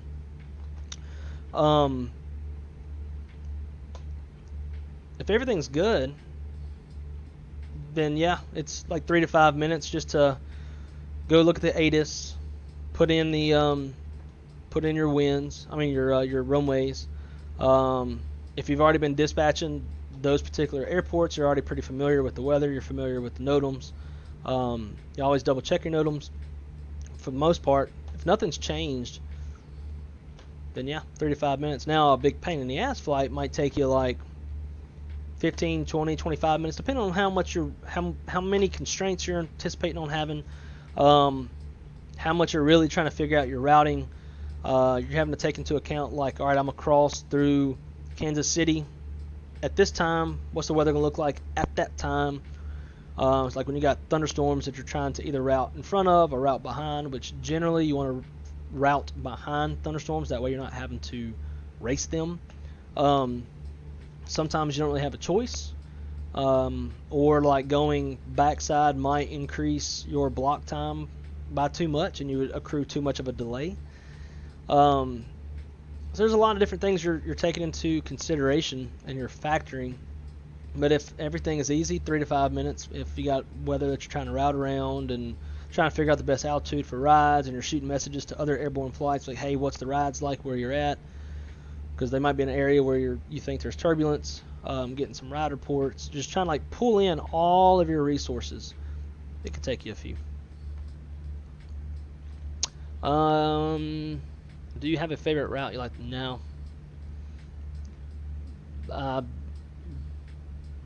They're all just kind of like, I don't get a kick or an enjoyment out of planning flights. I mean, I guess if I had to have a favorite one, would probably be like Lauderdale, Orlando, Orlando, Lauderdale, just because it's just so easy. It's almost about overspeed. Weather updated, winds updated, and we just about oversped. That is one of the dangers of flying CI-99. You're so close to that red line, you hit some mountain wave turbulence or something like that, overspeed. I've seen that happen quite a few times. Yeah, I'm just so familiar with the airports and the airport layouts and the configurations and how ATC likes to do things. And I'm familiar with many of our other airports that we service, but those are just like back of my hand. I know the route off the top of my head and that kind of stuff, like the ATC preferred route. So if I had to choose, I'd say that. Chase, have I ever done a long haul? I guess it depends on what you consider a long haul. Longest flight I've ever dispatched is the longest one that we fly, which is Fort Lauderdale to Lima, Peru, which is around 5.5 hours long. We got a dude like 1,500 feet below us.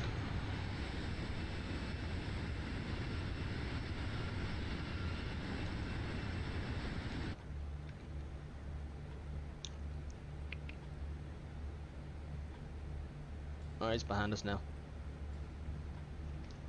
Had the range drawn out and it looked a little close. Yeah, so those flights are pretty challenging to plan. Routes below or south of the border, we can't really change the routing. Those foreign government authorities kind of like whatever route that they have and they've given us, so we just fly that, even if like right through thunderstorms, let them up with gas and they'll deal with it airborne, which is not typically how we like to do things. We like to route around weather if we can't get over it. But it's tough because we're planning the flight 2 to 3 hours ahead of time, plus the flight itself is 5.5 hours long. So if I'm flying Fort Lauderdale to Lima, it's kind of hard to determine what the weather is going to be like. A lot of times foreign forecasts aren't always the best and the most accurate. A lot of times they're very vague and very general. It'll be like, here's a tempo for 6 hours of this. Usually, like in the U.S., you're not going to find tempos that are going to be that long. Otherwise, like 6 hours is not temporary. So like that should be in the main body of the forecast or of the TAF. And figuring out like what en route weather is going to do. Like we don't have the Doppler radar down there that we do in the States. So we're having to just to rely on like live lightning strikes. That's about the best that we have. We have some other radar products like SatRad, but it's a combination of temperatures and some other stuff. So you're not really like looking at the weather itself. There's been times that I've seen like an Armageddon of a thunderstorm on SatRad, and I tell the pilots about it, and they're like, yeah, there's nothing out here. Oh.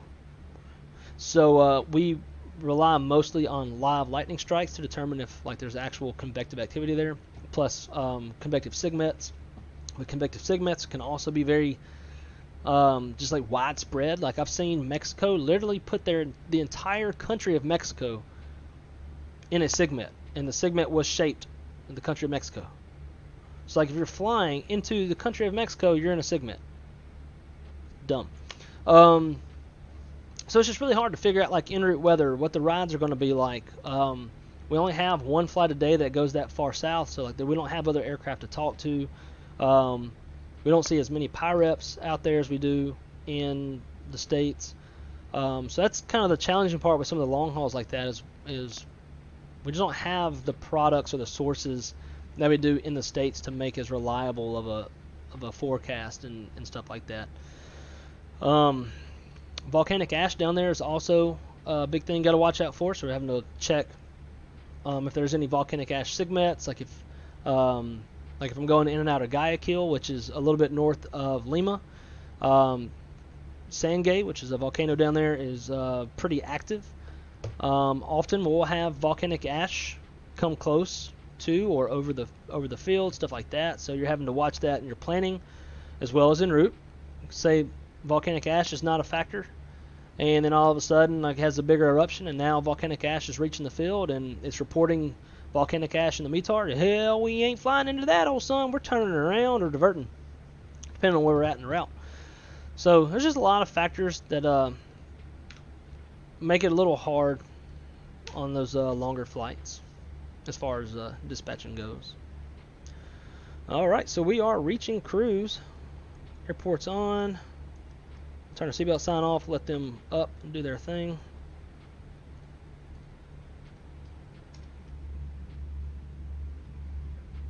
Cool.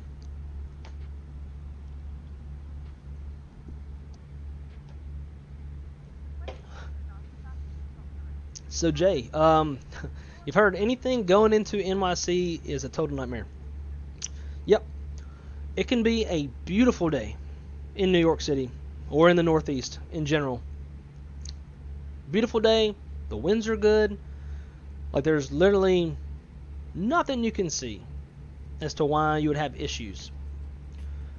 Arrival rate can be low. And then all of a sudden, like that's in the planning process, you send the flight, you put some extra gas on it, because if you don't put extra gas on a flight going into the Northeast, you're an idiot, and just asking for problems. Depending on time of day. If it's early in the morning, if you have like an early morning arrival, not a big deal. But from like 6 a.m. or later, I would put extra gas. Eastern time. But yeah, the traffic volume just gets so crazy up there. Plus you have JFK, Newark, and LaGuardia. They all three have to coordinate their arrivals together to arrive and stuff from the same direction. And so if you get like a wind shift and they have to reconfigure, now all three airports have to reconfigure, and that just messes up the flow. Everybody starts holding, and like on a beautiful day like what we're flying through right now, you could hold for up to an hour just so they can get all the airports reconfigured. It's pretty crazy in New York. So then mix weather with that, or like gusty winds, low visibility, stuff like that. Now it gets pretty bad. So like we'll often, like if there's low vis or thunderstorm, something like that, like it's feasible to put on hour of extra gas plus an alternate, whether it's required or not. Usually we're tacking on a good bit of extra gas because it's just so, the Northeast in general, from like Baltimore's not too bad, but from Philly up through New York City, very unpredictable. Boston can get a little squirrely sometimes too, more so getting to Boston. Like we'll show y'all a little something. So I have ForeFlight pulled up. Let's get rid of this. Alright, we'll bring this down here. So let's just say, let's do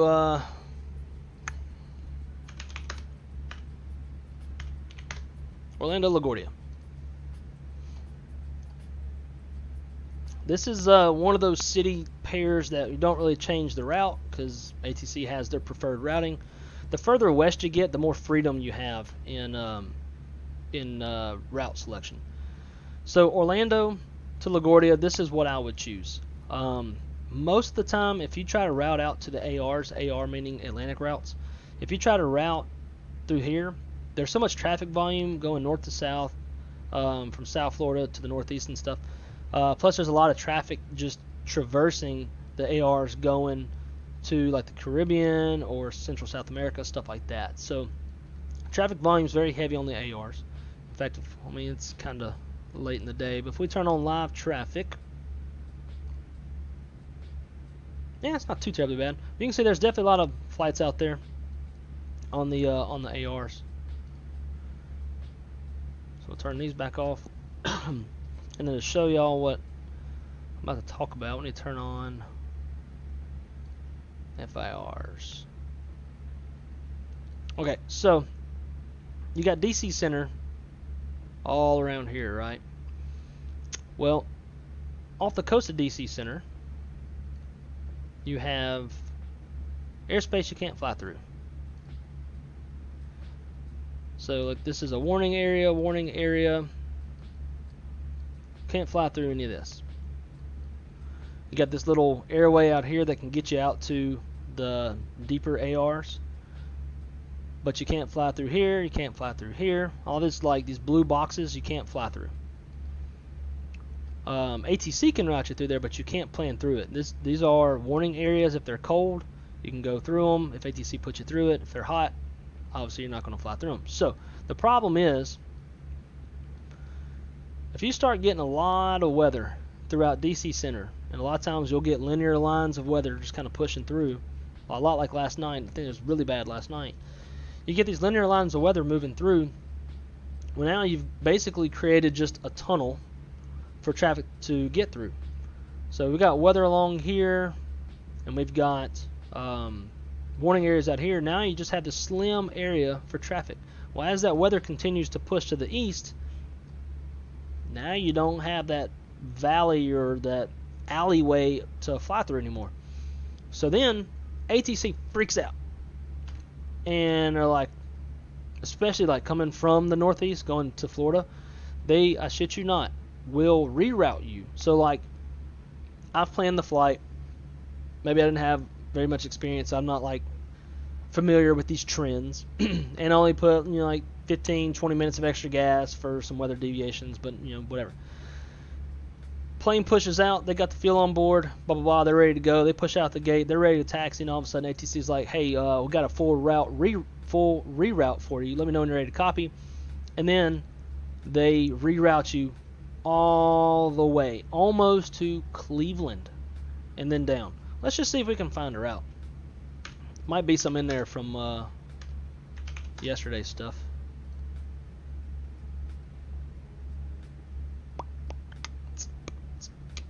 Yep.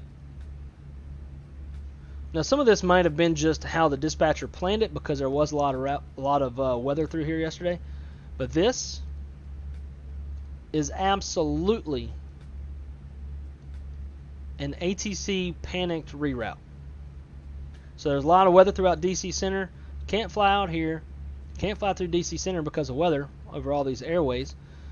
So they just freak out and they reroute them all the way out to Cleveland and down. So now, as a flight that's pushed out of the gate, we've got our fuel on board, right? It's like, we're not in the gate. We can't hook up a fuel truck. So then pilot hits me up, is like, yo, we got to reroute. I'll plot the route. And now we don't have the gas for it, because now this reroute has used up every bit of extra gas that I gave them. So now we're screwed. So now we got to go back to the gate. Because the other annoying part about it is, once they get out of LaGuardia and they get out to about here, they're not going to fly this whole thing. They never, almost never fly the whole thing. They'll get shortcutted from like Danner to like Spartanville, or Spartan, I mean. They'll get a big shortcut, and then you probably would have the gas to fly it. But because we don't have the gas to fly the reroute, now we got to go back to the gate and get gas. And then most of the time, because it's a full reroute, now the captain wants new paperwork, so now I got to go in, redo the whole paperwork, send off a new flight plan, or a new OFP, which is what SimBrief puts out. Call ops, like, yo, reroute, new fuel is this, have the fuel truck come out, put the fuel on an airplane, print off the paperwork, take it to the crew, blah, blah, blah, and start over. And then, a lot of times, by then, we've taken such a delay that by the time they're ready to go, they just get put back on the original route in the first place, because now the weather is pushed off. It's not a factor anymore. All for nothing. So, as a dispatcher, coming out of the Northeast, these are the trends that it just takes experience to learn and to see, to know what ATC is probably going to do based off of where the weather's at, to plan accordingly. and it's kind of irritating because like at my airline, they do track our fuel numbers. So essentially, like if they don't get rerouted, now I've got a ton of extra gas on the airplane for virtually no reason, at least no reason that the company's going to agree with, maybe. And it hurts me on my fuel numbers, and I might get questioned or something like that. But as a dispatcher, and this J is for you, if you always have a good reason for doing what you do, and you don't like question yourself, or don't sound like you question yourself, or you sound confident in whatever explanation you give, whether it's a pilot or management or whoever, you'll be fine. I've had plenty of times that captains called questioning, well, this and this and this. I'm like, well, all right, so here's why I did this. Here's what I'm seeing, blah, blah, blah, blah, blah. And most of the time, they'll take what you say. So, Jay, be confident, and just if you have a good reason for what you do, you're fine. And obviously, abide by the FARs. Company massage. Starting to come up. I've got some weather ahead of us. Not too far out. Let's see what our message says. I bet I know what it is. It's going to be the delay. Yep, NKS Ops. 12-minute delay. Blah, blah, blah, blah, blah. Alright, so let's do that. ADC delay.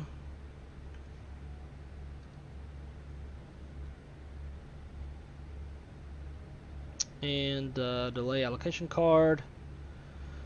And we'll just say incorrect departure time. What is it? ODI?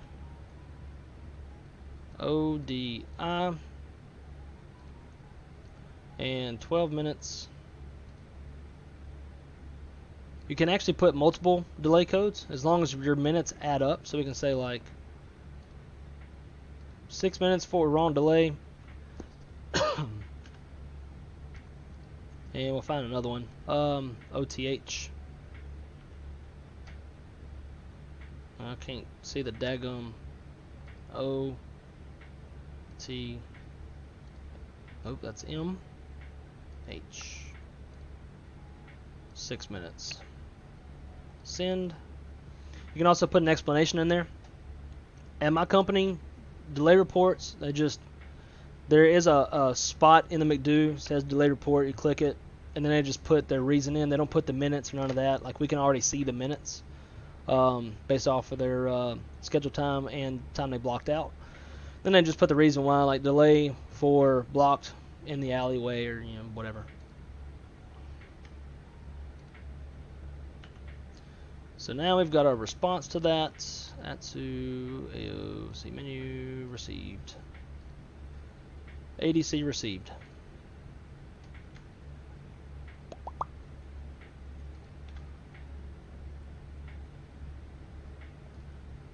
So it does look like the tops are possibly a little bit higher out there. Hope so. We cruised over some thunderstorms on the way up, and there was like nothing out there. Beginner Dre Designs. Yep. Alright, I'm starting my first P3D flight. I still have your stream on my other mod. Cool. What flight are you doing? And I wish, like, I wish, it's just so hard. Like, I have so much stuff for P3D. Like, if I were to go reinstall P3D, it would take me legit 2 days to get all my stuff installed, which is part of why I haven't done it. But I do really like P3D. I've grown to love P3D, X-Plane, and Microsoft, but Microsoft kind of takes the cake.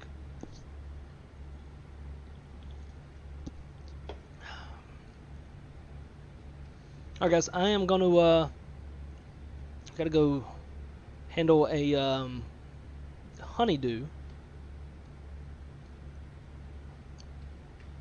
Let's see.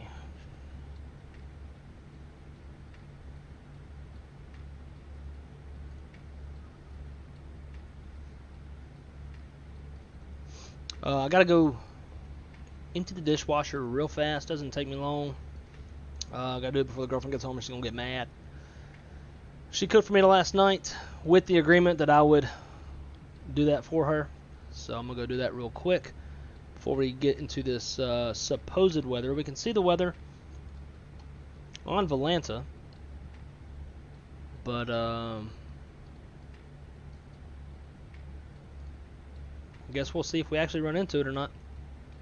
If we need to go higher, let's see, is it Prague?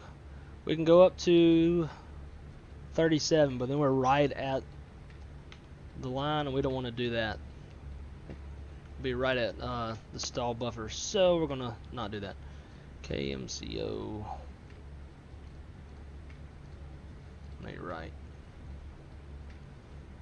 Alright guys, so give me one quick second. I'm gonna be right back with y'all.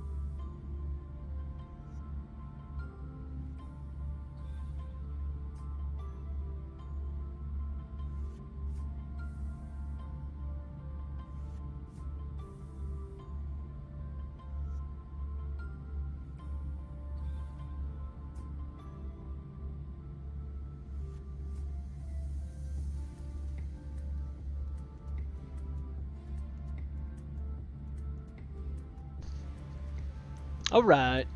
Sorry about that, guys. I gotta get that done, otherwise it'll make my life hell.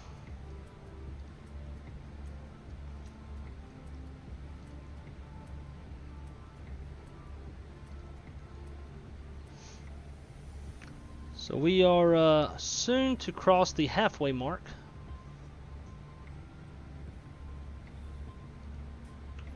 This little ETP right here, can't really see it's behind the VOR, but that is the halfway mark.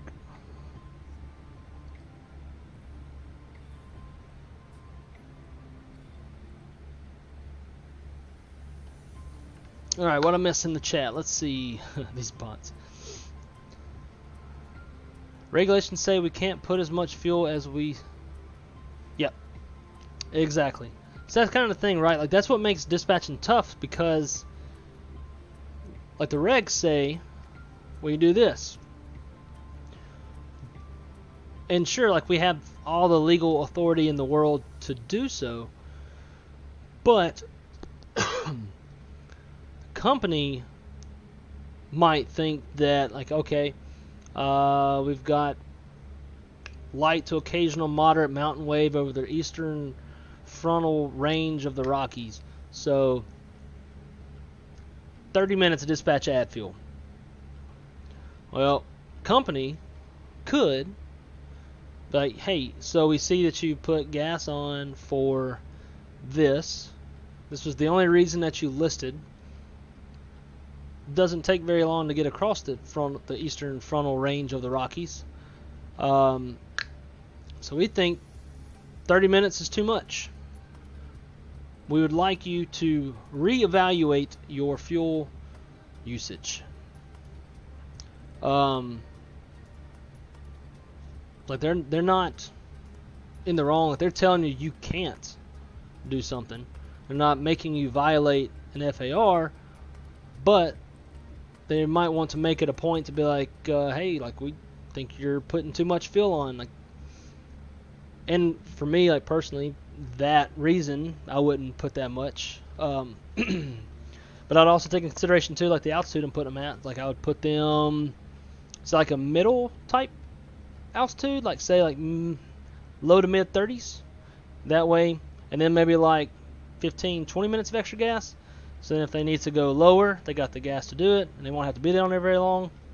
If they need to go higher, then they're already going to probably burn less that way anyway, although sometimes your headwinds can be stronger at a higher altitude.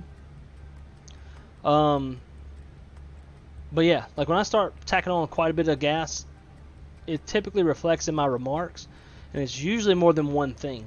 If I'm putting 30 minutes, 40 minutes of dispatch add fuel, dispatch add is a key word. Dispatch add is like required fuel for a known or forecast constraint, versus like feel good fuel or just like gas we're putting that's not for like any particular reason. So like, when I'm starting to put a lot of gas, you're seeing it in my remarks. Like, it's going to be, usually too, it's going to be like a northeast flight going down to Florida. So there's probably going to be mentions of some turbulence, traffic volume, staffing issues in Jacksonville, because that's been a thing lately. You know, weather deviations. Like, my reasons start to add up, and like, in my brain, when I'm planning fuel, I'm thinking like, all right, so I've got this constraint of light, occasional, moderate turbulence at this altitude. Okay, so 10 minutes is probably fine for that. It's a pretty isolated area. 10 minutes. All right, but further south from that, we're going to have some like minor weather deviations. All right, 5 or 10 minutes for that. So now we're at 20 minutes. And then say like Fort Lauderdale's arrival rate is over max demand, so it might have some metering, might have some vectors for spacing, maybe a short hold at worst. So we can throw in like, all right, 20 minutes for that. So now we're at 40 minutes of dispatch add, but we've got multiple reasons versus like, en route turbulence, which some people do. Some dispatchers will just be very vague and just be like, oh, en route turbulence. The first thing the pilot's going to think is, okay, cool, where and what altitudes and what severity? Like a light turbulence PIREP at flight level 190 is not considered en route turbulence. Or like, you know, some people get way too vague or something like that. So you want to be specific in your remarks too. So if you're specific and you're like you add the reasons up and those added reasons reflect the amount of fuel you're putting, like nobody's ever going to question you. I've been questioned one time about my fuel, or actually twice. One was taxi fuel, so that's different. I've been questioned once about my fuel, and that was only because a company refile came out for the winter months in Fort Lauderdale when we have a lot of unforecast fog, to put a required alternate on all morning arrivals into Lauderdale. An alternate is going to make your fuel go up no matter what. I was approached about it because we get like these fuel metrics, and so like it'll show a little chart. You have a number, and so like where you're at on the chart compared to everybody else, like will show kind of where you fit in to compared to everybody else's fuel usage. At that month, I was at the top right. Like I think there's other people who had a little bit more than me, but I was in the top right. And I was approached about it, and I was like, oh, yeah, that's because of the refile. And they're like, oh, yeah, crap, forgot about that. You're right, cool. No big deal. So, you know, as long as there's a good reason for what you're doing, you're always fine. Quick flight from my home airport, SNA to Phoenix. Oh, there you go. It's probably a pretty fun little flight. Flew into SNA on the sim not too terribly long ago. How much extra fuel is considered too much?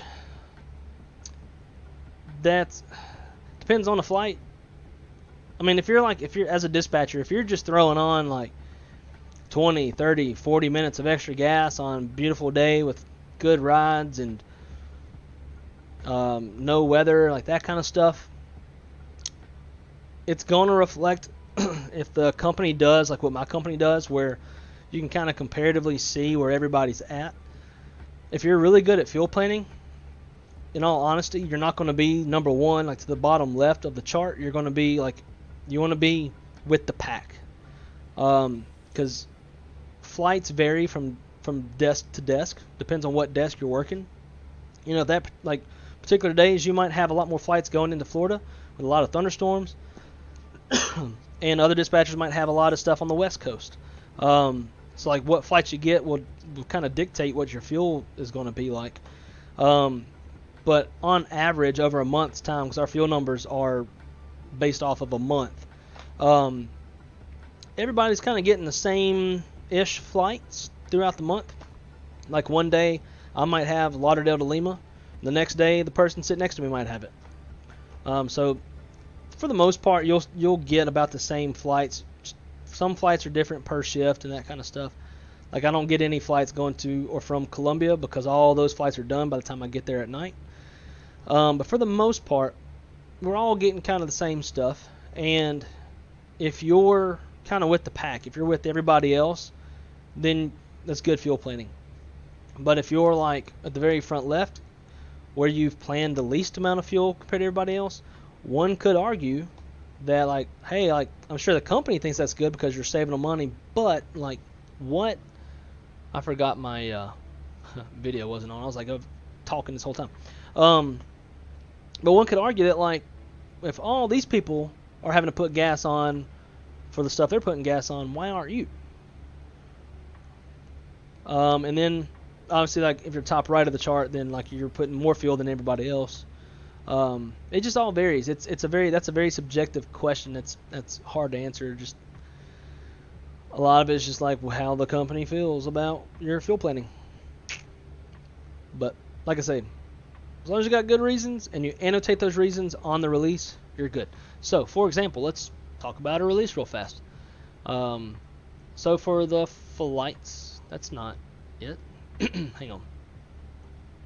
Bow. Okay. So I planned this flight like before we even took off on the last one. But I knew there was going to be a lot of weather. I was looking at forecasted like the future radar and stuff.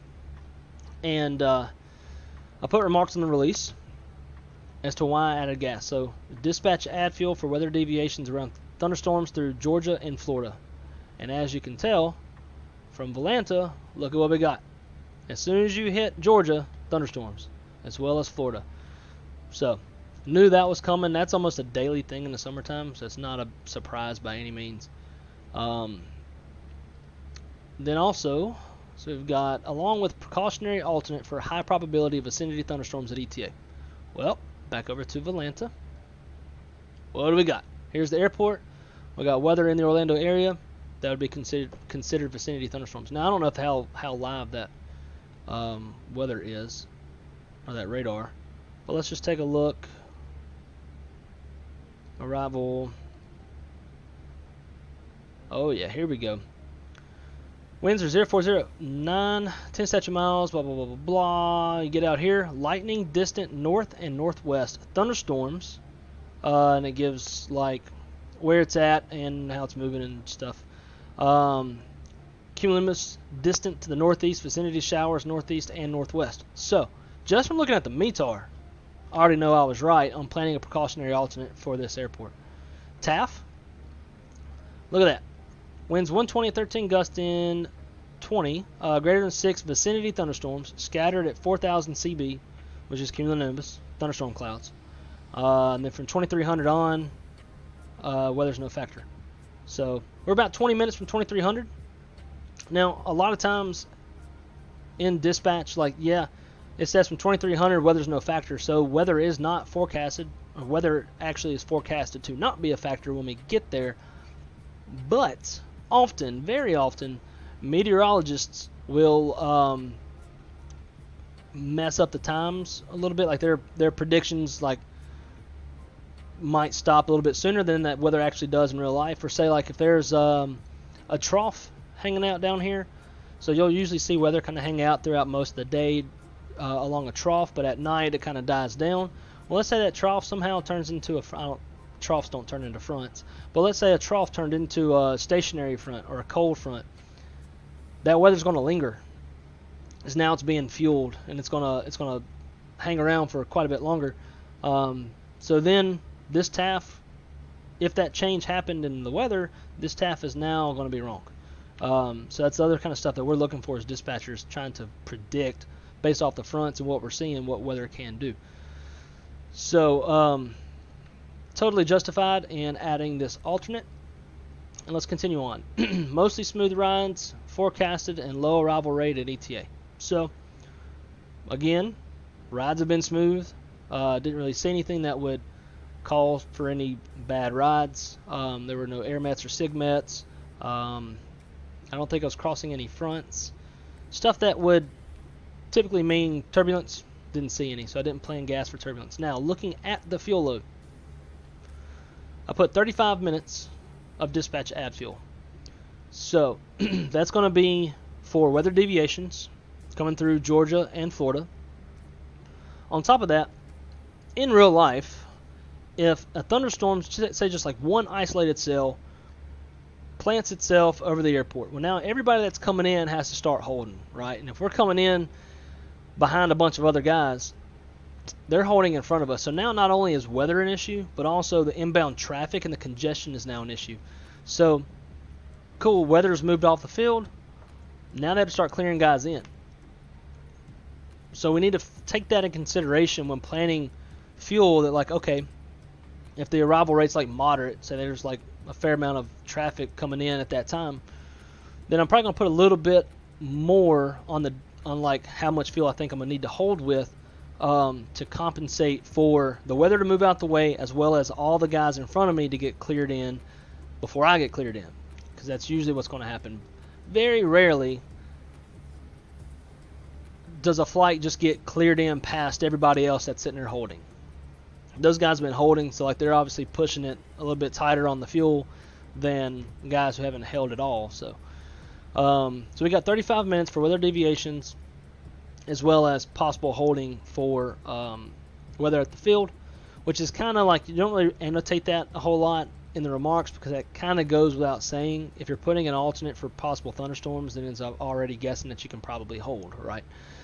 And then the precautionary alternate, we got Fort Lauderdale. It's an online station for Spirit. Tampa's only 70 miles away. In fact, the weather was forecasted to be worse in Tampa, so I didn't use Tampa as an alternate. Weather's worse in Fort Myers as well. which it's easy to say that now that we're looking at it in real time versus looking at it, 4 hours ago. But I knew the weather was supposed to be pretty good in Lauderdale, so I used Lauderdale as the alternate. So, little spatchiness for you, kind of entering the mind of a dispatcher and how and why we do things. Alright, so let's, I'm going to go ahead and get the cockpit kind of prelim prepared for arrival.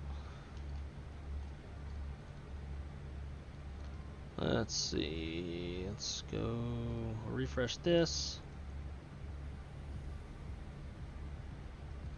Perf, next. And this will probably change before we get there, so when we cross top of descent, we'll update this. Winds are 120 at 13. You don't include the gusts, FYI. Where's the temperatures? Damn, METAR is so long, it's hard to find stuff. Oh, wait, oh my god. Disregard, that's a TAF. Duh. Okay, winds are 310 at 4. Damn, that was a dumb...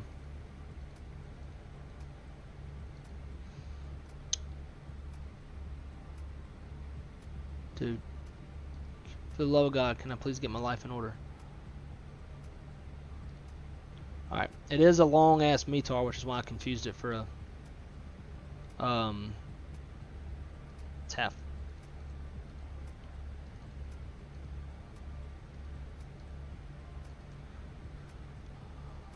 $29.30.08.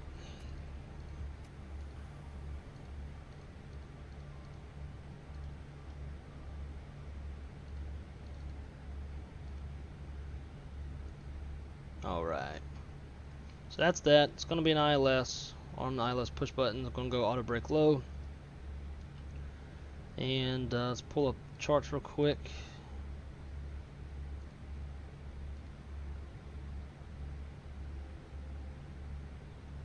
I want to approach. Thought I starred these.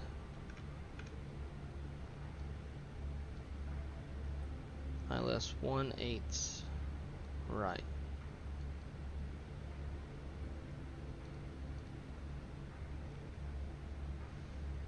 Alright, so I want my final approach fix, which is Tuffy. Flight plan. Fix info. And I'm going to make my extended center line. And then we want the opposite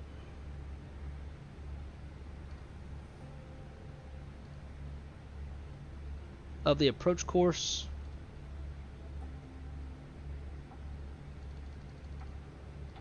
Which is going to be 005.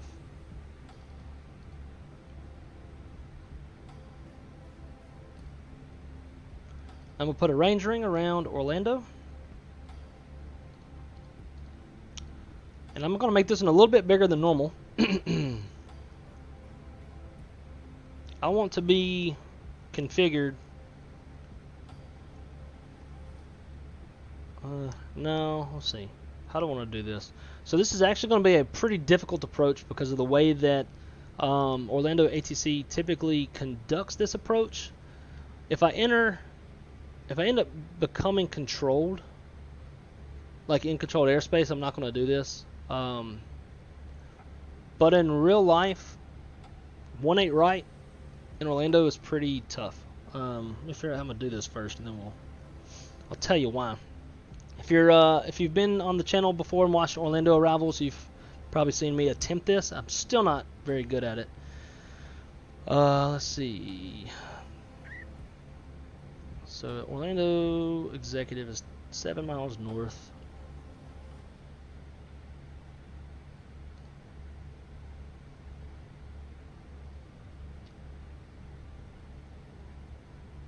Let's go 9 miles.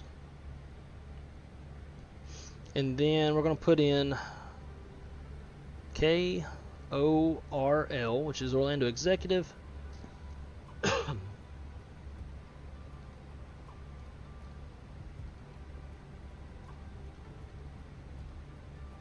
Alright, so let me explain this, because this is a little bit complicated.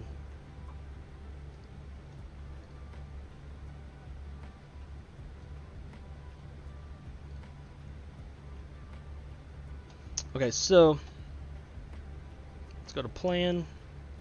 Let's tab down to the airport.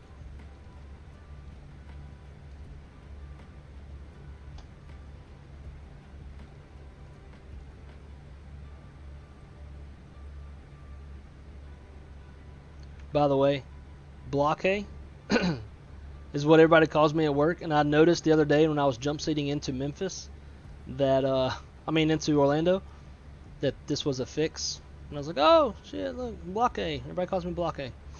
Anyways, so we'll tab down.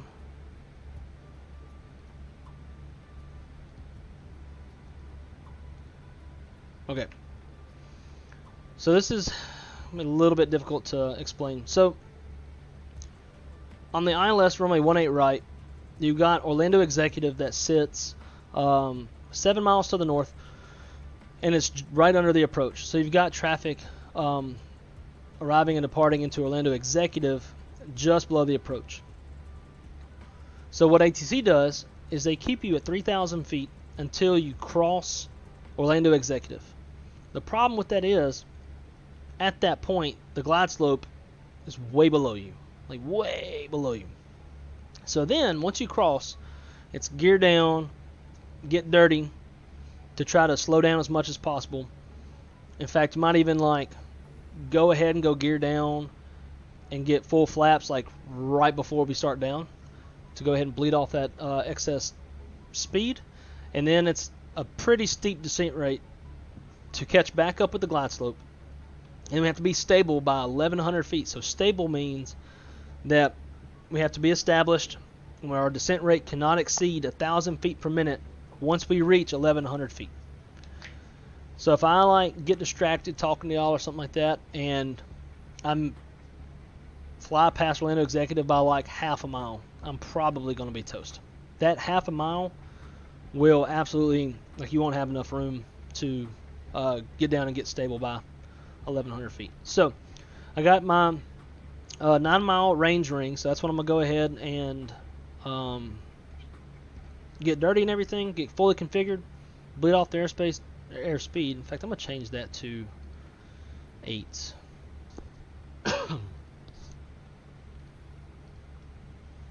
2 miles is too much.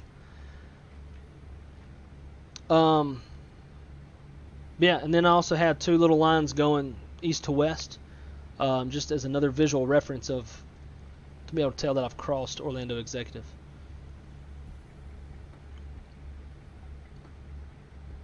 So it's going to be tough, but I think we can do it.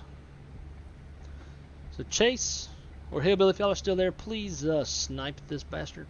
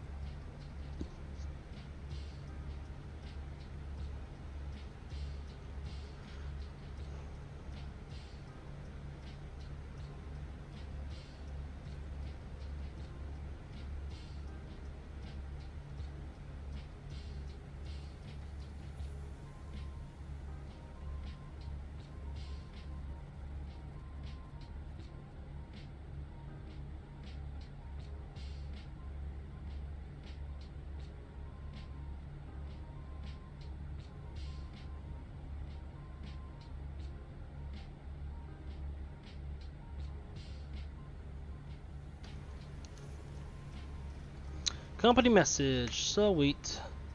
So this should be where we're going to land, or where we're going to I hope we landed in Orlando. Our gate assignment. So gate assignment for flight 587 arriving into Orlando is gate 34, ground power. Sweet, that's going to be airside 3. I know where that's at. Easy peasy, gate 34. It's not labeled though, because it's default scenery. So that kind of sucks.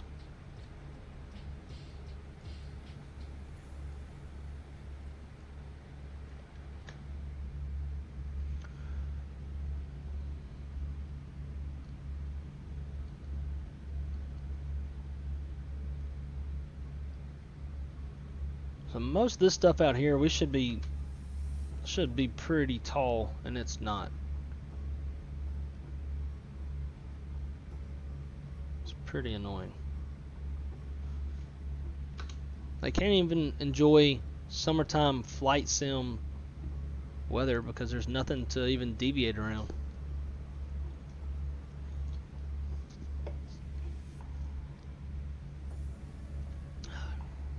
Now my beer's hot. Yuck. See how long until we're supposed to be on the ground. Current time is 22:56. Says we're going to be on the ground at 23:28. So just over 30 minutes.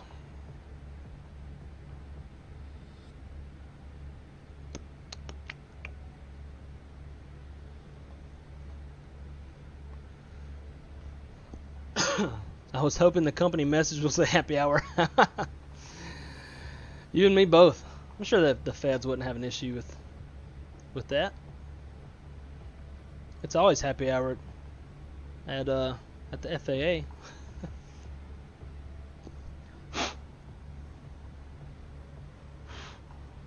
And dust my keyboard. So if y'all don't mind, I'm gonna open up this old bag of meat sticks. I'm getting quite hungry.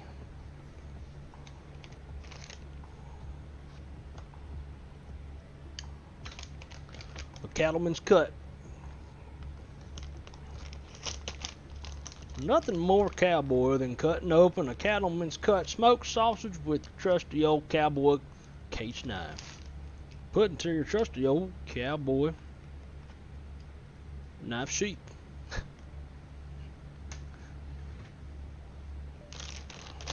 Beer and meat sticks. No homo.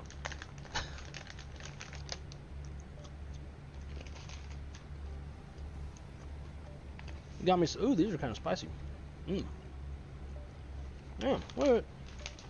We get more of these. Oh yeah, spicy double smoked. Like it. Also got some Bucky's lemon peppered, if I can hold it, beef jerky as well. Pretty good. Damn, these are a lot more spicy than I thought they were gonna be. Actually, I didn't even know they were spicy at all, to be totally honest. I don't care what anyone says. Chilling with the smaller streamer communities. Oh yeah, dude. So much. I mean, I am subscribed to like XP and V1 and Blue and all them. I'm not really watching their stuff, but I enjoy the camaraderie that we have on the smaller scale, since we can actually, like, the chat isn't moving so fast that you can't read it, you know? 100% agree. Alright guys, we are on the last straightaway till top of descent.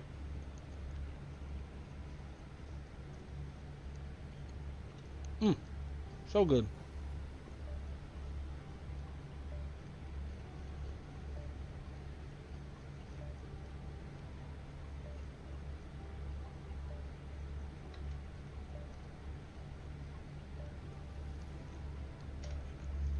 Weather looks like it's dissipating by Orlando. Let's just see. I wonder if I can turn on fronts on ForeFlight.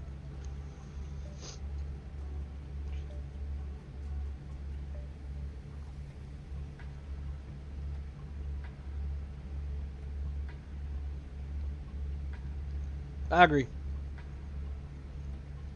One thing I will say though, especially V1, man, there's so much to learn from him. So many little things that, oh shoot. Well, that's a hell of a weather update. Those ailerons were full deflection. That was crazy. Anyways, so much to learn. Like, there's a lot of little things that I probably catch on to just because I jump seat so much. I see the real thing so much that there's little things here and there that he'll mention that I'm like, oh, I never noticed that. And I kind of bring that with. Put that in the old noggin and square it away. My mouth's a little bit on fire, to be honest with y'all. I don't want that. I don't want airspace.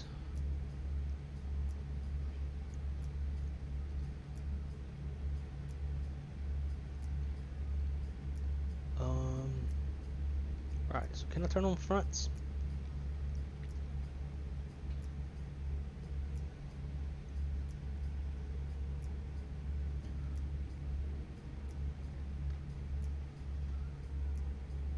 No. Dang. I gotta go log in to WSI.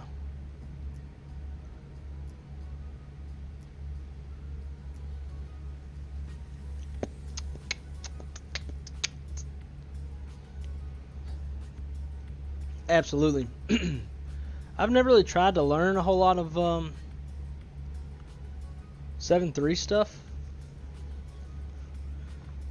I don't know why, to be honest. I was applying for Southwest once, and I really hammered down on the Southwest stuff then, and that was like 3 years ago. And I just haven't been motivated to really, or care to like learn the Boeing stuff. There's like so much more to it. Like flows, there's so much more switch flipping and button pushing in their flows because there's so many more buttons and switches and stuff. Yes.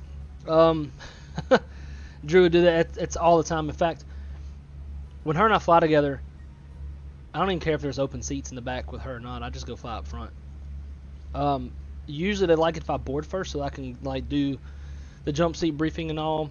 Some captains do it, some captains don't. Like, I'm very seasoned in the jump seat, so they'll ask if I need it. Some just like rather give it to me whether I need it or not. But so usually, like, just to stay out of everybody's way and for simplicity, plus I want to see the cockpit, I just stay up there. But like this last weekend when we went to Memphis, on the way to the airport, she calls me and she's like, so, because I told her, I was like, yeah, there's like 20 open seats, so like you'll get on, no problem.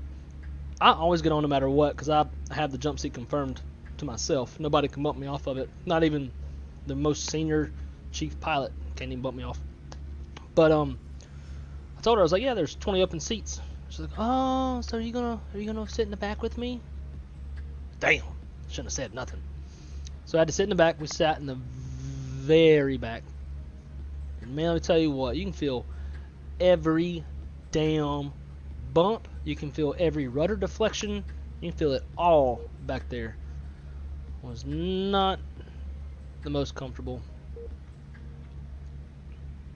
Where you at? But on the way back, yo, what do I not have? Why is African Express Airways McDonnell Douglas MD-82 anywhere close to me?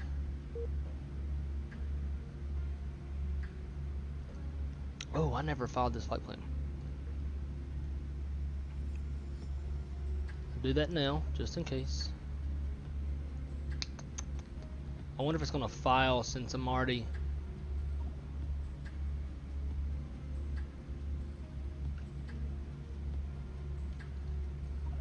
I don't know how it is on Flight Explorer, or whatever this is. Vatsim flight plan filing, but in real life, if you try to file a flight plan that's like even 1 minute ago, it'll reject because it's historical. It always has to be future. So it's currently 2304. So we're just gonna put that in 2306, and we'll file that. Cool. Getting ready to come on down, old son. Where is my charts? Alright, bottom altitude on the Greenwich landing south. 6,000 feet. Throw that in there.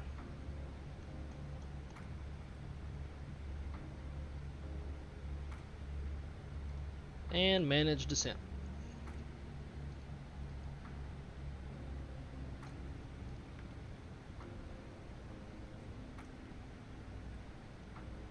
Alright, we should have a new METAR out as well. It's just past the top of the hour. So let's see what we got. We'll make our changes. Alright, winds are variable at 6, 10 statute miles, few at 4,500, few at 7,000, scattered 10,000, broken 25,000. Temperature 28, dew point 23, altimeter 30.07. CB's distant to the northwest. So weather is dissipating off.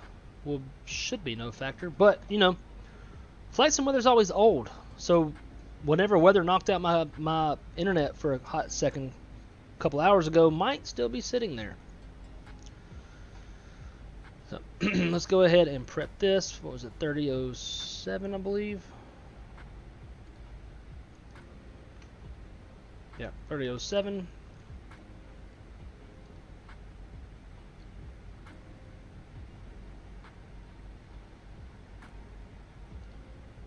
Standard and standard. Cool, so let's update our perf numbers real quick. 3007. We'll call winds calm. It's variable, so you can't put in variable. Oh, then temperature 28.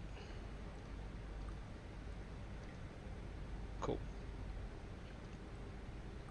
So again, ILS buttons pushed. Da, da, da, da. Sweet. Now let's brief the approach real fast. Over to the charts.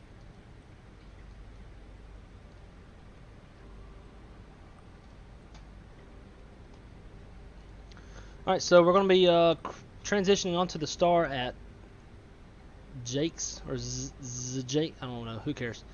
We got all these crossing constraints, so we're going to meet all those. We're going to break off the star to land south here. We will not be flying this, this is to land north. We are planning on the ILS runway 18 right. ILS frequency is 111.9, final approach course is 185. Final approach fix is Tuffy at 2,200 feet. Decision height is 200 feet off the ground. Touchdown zone elevation is 94. We have a standard 30-degree light slope. Approach lights, Pappy on the left. We'll go mist. We'll go climb to 500, and then climbing right turn to 4,000 on a 270 heading. We need 200-foot ceilings and half-mile visibility to shoot this approach. We got it, no issues there. On runway 18 right, we have high intensity runway lights, centerline lights, approach lights, touchdown zone lights.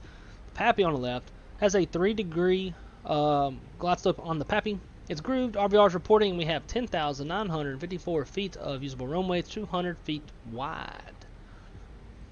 Once we land,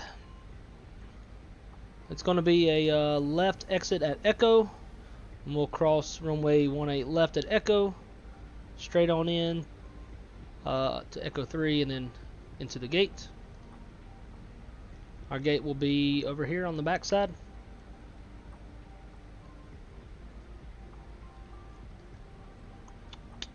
So weather may be a factor, terrain is no factor. Because it is an ILS, we have both ILS push buttons armed. And we've got auto brake low. Nice long runway. Probably won't even need auto brake, to be honest, but want to make that turn off. So if you got any questions, throw it in the chat. Other than that, no questions. I don't think anything's going to happen. And I say that because Frontier recently sweetened the deal a few days ago. And then yesterday, JetBlue upped it again. So if I had to guess, in fact, I'm looking at my company email real quick.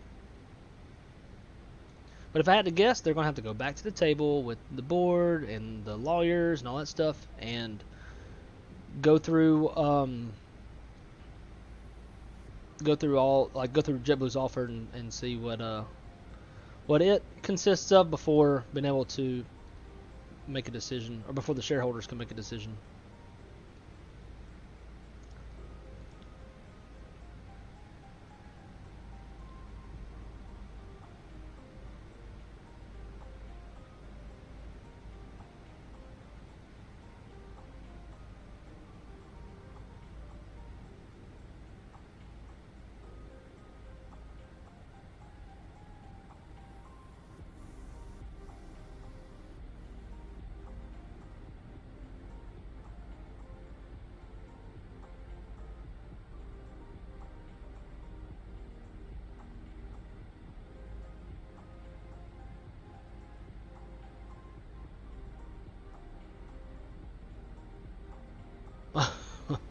Whoops. Didn't mean to send that.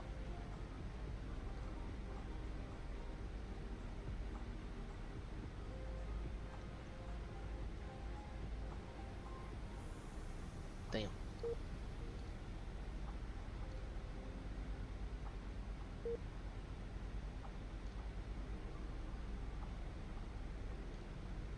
Says, well, I should not have opened my emails because now I'm going through emails. So minimize.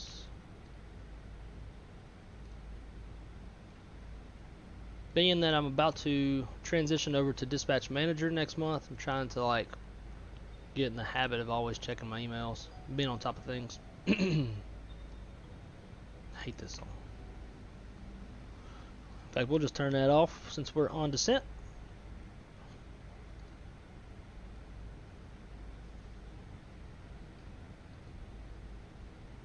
Haven't heard anybody on the radios in a hot minute. 22.8.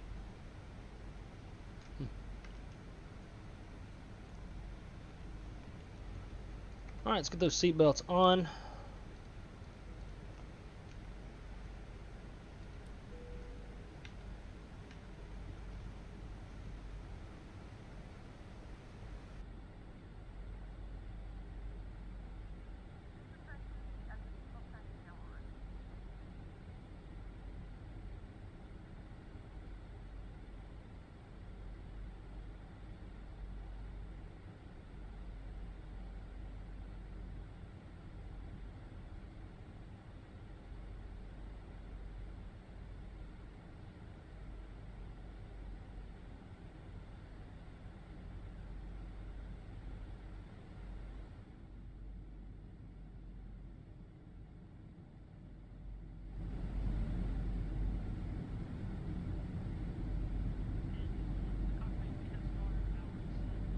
Area. Be on the ground about the next 15 minutes or so. Current weather in Orlando, got variable winds at 6 knots, partly cloudy skies, temperature of around 88 degrees. As always, I want to thank you for flying Spirit, and we hope to see you on a future Spirit flight. Flight attendants, please prepare the cabin for arrival. Bam. Like a pro. Alright, there's transition altitude. 3007. 3007. 3007. Status page check, looks good. Seatbelt signs are on. Alright, approach checklist. Briefing is complete. Approach stable by 1100 feet. Ecom status is checked. Seatbelt signs are on. Minimum is 200 set, as you can see there. Engine annex 1 and 2 is off, and altimeter 3007 set. Approach checklist is complete. Now, just real quick to cover before we get into this. We're going to stay at 3,000 feet until we cross over Orlando Executive. It's going to put us high on the glide slope. So we're going to dirty up right as we're about to cross over Orlando Executive. And then we're going to have to chase that glide slope. If we're not on the ILS with a descent rate of less than 1,000 feet per minute, by 1,100 feet, we're going to have to go around. And that will put us in Miami Center airspace. And I don't want to talk to them, because they are controlling. I don't want to be like, hey, going around. All right, see y'all later. F Geek, what is up, dude? Yeah, man, it has been a hot minute. I didn't stream any after work last week with all the training I was doing. It was kicking my ass. So I was really tired every day that I got home. So I didn't stream then, and then I went and spent a weekend in Memphis. So finally, here we are. Took a look at the Indy airports. 18, 19 bucks. Looks really nice. Got people walking around inside and stuff. I've seen a little better airports from other developers, and I've seen far worse. So I would say it's worth it if you want to go to the playback and take a look at that. Cool. But yeah, welcome aboard, man. We've missed you.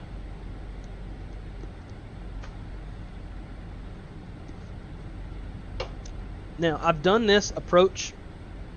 I don't think I've ever done it in an Airbus. I've been in the jump seat on a Delta 7.5 doing this, and it was quite an aggressive descent rate.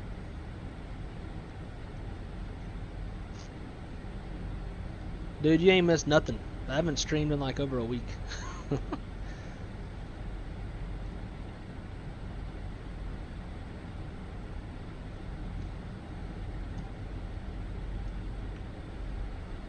Let's go proc page. Thought I put that in.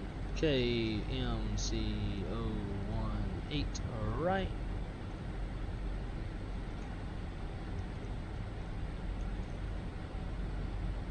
Orlando traffic, Spirit Wings, whoever the hell I am. 587.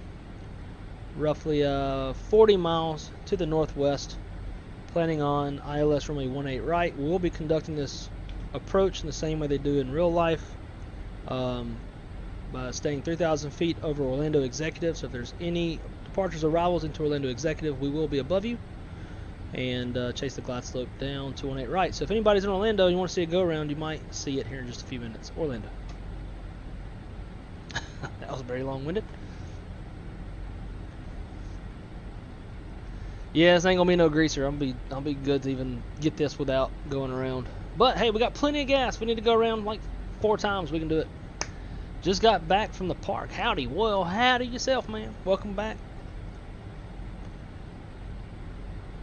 Some of these clouds look like there might be some nasty buildups. Alright, so seeming how airspace is still not controlled. I'm gonna throw in a VIA. Figure out. Let's see. Let's do naval. Arrival via naval. Looks good to me. Say it's going right to the approach. Insert. Cool. That'll allow us to get a little bit more time to get stable and all that good stuff. Now there's 10,000 feet. Airplane's gonna shallow off, bleed off that airspeed. Hey, attaboy, Chase. Such a bad thunderstorm. Yeah, I bet. I'm looking at Volanta. I see that weather over there. That's why I did not list Tampa as my alternate, because I knew the weather was gonna be not so nice.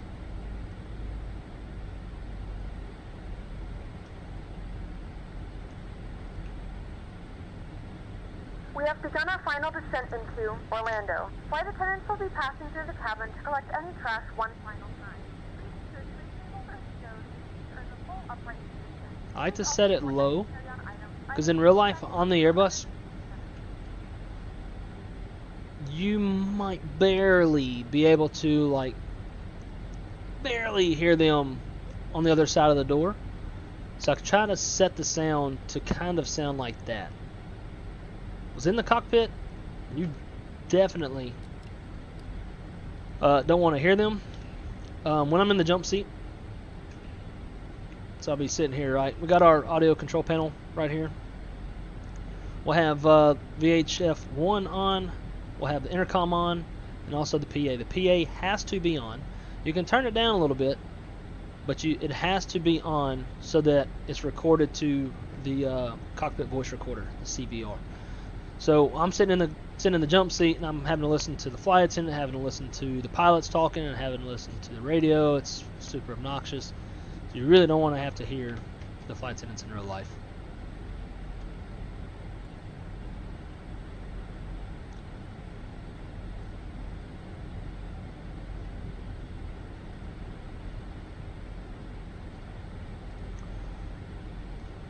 The Pacx ladies really, yeah. Not anymore. Turned her ass down. Got a huge storm cell over me right. So, Chase, do you like go back and forth between Chicago and Atlanta, or because I've seen like in times in the chat where like you've been in Atlanta, and then other times where you've been in Chicago. So what's that about, or am I just losing my mind?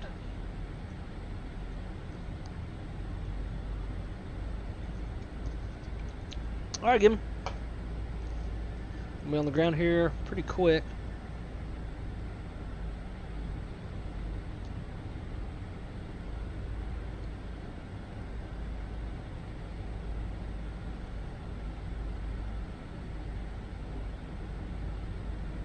Alright, so we got 6,000 here at Yago. After Yago, we're going to descend to 3,000. And try to get on this. Oh, okay. Gotcha, Chase. Makes sense. One of my coworkers, Rio, who you've talked to before, his son does the same. Between, I think it's Pensacola and Fort Lauderdale.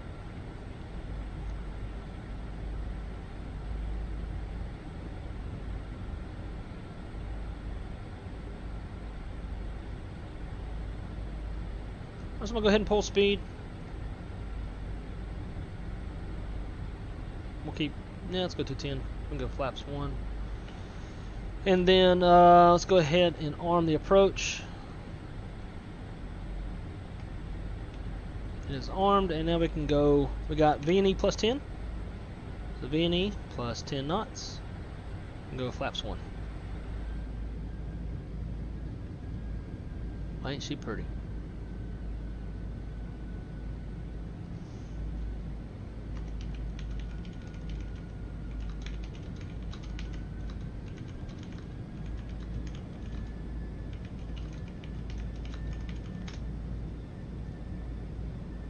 Light dropped for Senior Captain Shaquille O'Neal. Alright, should just fly that heading. Alright, let's go down 3,000.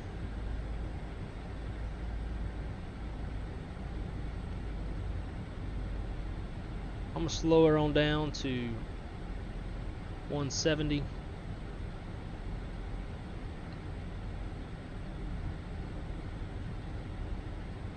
On the approach.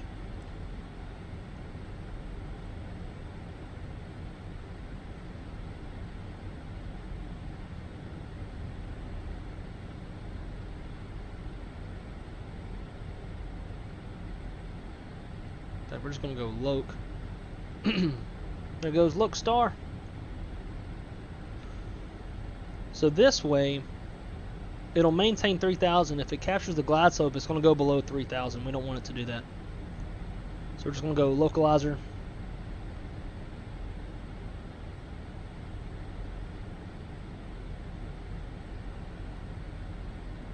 So Loke Star. We got the glide slope here. We'll just use it as an indication, but once we level off at 3,000, it's going to keep going down, and we're going to end up chasing it here in a little bit.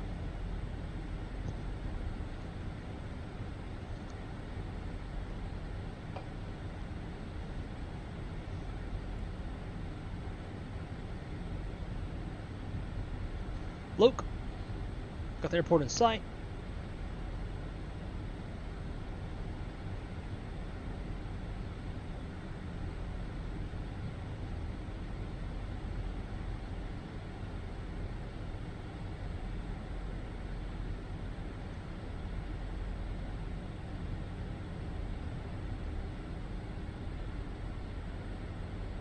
So at 8 miles, I'm going to go manage speed, gear down, flaps 3, get everything fully configured, those lights on.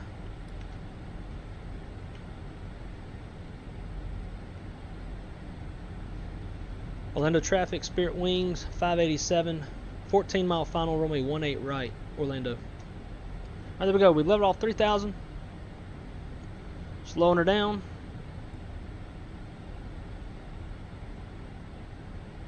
Looking for V&E plus 10, which will be 180. I'm actually getting rid of my face on this one so we can have nothing but good viewing experience. Here we go, flaps 2. So bring that nose down.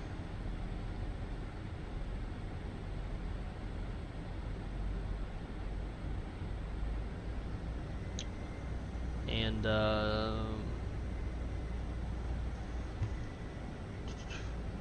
descend, maintain 3000 until established on a localizer, which we are. Cleared for visual runway 18 right. So actually that one would be like maintain 3000 until over Orlando VOR, then cleared for the visual, something like that. You have to tell them to stay at 3000. Alright, so we're at 3000. This ring indicates 8 miles. You can tell the glide slope is running away, and now it's about to get busy real fast. Alright, let's go. Manage speed, gear down, spoilers armed. Flaps 3.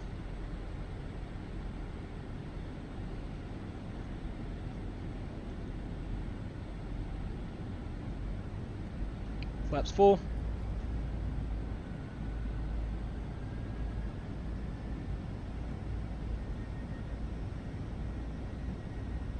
Alright, here we go. Now we got to catch up with the glide slope. Missed approach altitude's 4000. This is where it gets tough.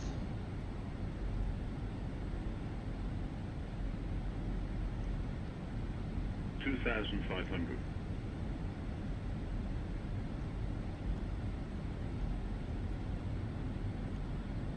Picking up a little bit of speed. We got to be stable by 1100 feet.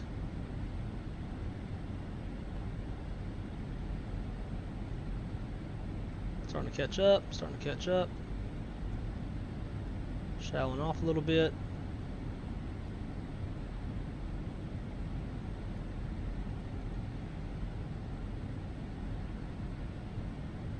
Glide slope star and glide slope.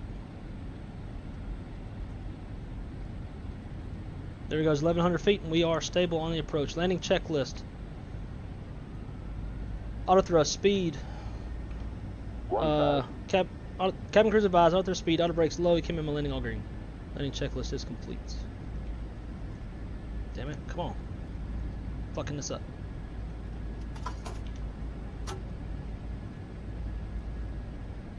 Wow, this might be the first time I've actually been able to do it that clean. That's because I slowed everything down before crossing instead of after crossing. It's variable winds. Don't know what to do.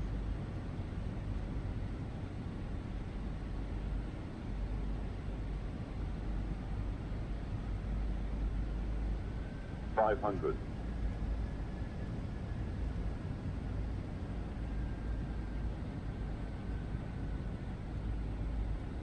$400.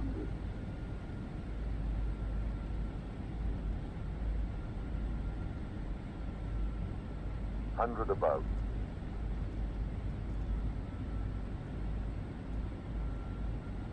Minimum.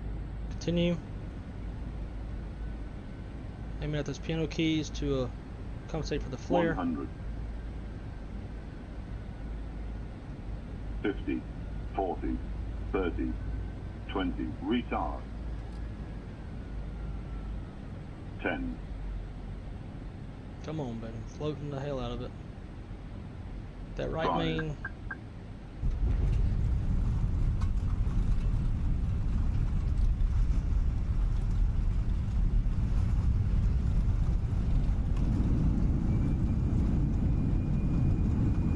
That was a floaty.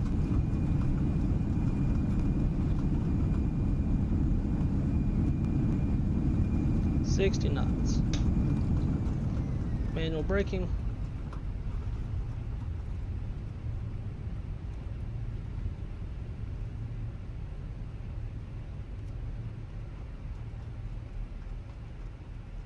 Orlando traffic, Spirit wings, 587s, clear, runway 18 right, holding short, runway 18 left, Orlando. It is currently about 82 degrees Fahrenheit. You can now use your mobile devices. Please remain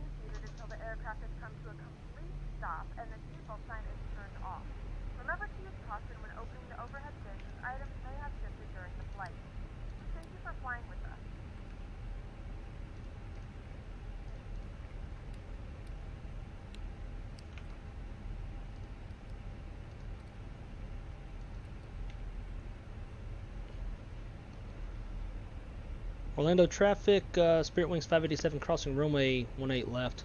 Orlando.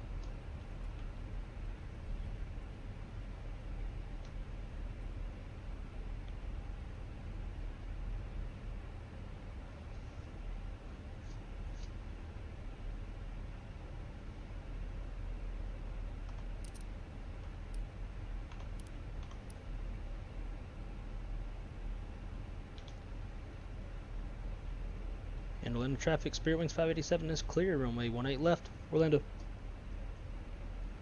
Alright, so now we got to taxi on over to runway 34. Make sure we park at the right gate.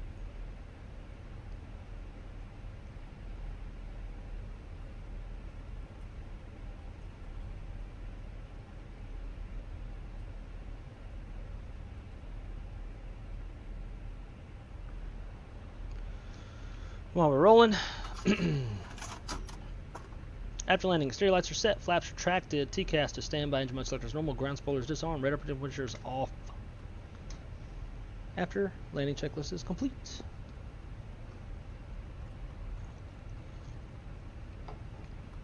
APU is available, and we got 50 minutes until we can shut down too.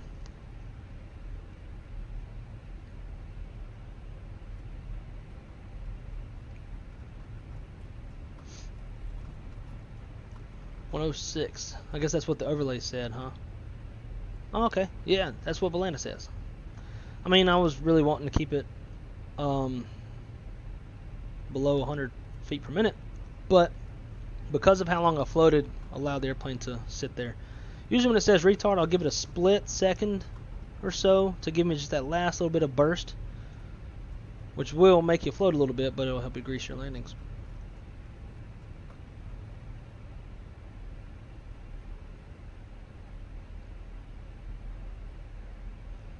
Alright, there is 3 minutes. Yellow electric pump comes on. Engine 2 shut down. Confirm engine 2 confirmed. Pretty much right back where we started. We started at gate 32. Now we're going to be parking right next to it.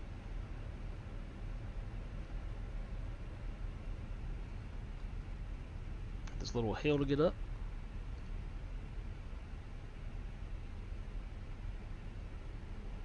And my girlfriend's calling, let me know she's on her way home. Look at the background whenever she calls. I think it would even show it. It's taking off from the back. It's kind of cool.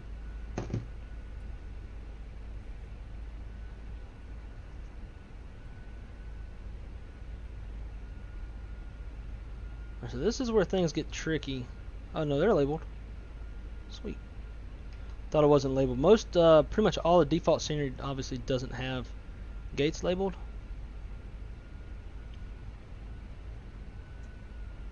Although it's 32. So where the hell is 34 at?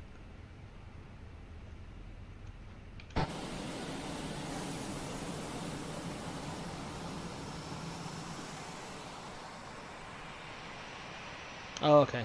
It's just hidden. That's why. Kill that light.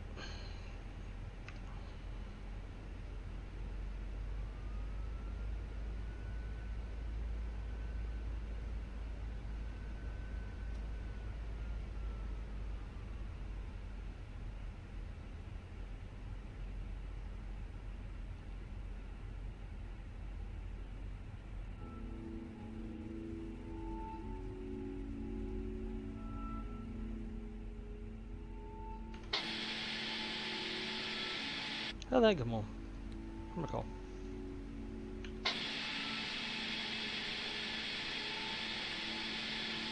Alright, set the parking brakes. Yellow pump comes off. Engine 1 shut down. Once I hear the bus beacon off, seatbelt signs off. The board. My roommate's home. Dog's going crazy. And we'll. Whoops! I didn't mean to hit record.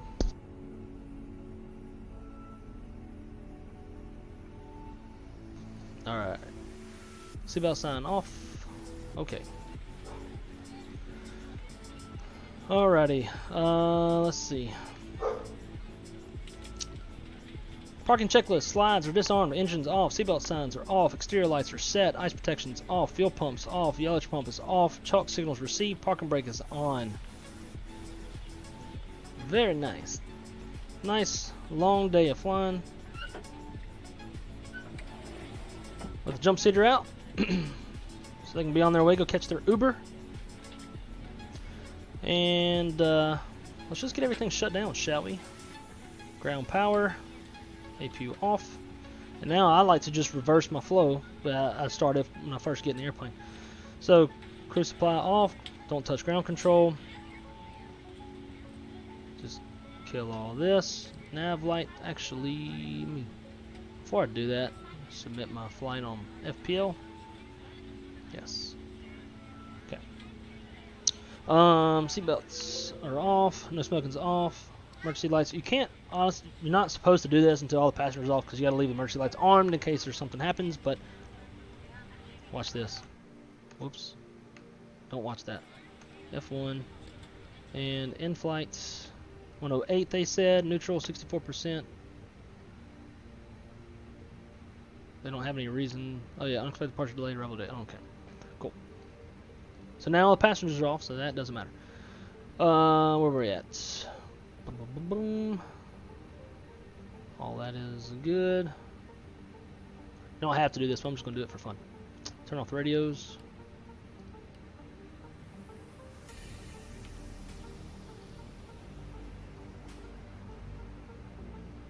Trying to be real nice.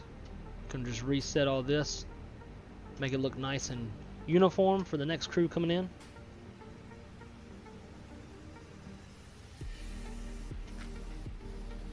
$2992, so wheat. Check this dumb ACARS message. It's just our arrival time. AOC menu. Receive messages. Arrival. Yes, we know. Cool.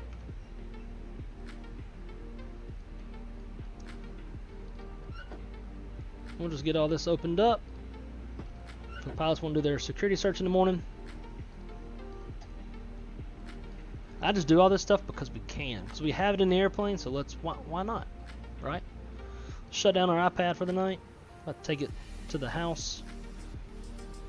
Put it in sleep mode.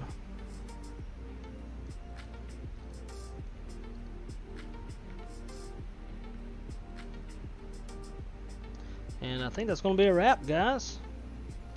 Close that up.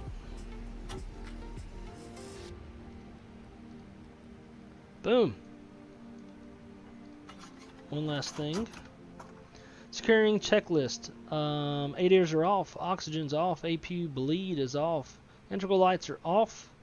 Emergency exit lights are off. Signs are off. External power, if available, is on. It is. APU master off. Maintenance bus. External power on. I want to add somewhere on the back overhead. It's not applicable. Cool. Let's see if we can find where that is.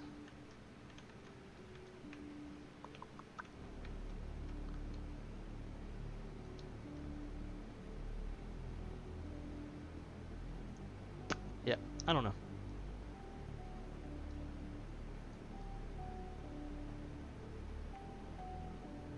I think it has to be reachable. So you'd think it'd be... Oh well, who cares? Alright.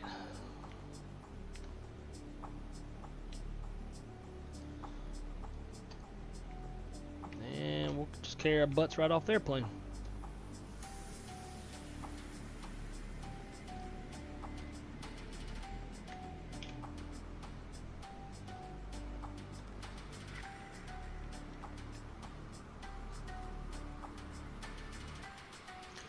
Well guys, I hope y'all enjoyed that just as much as I did. That was a hell of a lot of fun. Nice long day. I just wish we would have had some Vatsim to talk to, give a little bit of ambient sound and all that kind of stuff.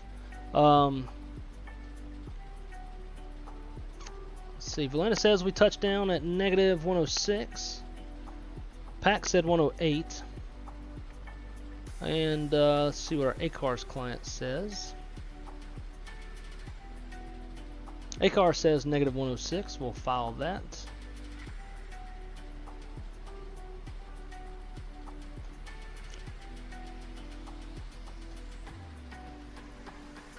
And then we'll just take a look and see what we scored on a pilot's life.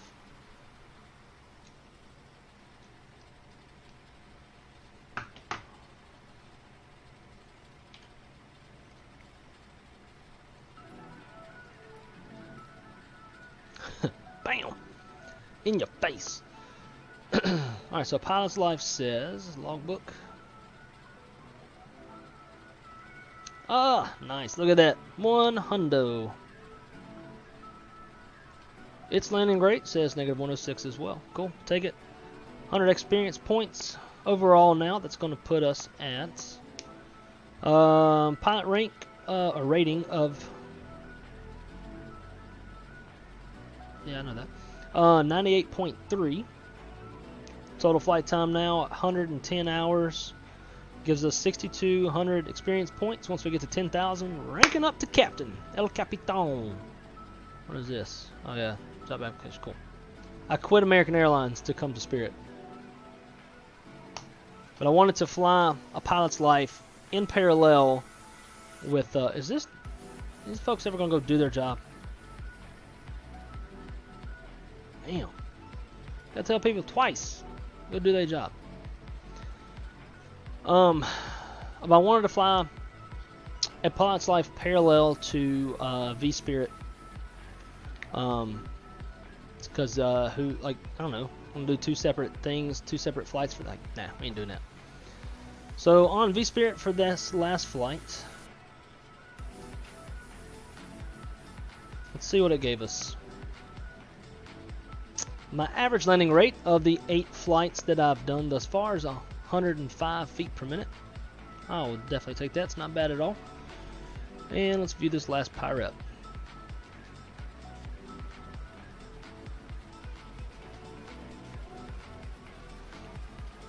Alright, so we got 220 points on that one.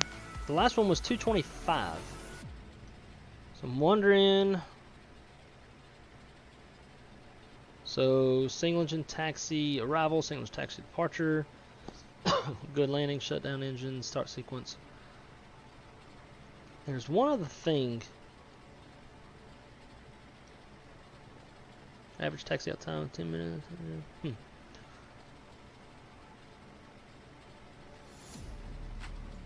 So there's one other thing I got points for on the inbound to Indy. I'm curious to know what that is.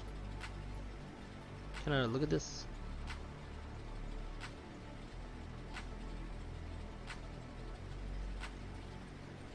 Oh, did I not tell it that I was connected to the network? Damn. It was 250 flights. And we were connected to the network. Damn. That sucks. 30 points right there missed out on just being negligent. Or not negligent, but whatever. Sweet. Well, guys, thank y'all so much for coming along today in this however long we've been streaming. Probably like some 5.5, 6 hours. But I hope everybody has a great day. Might try to squeeze in a stream tomorrow. Got to mow the yard, get my clothes ready for work week, all that stuff. In fact, I think tomorrow is my second to last week as a flight dispatcher until going over to dispatch manager. Damn, it's going fast. Anyways, guys, hope y'all have a great rest of your night. If I see y'all tomorrow, we'll see you then. If not, then we'll just see y'all in the next one. But hope y'all take care. And as always, keep it on the wrong side. See y'all later.